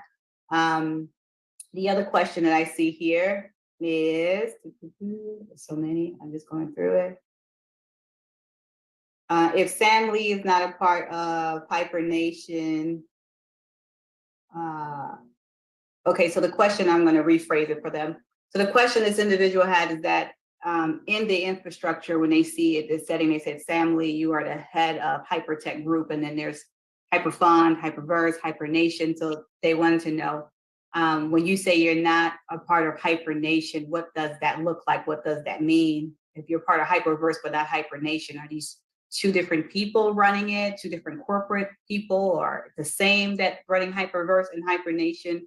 And can they trust moving forward with Hyper Nation? Do you feel confident about Hyper Nation since they've taken the community from Hyperverse, trying to move them to Hyper Nation? they want to know that, like, how do you feel about it, and what role do you really play with Hyperverse and HyperNation and HyperFund? Sure. So let's just be clear. There's two hyperfunds, right? One is the actual funds management company, which I am a general partner in. And as a general partner, my responsibility and fiduciary duty is to generate returns for our limited partners that have contributed funds, which I believe the funds that came from corporate in the early days that landed into HyperFund, you know, on the funds management side, was user funds. And we've since generated more and returned that to corporate as well. So HyperFund as an affiliate marketing structure was you know, managed by corporate. The Hyperverse, the subsequent Hyperverse was also managed by corporate, and HyperNation is also managed by corporate, right? So the way I see it is the affiliate marketing side of the hyper branded ecosystem is corporate. I cannot disclose too much more information around, you know, the material contracts, because of course there's NDAs as part of, you know, any company and intercompany management of flow of information.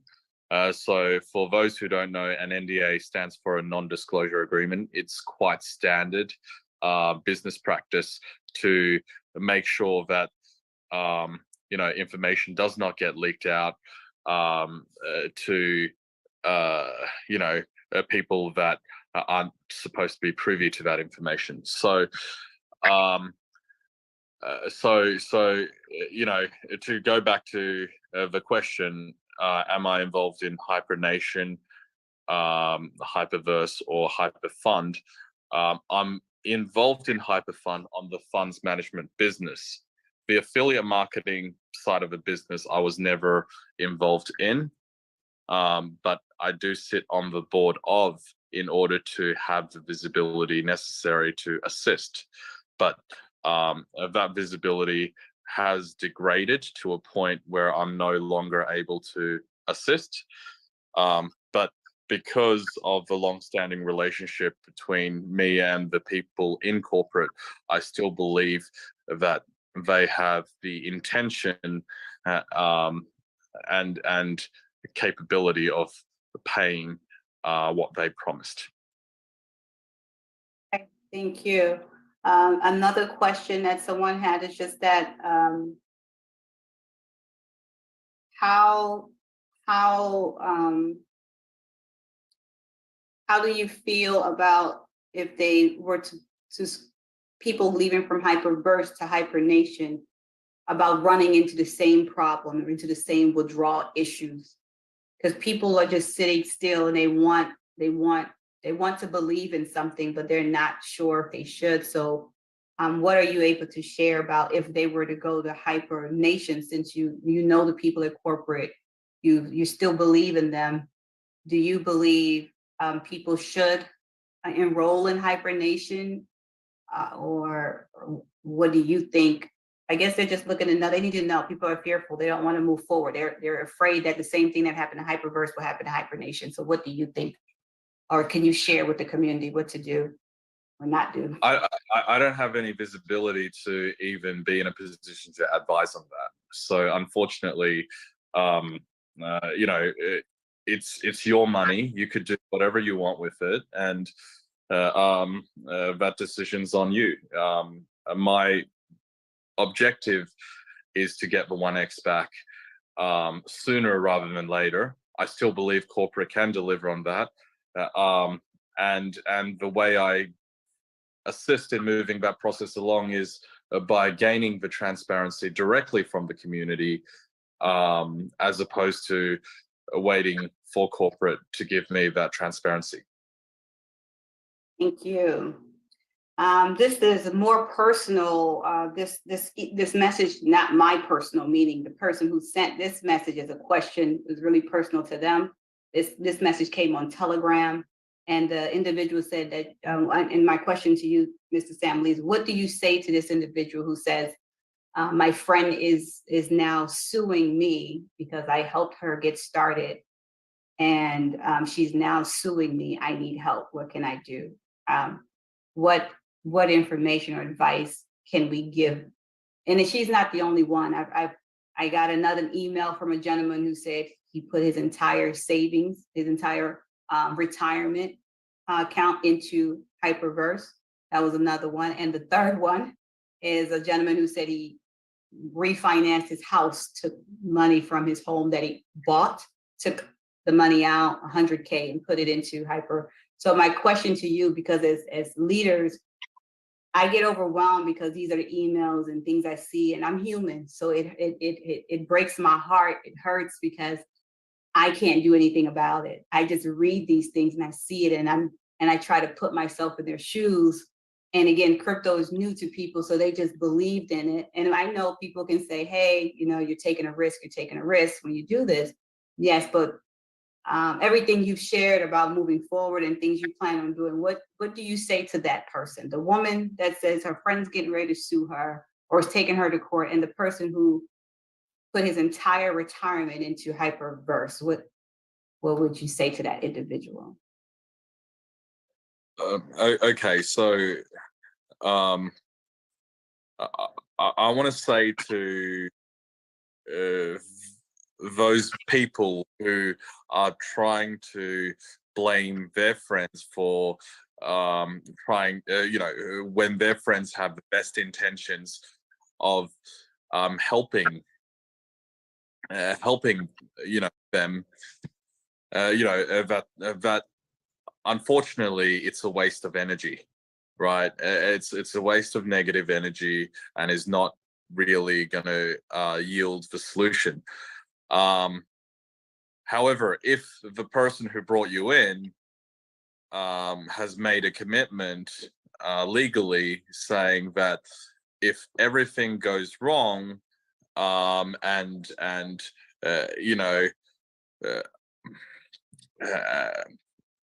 because I believe in this thing, I will be legally liable for this, right?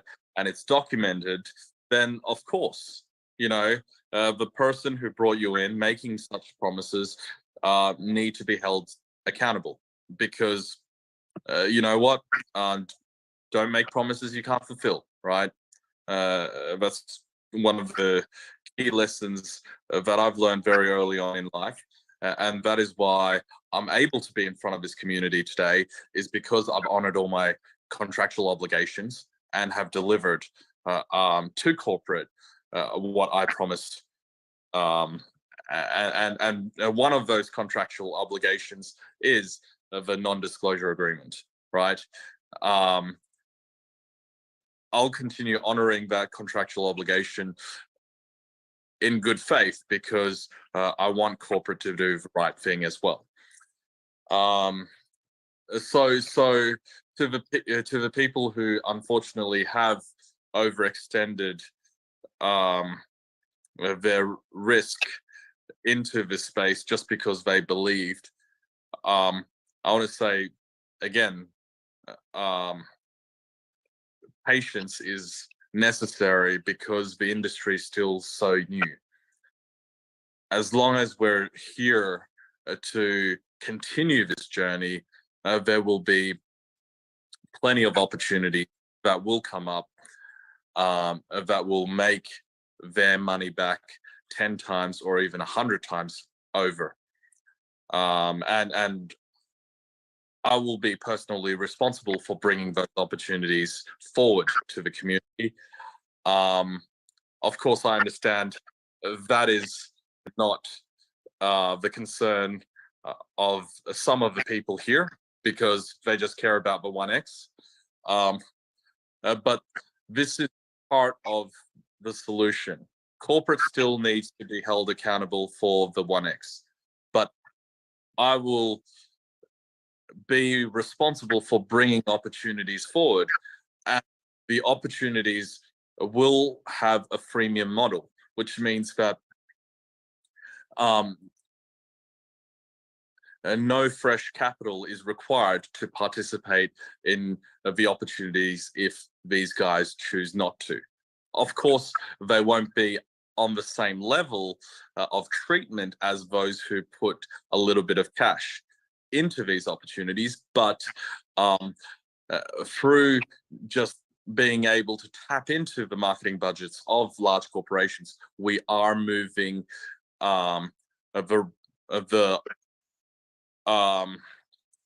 moving things forward by at least helping people recover some of their original investment by being exposed to the opportunities first. So you know, I feel for these people because, you know, I'm sure they need to make certain sacrifices in order to make ends meet. And you know, I could have came into the picture to give people false hope without knowing what I'm doing. But now that not well educated, but educated enough on what to do next, I feel that I can give real hope. And so I'm asking for patience, not only from these people who are suffering, but patience from leadership to you know, understanding these kind of people, you know, and understanding, of course, their difficulties. And you know, as we are moving things slowly and turning this ship slowly, I believe that there will be a great outcome for everybody at the other end. It just takes a little bit of time, but I know what I'm doing now, so there will be an outcome, and that outcome, I believe, everybody will be happy with. We just need a little bit more patience. Thank you for that. Thank you, and also thanks for just, you know, saying and acknowledging that person who is who's hurting or who overextended themselves to do this. I have a question from Dee Kell.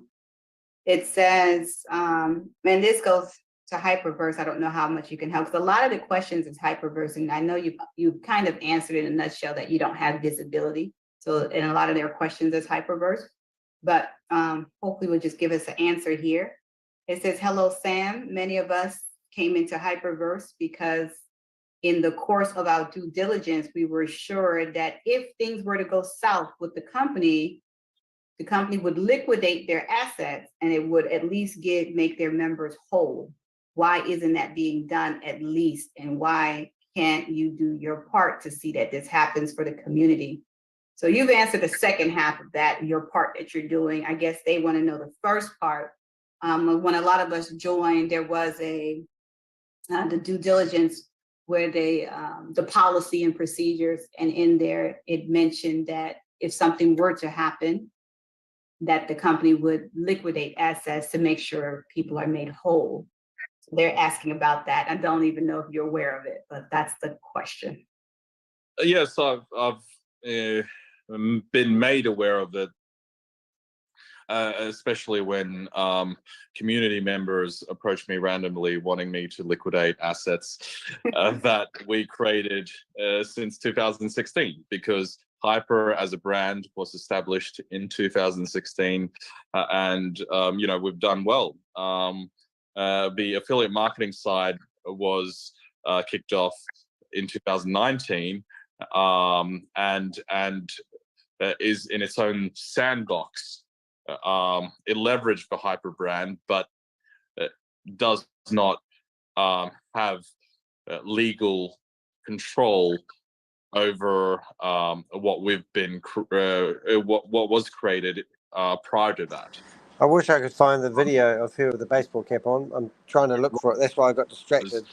and brought up the other video of the guy telling Sam off a few minutes ago. I might have to call it quits here sooner or later. We started off this morning doing a PDF of the actual case files, and it's actually quite interesting because it does actually say some stuff that I haven't heard before. So I probably am going to continue this live stream tonight. So we'll have the same thumbnail, we'll just have continue written all over it, and we'll carry it on. But I want this video to play to the end, just in case Sam comes up with some bullshit, and then we'll have it on file if we ever have to share it. You know what I'm saying? What was created prior to that is shared between different shareholdings and different interest groups. So, you know, the clause in there, I believe to be misleading, but I don't think it was done intentionally, because there was money coming in for the community, and there was money being deployed into opportunities. So I believe that there is a significant amount of capital that is held by corporate, and they're just waiting to lessen the cost of settling with the community by waiting for the next market bull run. And you know, the only reason they're willing to do that is because the community doesn't have the leverage it needs in order to force corporate's hands. So I want to do everything in a nice way. I want to mediate the situation so that there is an outcome faster. I can't make any promises, but what I can guarantee everyone here is I will do my absolute best to make everything right as soon as possible. Thank you. Thanks for sharing that. I have about 2 more questions, and again, I'm looking at a lot of these questions. They're all well, we know that didn't happen, so it's official that Sam is full of shit. shit. So this gentleman, really. Mike, says, with all due respect, Sam, the community is grateful that you came open at the same time, and so cautious and suspicious about the new project StableDAO. Unless they get their money back, our membership with StableDAO. Hold on, I thought I kind of was able to just summarize this for you. But this person, and why I wanted to read this individual is basically saying, and my question to you, Sam, is what do you say to a person who believes that StableDAO is a project just to buy time, playing with investors' minds, and possibly a way to shift investors' minds from Hyperverse community and shifting them from taking legal action? So what do you say to that person who just believes that? Well, they're 100% right. Of course. All of this and what you're doing is just a stall tactic to play with people's minds to get it off of Hyperverse and taking legal actions. What do you say to that individual? Well, I'll say to that individual, if there was any legal action to be taken, it would have been taken by now. 9 months have passed, nothing concrete has happened by the community for the community. So the community needs to realize that the leverage is not there. So, you know what? I welcome any form of legal action and proceedings, but it's just not happening. And the reason it's not happening is because we don't even know what 1x is. So my first step is to enroll the existing structure as best as we can into StableDAO so that I can get everybody to answer me how much they are owed based on the 1x. Now, of course, there will be leadership that have done well out of the hyper opportunity and you know, have obviously a lot of pending rewards. That's not my concern because corporate didn't make that promise. Corporate made a very clear promise on 1x. So now, what is 1x? If I'm able to get that information into my own database, then we are now able to be in business to have an informed conversation with corporate and say, this is what 1x is, this is how much money Sam through his funds have generated and returned, this is how much you collected from community. There's got to be something, right? There's got to be a mediated result out of that. It can't be nothing. But my concern and fear is that, the community, as well-intentioned as it is right now, is just waiting and will continue to wait with no outcome unless someone takes charge and at least go through the process of gathering data. I'm not able to get the transparency I need directly with corporate, so I'm coming to the community. And if the community says that this is a distraction and a delay tactic, well, that is incorrect, because you know what is effectively going to happen is I'm gathering information. The more information I have, the more accountable corporate has to become.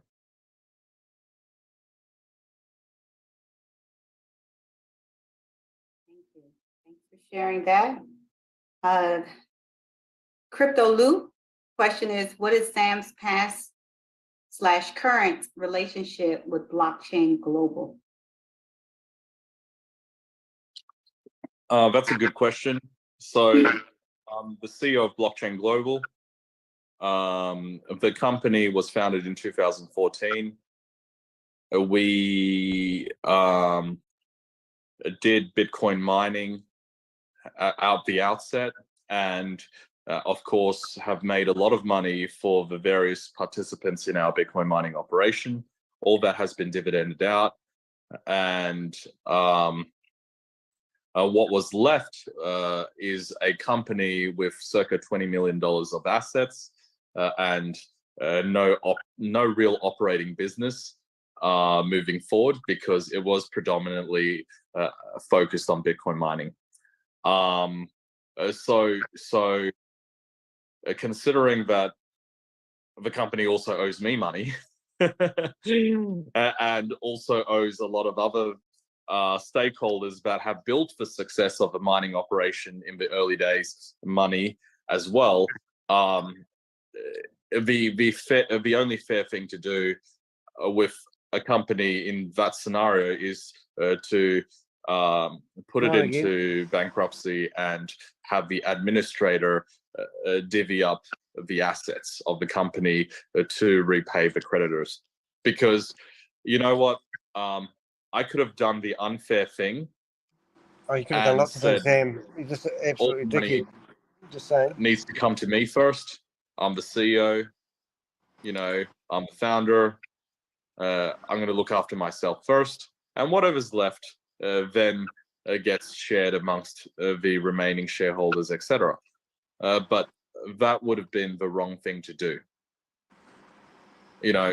Of course, there are people who. All right, we're going to take a commercial break here, ladies and gentlemen. I've just found a clip. I'm just looking for the clip with her with the baseball cap on. Can't find it. But I found a clip of Kalpesh Patel doing a speech about how he was on the bones of his ass before he got involved in Hyperverse. And I haven't seen this clip before, so I'm actually quite pleased to be able to find it. So I'm just going to play it for you guys.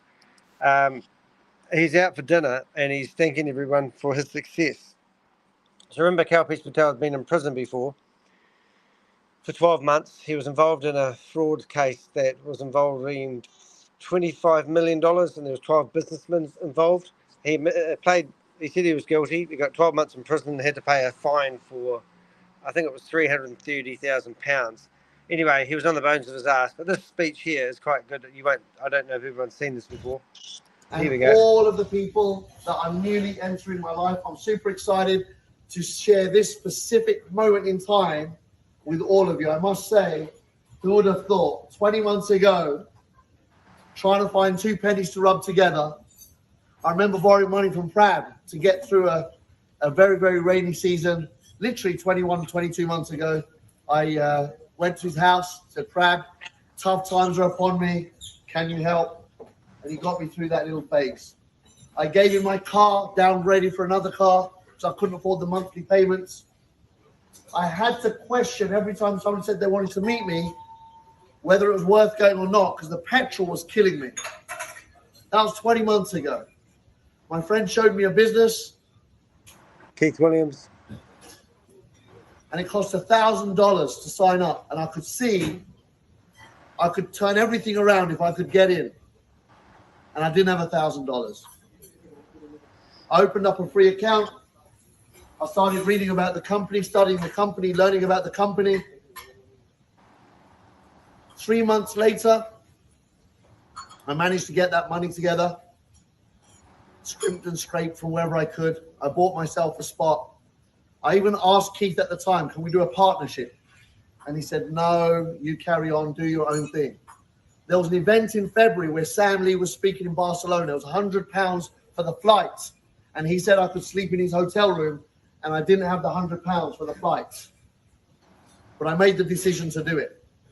Off he went with Roman, with no money in their pockets. They managed to get their flights, I didn't.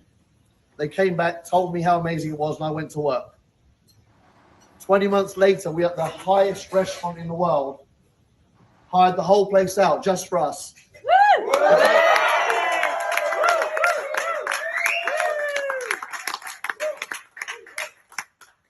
I want to say this, each and every one of you has come so far, and we're all privileged. We're all in an amazing space. But this is what you can do for others in the next 10, 12, 15, 20 months, right? This can happen for anybody that you speak to in the coming weeks, months, and years. So imagine the power you have to transform lives. This is transformation. Thank you. Enjoy yourselves. And all of the... So he actually hired out a yacht in Dubai. When he talks about it, when he did that video, that was 2 years ago, and that was when he was promoting HyperFund. Now it's rumored that he's made $86 million from his involvement in HyperFund or Hyperverse. He's now living in Dubai on the 56th story of some building overlooking the Majestic. And Brenda Chunga, he was UK with Keith, and Brenda Chunga was America. Brenda Chunga reckons she has only made $3.7 million to Hyperverse. What a load of bullshit. And I can tell you now, we've got people who are telling us where the money is. So let's watch this space. So let's just carry on. Let's get this video finished, and then we'll call it quits for the day. Thanks for being here with me so far. Sorry, I'm at work today, so that's why you're getting a bit of a shit show. Twist the story to, you know, my detriment, but ultimately it's just a very simple case of Bitcoin mining was no longer a business that I had any focus on, because the glory days and the most profitable time frame to do mining is long past, and you know, it made no sense to hold on to $20 million and you know, spend it all on things that, you know, didn't really make any sense, and leave all the creditors and shareholders nothing. So that's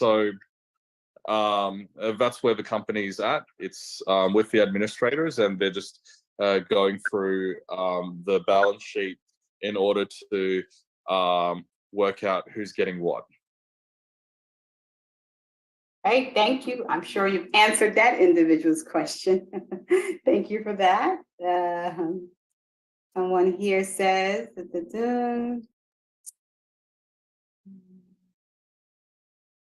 it's going back and forth. So this individual is asking about, when registering for StableDAO, who do you show as your sponsor if your Hyperverse sponsor is no longer participating? They want to know what direction to go in. what we've been telling them is find out your sponsor. That's what we've been sharing. But what would you say to that person? Sorry.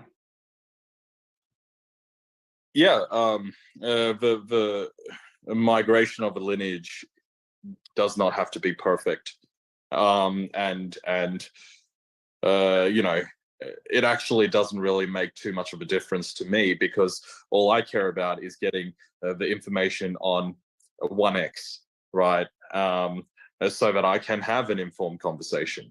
But given that this community was built by leadership, it just doesn't make sense for me to get this message of signing up, giving me the information on 1x, if it doesn't come from leadership, right?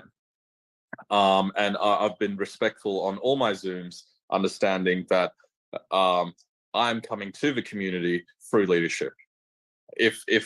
And it's not, by the way, me just hitting up Brenda and say, hey, for all time's sake, just put me in front of the community and let's shout it out.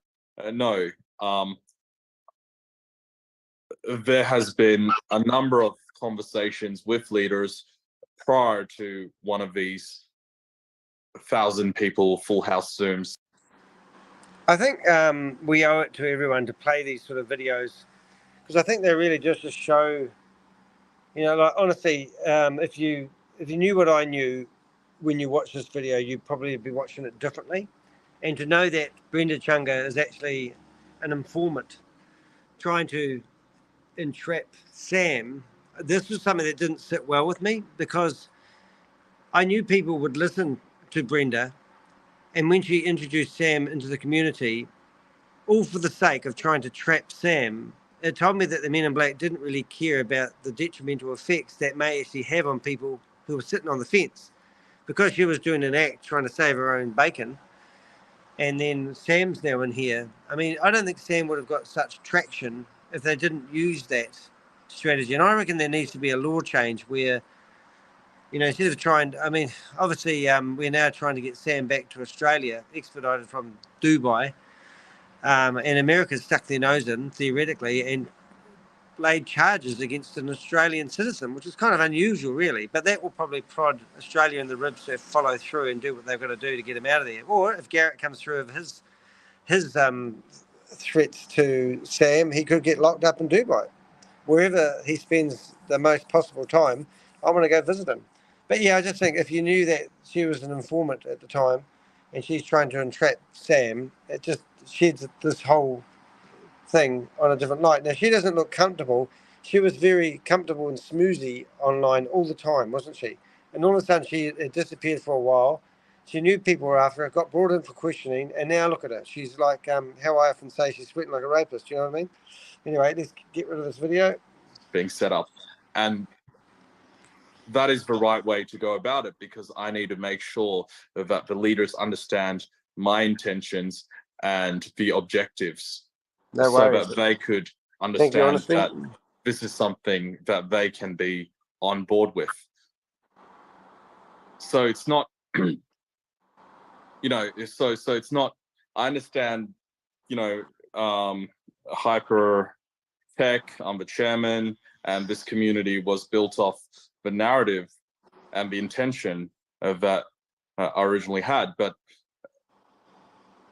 me being here is because Brenda felt I had important information to share, and hopefully can assist the community in moving towards a direction of healing and recovery. So now that I've had the opportunity to share that information, it is up to everybody to make up their own mind, and of course reach out to their leaders, and of course you know, follow you know, what has made Hyper successful, which is the structure that was created to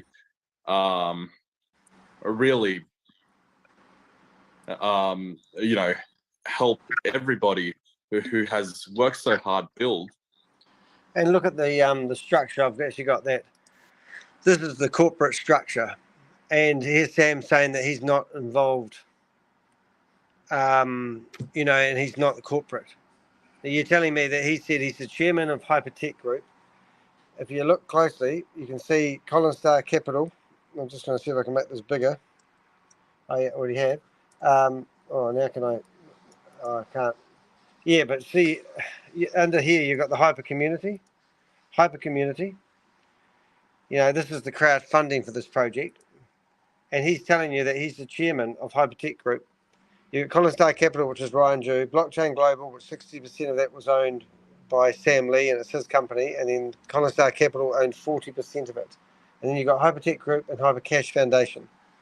So this is just, you know, this is crazy. And then you've got the partnerships. That's where the Hyper Community comes in. And then what else we got? Application. This is all the products that they were meant to actually have that they never had. And then you've got all the other shit down below, which even I don't know, all the tokens and the money, the MOFs, and all this sort of carry on. So there's the structure of the company of Hypertech Group. And then you've got Sam in here telling everyone that he's going to have a yarn to corporate. And if you know as much about this as people like myself, then you just know that this is a carnival act. Carnival. It's a circus show. It's a shit show. It's just creating false hope for people. And that's what really annoys me, to be honest. At least guide everybody towards recovery.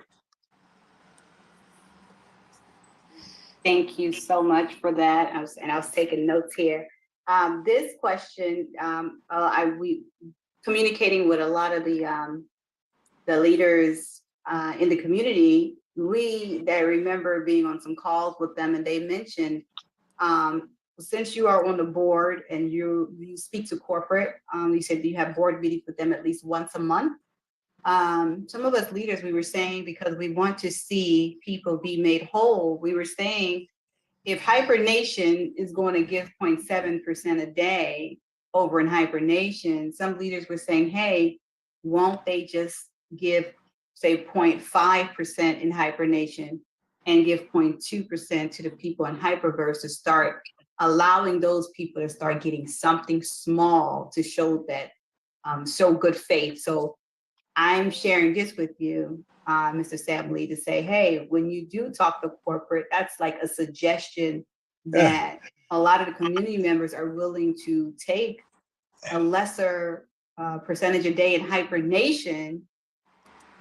People think that corporate haven't been transferring the money out of HVT accounts and transferring it into Bitcoin. If you look at what they're doing right now with We Are All Satoshi, they're doing exactly the same thing. In fact, Diversal's meant to be Hyperverse, and if you look at their wallets, like we've been tracking them, they're transferring the money out of all the We Are Satoshi and Boomerang accounts, which are the same, breaking it into small amounts and moving it off into other platforms where it can exit into the real world. So it's all in Binance hot wallets. We tracked $7.2 million the other day. We were watching people. The video I did yesterday was showing an old video of how Sam stole $102,000 from a couple, the Hughes. Absolutely disgusting. And they're doing exactly the same stuff right now. And here's Sam claiming he's innocent. It just makes you puke in a bucket. Just saying. To say have some over in Hyperverse, especially to give these people who are losing homes, lives are being threatened, and all these things. So that was just a suggestion that someone, well, a couple of the leaders mentioned. So I wanted to share that. And I don't know, is that possible? Does that seem feasible? What do you think about that? Again, you know, I don't have the visibility as well as the influence in order to make these decisions, because again, my job was to turn money into more money through HyperFund, the fund management side, not the affiliate marketing model side. So the affiliate marketing ecosystem is run through the membership management company. which manages the ins and outs of the funds. And that is unfortunately something which I'm not even able to advise corporate on because I don't have the visibility of the data. Thank you. Well, that helps because people want to know how far and what can you do and what you're able to do and not do. Some other people are asking, where is the link for Stable DAO?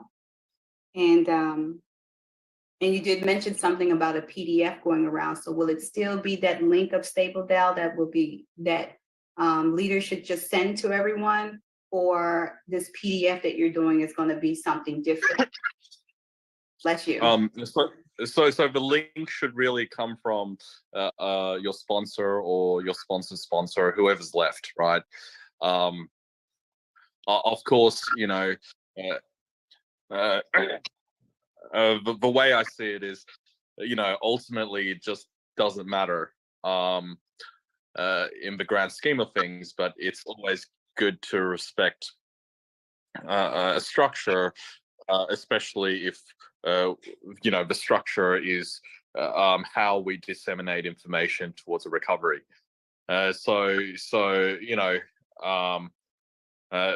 is a reason why the first week of this year I reached out to the nodes and V5s to start the conversation, and that was done in a private setting because people needed to understand where I stand first before they're able to provide me with any useful information on how to move things forward.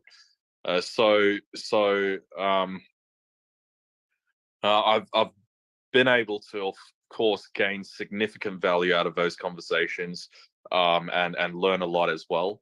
And I'm grateful for all the time that leadership has spent in at least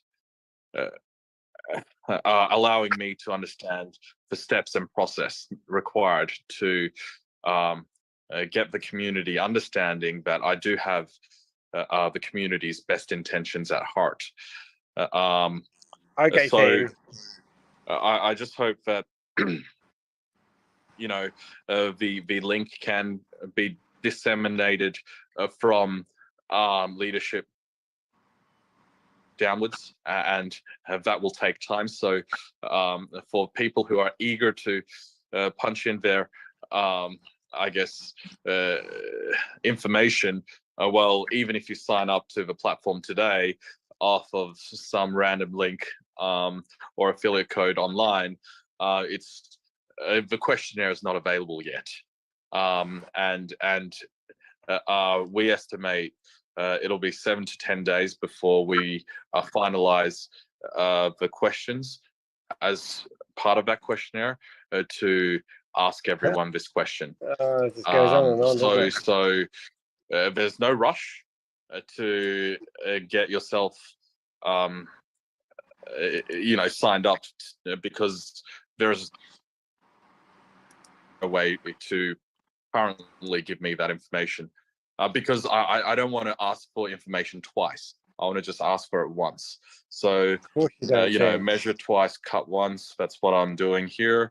So yes, sounds like you've got a history of doing that, mate. Let's have this link disseminate down from leadership, and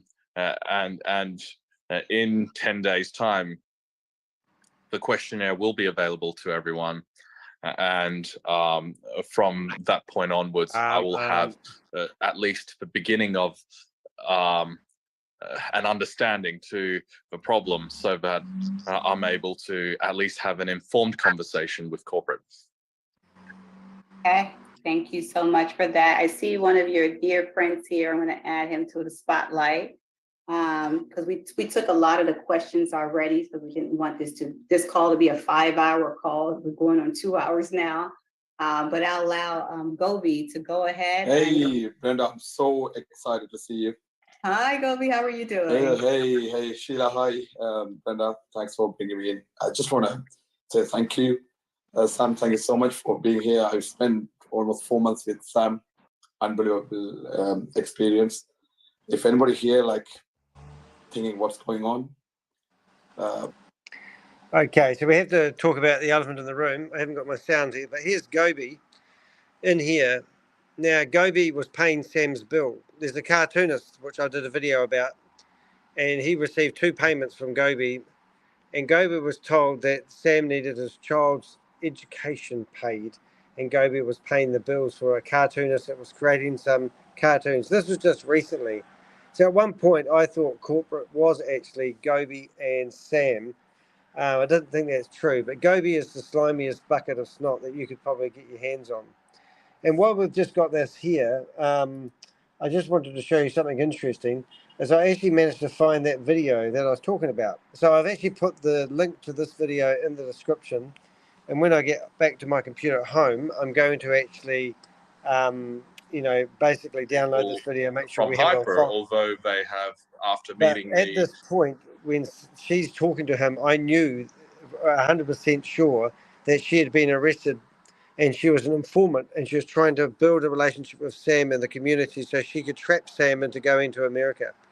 So that's why she looks like, this isn't the demeanor of the lady who's made $640 million.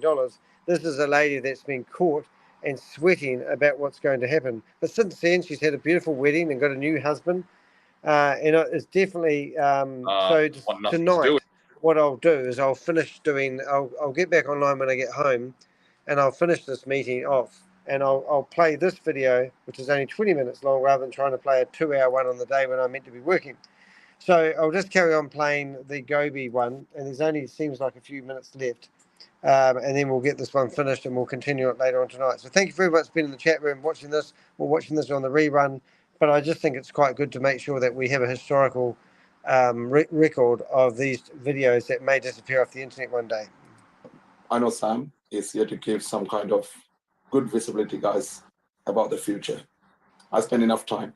I've been in the same situation like you about 4 months ago. It's Brenda Chunga, mate. Wasn't really wasn't really good when we met first, Sam. Now everything cleared, so I'm so happy you brought him here. Yeah, he's on the payroll. A couple of things. Now I want to do it. For me, if anybody looking for the 1x in here, the only option is Sam, because no one got the access to the corporate apart from Sam. He's here to fight for the community. This New Year resolution was, he told me the number one. It was kind of emotional. He said, I want to give something back to the community and I'm going to work for it. Sam, you remember that? You told me that. So thank you for that, Sam. This is the first time ever in Sam's history he came as Sam Lee.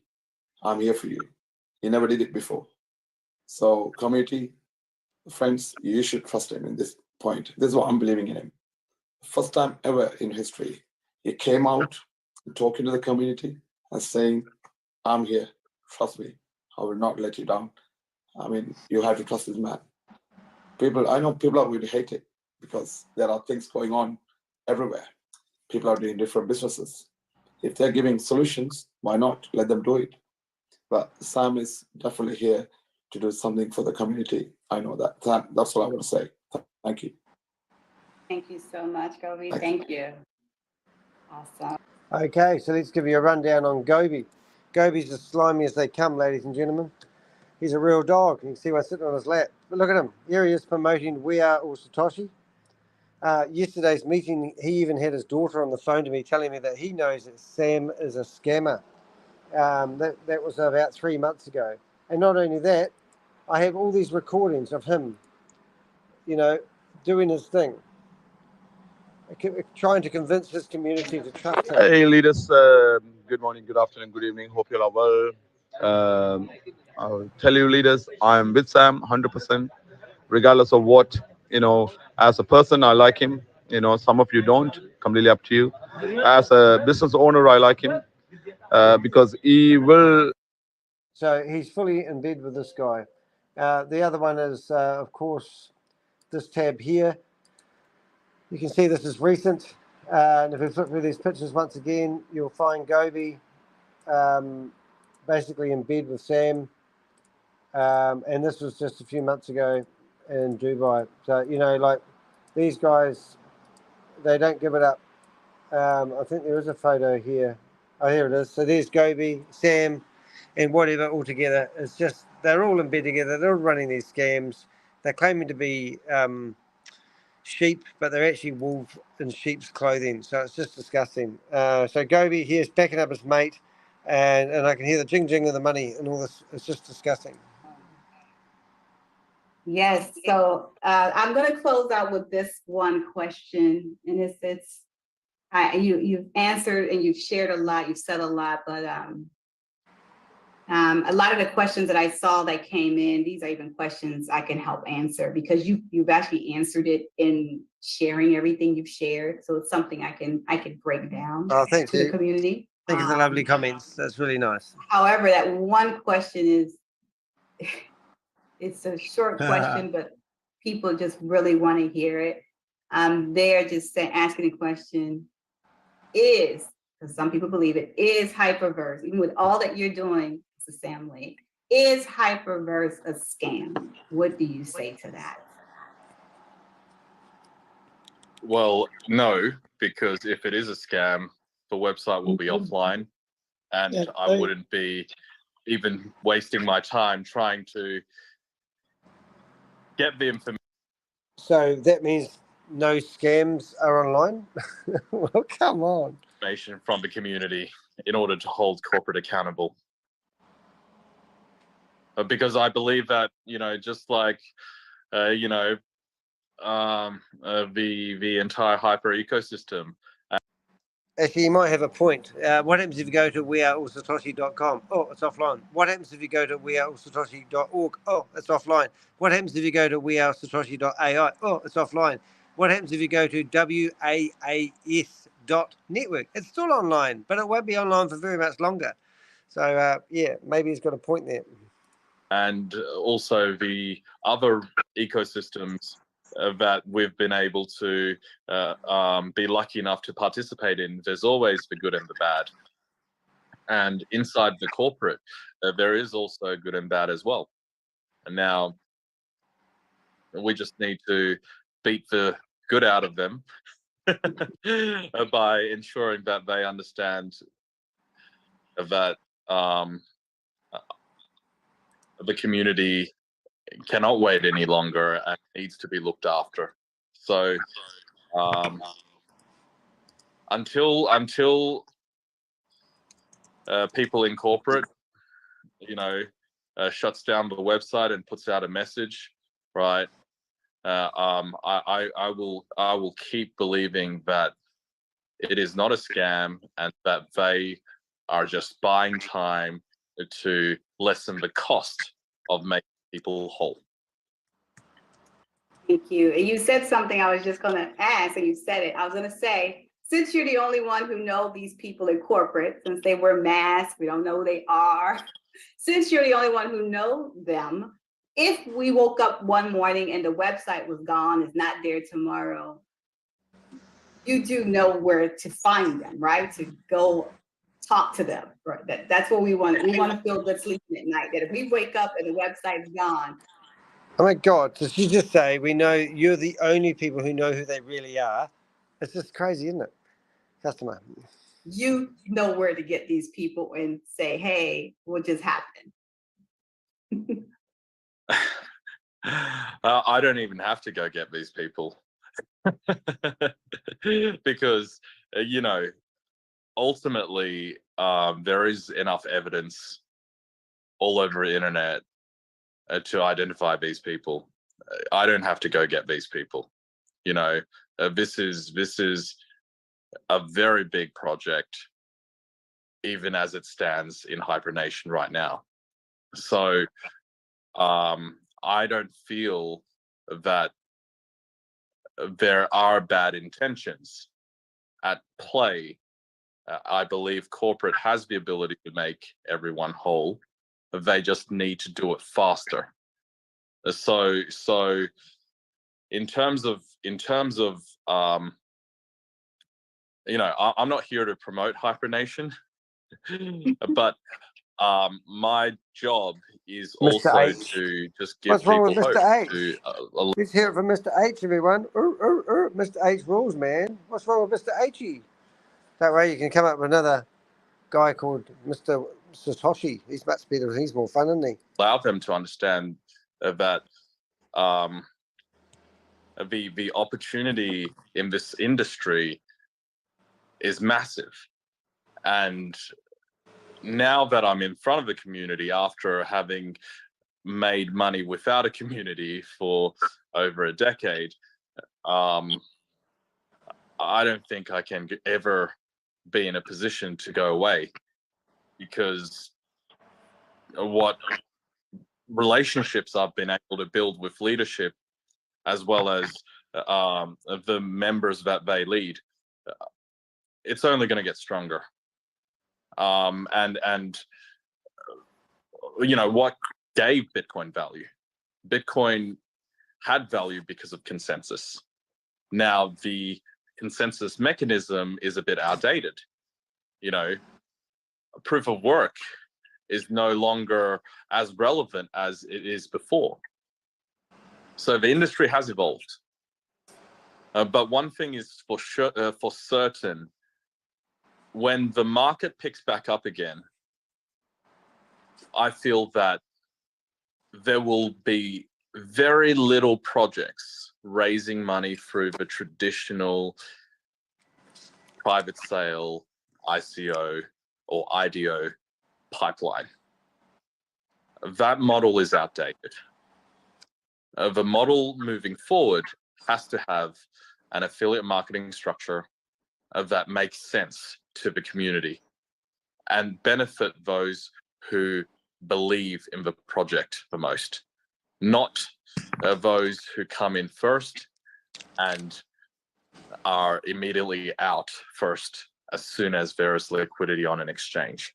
So that is a trend I love it. that So you blame hand you on blame heart the people that predicting. invested in the opportunity for taking their money out. So Love it. Brilliant. if that is a trend that is inevitable, then Yep. all these projects will So you put your money in and you never take it out. That's how it survives. be using this community as the launch pad.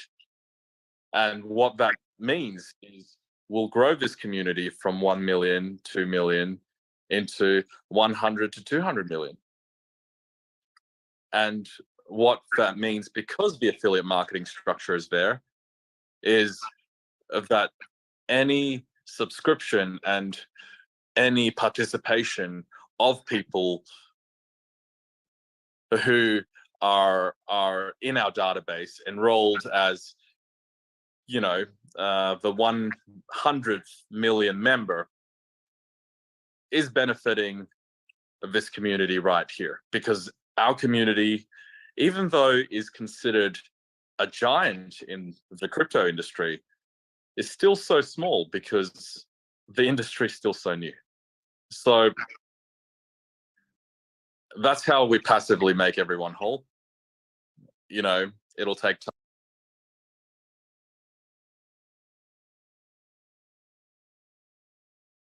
No, but when Brenda Chunga was in this video, she had already been arrested.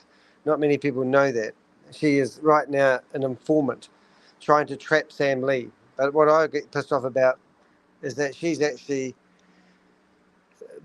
building that relationship between Sam and the community closer together while they're trying to trap him into going to Dubai, so they into America, so they can arrest him. It just makes you piss. So yeah, no, he's not arrested yet, but he's been charged, and also he's been investigated in America. In Australia. So he's probably going to get extradited back to Australia, and then maybe extradited back to America from Australia. Who knows exactly what's going to happen there? Or Garrett, who was had on the show yesterday, claimed that he's got 3 cases that he's going to do or start or is going. I couldn't quite make that clear.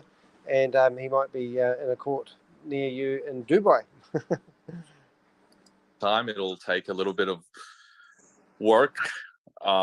on behalf of leadership, but I'm here. I'm here to keep doing these Zooms and to keep growing this community and structuring something that I believe has more longevity than the old, outdated models of participation and consensus. Thank you so much for that. Thank you, thank you, thank you. I personally appreciate you because when everything launched and people were waiting on this 1X, it was, what's the word? It was really scary at one point, knowing that we had, as leaders, promoters, we had no one to turn to. We were like, oh, where do we turn to? They launched different things, Hypercosmos didn't work out. People were just, and they were looking at the leaders, looking at the promoters, and we're sitting here, and that's why I took a step back, because I have to take care of my health. I can't, I don't own the company. I know.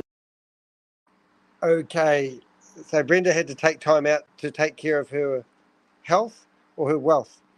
It's just bullshit on bullshit, this guy, especially if you know as much about it and you've been following it for 2 years like me. But anyway, I mean, it's just crap, really. And do they really think there was such a business out there that would generate such good returns on their investments and it was sustainable? Really? Nothing. I don't have access to corporate. So therefore, when you stepped in the forefront, I had a sense of relief and I felt hope, because some of us who've been in the crypto space before, we've seen platforms just disappear. You wake up one morning, it's gone. You know, then another one comes out, you join it, it disappears. So the fact that you're here, you're in the forefront, you are giving the community your word, you're telling them, so I'm gonna sum what you set up, for the community to be patient. You're not going anywhere. You plan on making people whole, but not just whole, even more. You also mentioned once before, like, I've created a lot in this space, I've created millions in this space, and I can do it again. And you said it on the call several times. He's like, I've done it without people. Imagine what I can do with a database of people. And so some of us are, and then some of us are just angry, don't want to hear anything. And so we can't make people do anything. All we can do as individuals is, for me, I always tell people, time will tell. So for those who believe or don't believe, time will tell, right? That's how you'll know the true outcome of what's going to happen. So I do want to thank you so much for being up so late to just be here to support the community. The fact that you keep coming on these calls and letting us know that you're around. You didn't just run off and you didn't make a speech and then disappear, but you're here. When we reach out to you, you respond. We send the message, you're there. So that gives us hope. And we're just truly excited about people being able to see that this platform wasn't a scam, because we all joined Hyper. We all joined Hyper so happy. We were so happy. You didn't get to see the community in the beginning. When I tell you, it was a place of answered prayer. It was a place of, we're like, wow, this is what we've been looking for. And then to be here in this place, it's like, whew. So we do have to decide, are we going to bash you coming to the forefront? Are we going to bash you, say negative things? Or are we going to have hope and believe that having patience, time will tell? But I'll say this, it's something you told me, Mrs. Sam Lee, when we met in Dubai, it's something you said to me. It's actually two things. And it educated me, because I haven't been in a space like you have. You've been in here a whole decade, right? I haven't. So something you shared with me that opened my eyes, you said, 90% of the people that buy cryptocurrency, they take a loss because they don't know to hold on to it and be patient. And when you said that, I thought about myself. I fell in that 90%. The moment we see the crypto dropping, we sell. But if you understand crypto and know that it's a wave and it goes up and down, those are the people that hold on. That's the people that hold on for dear life. So when you said that, that was a moment where you educated me. I was like, oh, I said, well, I don't want to be the 90%. I'm going to hold on to it. So my point is, you know the space, you understand the space. So to have you come on and share this information, it's powerful because it's coming from a person with experience. And the last thing you shared that I took away in our meeting was that we went around the table and asked everyone, what are you passionate about? And you mentioned you were passionate about making people's dreams come true. So at that point, I never even thought I'm sitting at the table with someone who would, disappear tomorrow. And so I wanted to just piggyback off of what Bobby shared about your heart for the people. So that's it. What you said is to have patience. You're working on the plan. Corporate is taking its time. So we have two things going. We have corporate taking its time, and you believe that they're going to make good on their promise. And then we have you saying, I'm not going to sit here and wait anymore for corporate. I'm going to take actions and matters into my own hand. And I'm not asking for one dime out of anyone. Just get in position so you can have a database to run with. So it is now up to the community, up to ourselves to decide what we want to do. What I love about this space, it is a voluntary space. No one has to do anything that they don't want to do. No one forces you to. No one makes you do it. It's you do it because you feel that you believe in it. And if you don't believe in it, we respect that as well. So I do want to thank you. Just walk so away from your money, guys. I will. Everyone that asked their questions, I'll send the recording through the email that everyone asked their question. And once Mr. Sam Lee sends the PDF, we'll definitely get that to the community and the link for StableDAO for the individuals that are asking for that link. We can get that out. But in due time, right now, all we're going to do is what we can do. And what is that? It is just to be patient, because there's nothing else we can do. I mean, if anyone else has a solution, give it to us, but we're always thinking of ideas, like you said. If corporate could just hear our cry, which is take a little off of hibernation, give it to the Hyperverse so people can be made whole. If that can't happen, all we can do is be patient. So with that, thank you so much. I want to allow everyone to be able to unmute themselves just to say goodbye to you, Mr. Sam Lee, and hopefully it's all positive goodbyes. So Sheila, are you able to unmute so they can all say goodbye? I hope I don't hear nothing. Goodbye. Sam.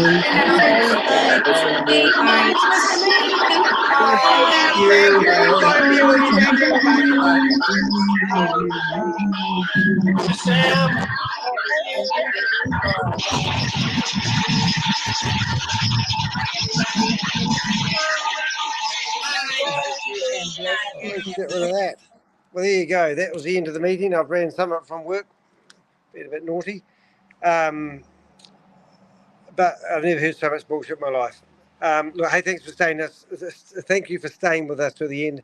I'm going to continue this because I want to go through the rest of the PDF that we started off with at the beginning of the show. I will try to put timestamps in this for you. These are old meetings that have been played on the internet before, but I think it's good to stamp an historical timeline on events. I have also found another video, the one with her with the baseball cap, so I'll play that at the end of the video, the live I do tonight. So I just want to say thank you for being here. Thank you for supporting me and the Avengers. We had some shenanigans halfway through this meeting, but this is 5 hours and 14 minutes of my life I'll never get back. I'm doing this because I want to name and shame anyone running a Ponzi scheme or a scam.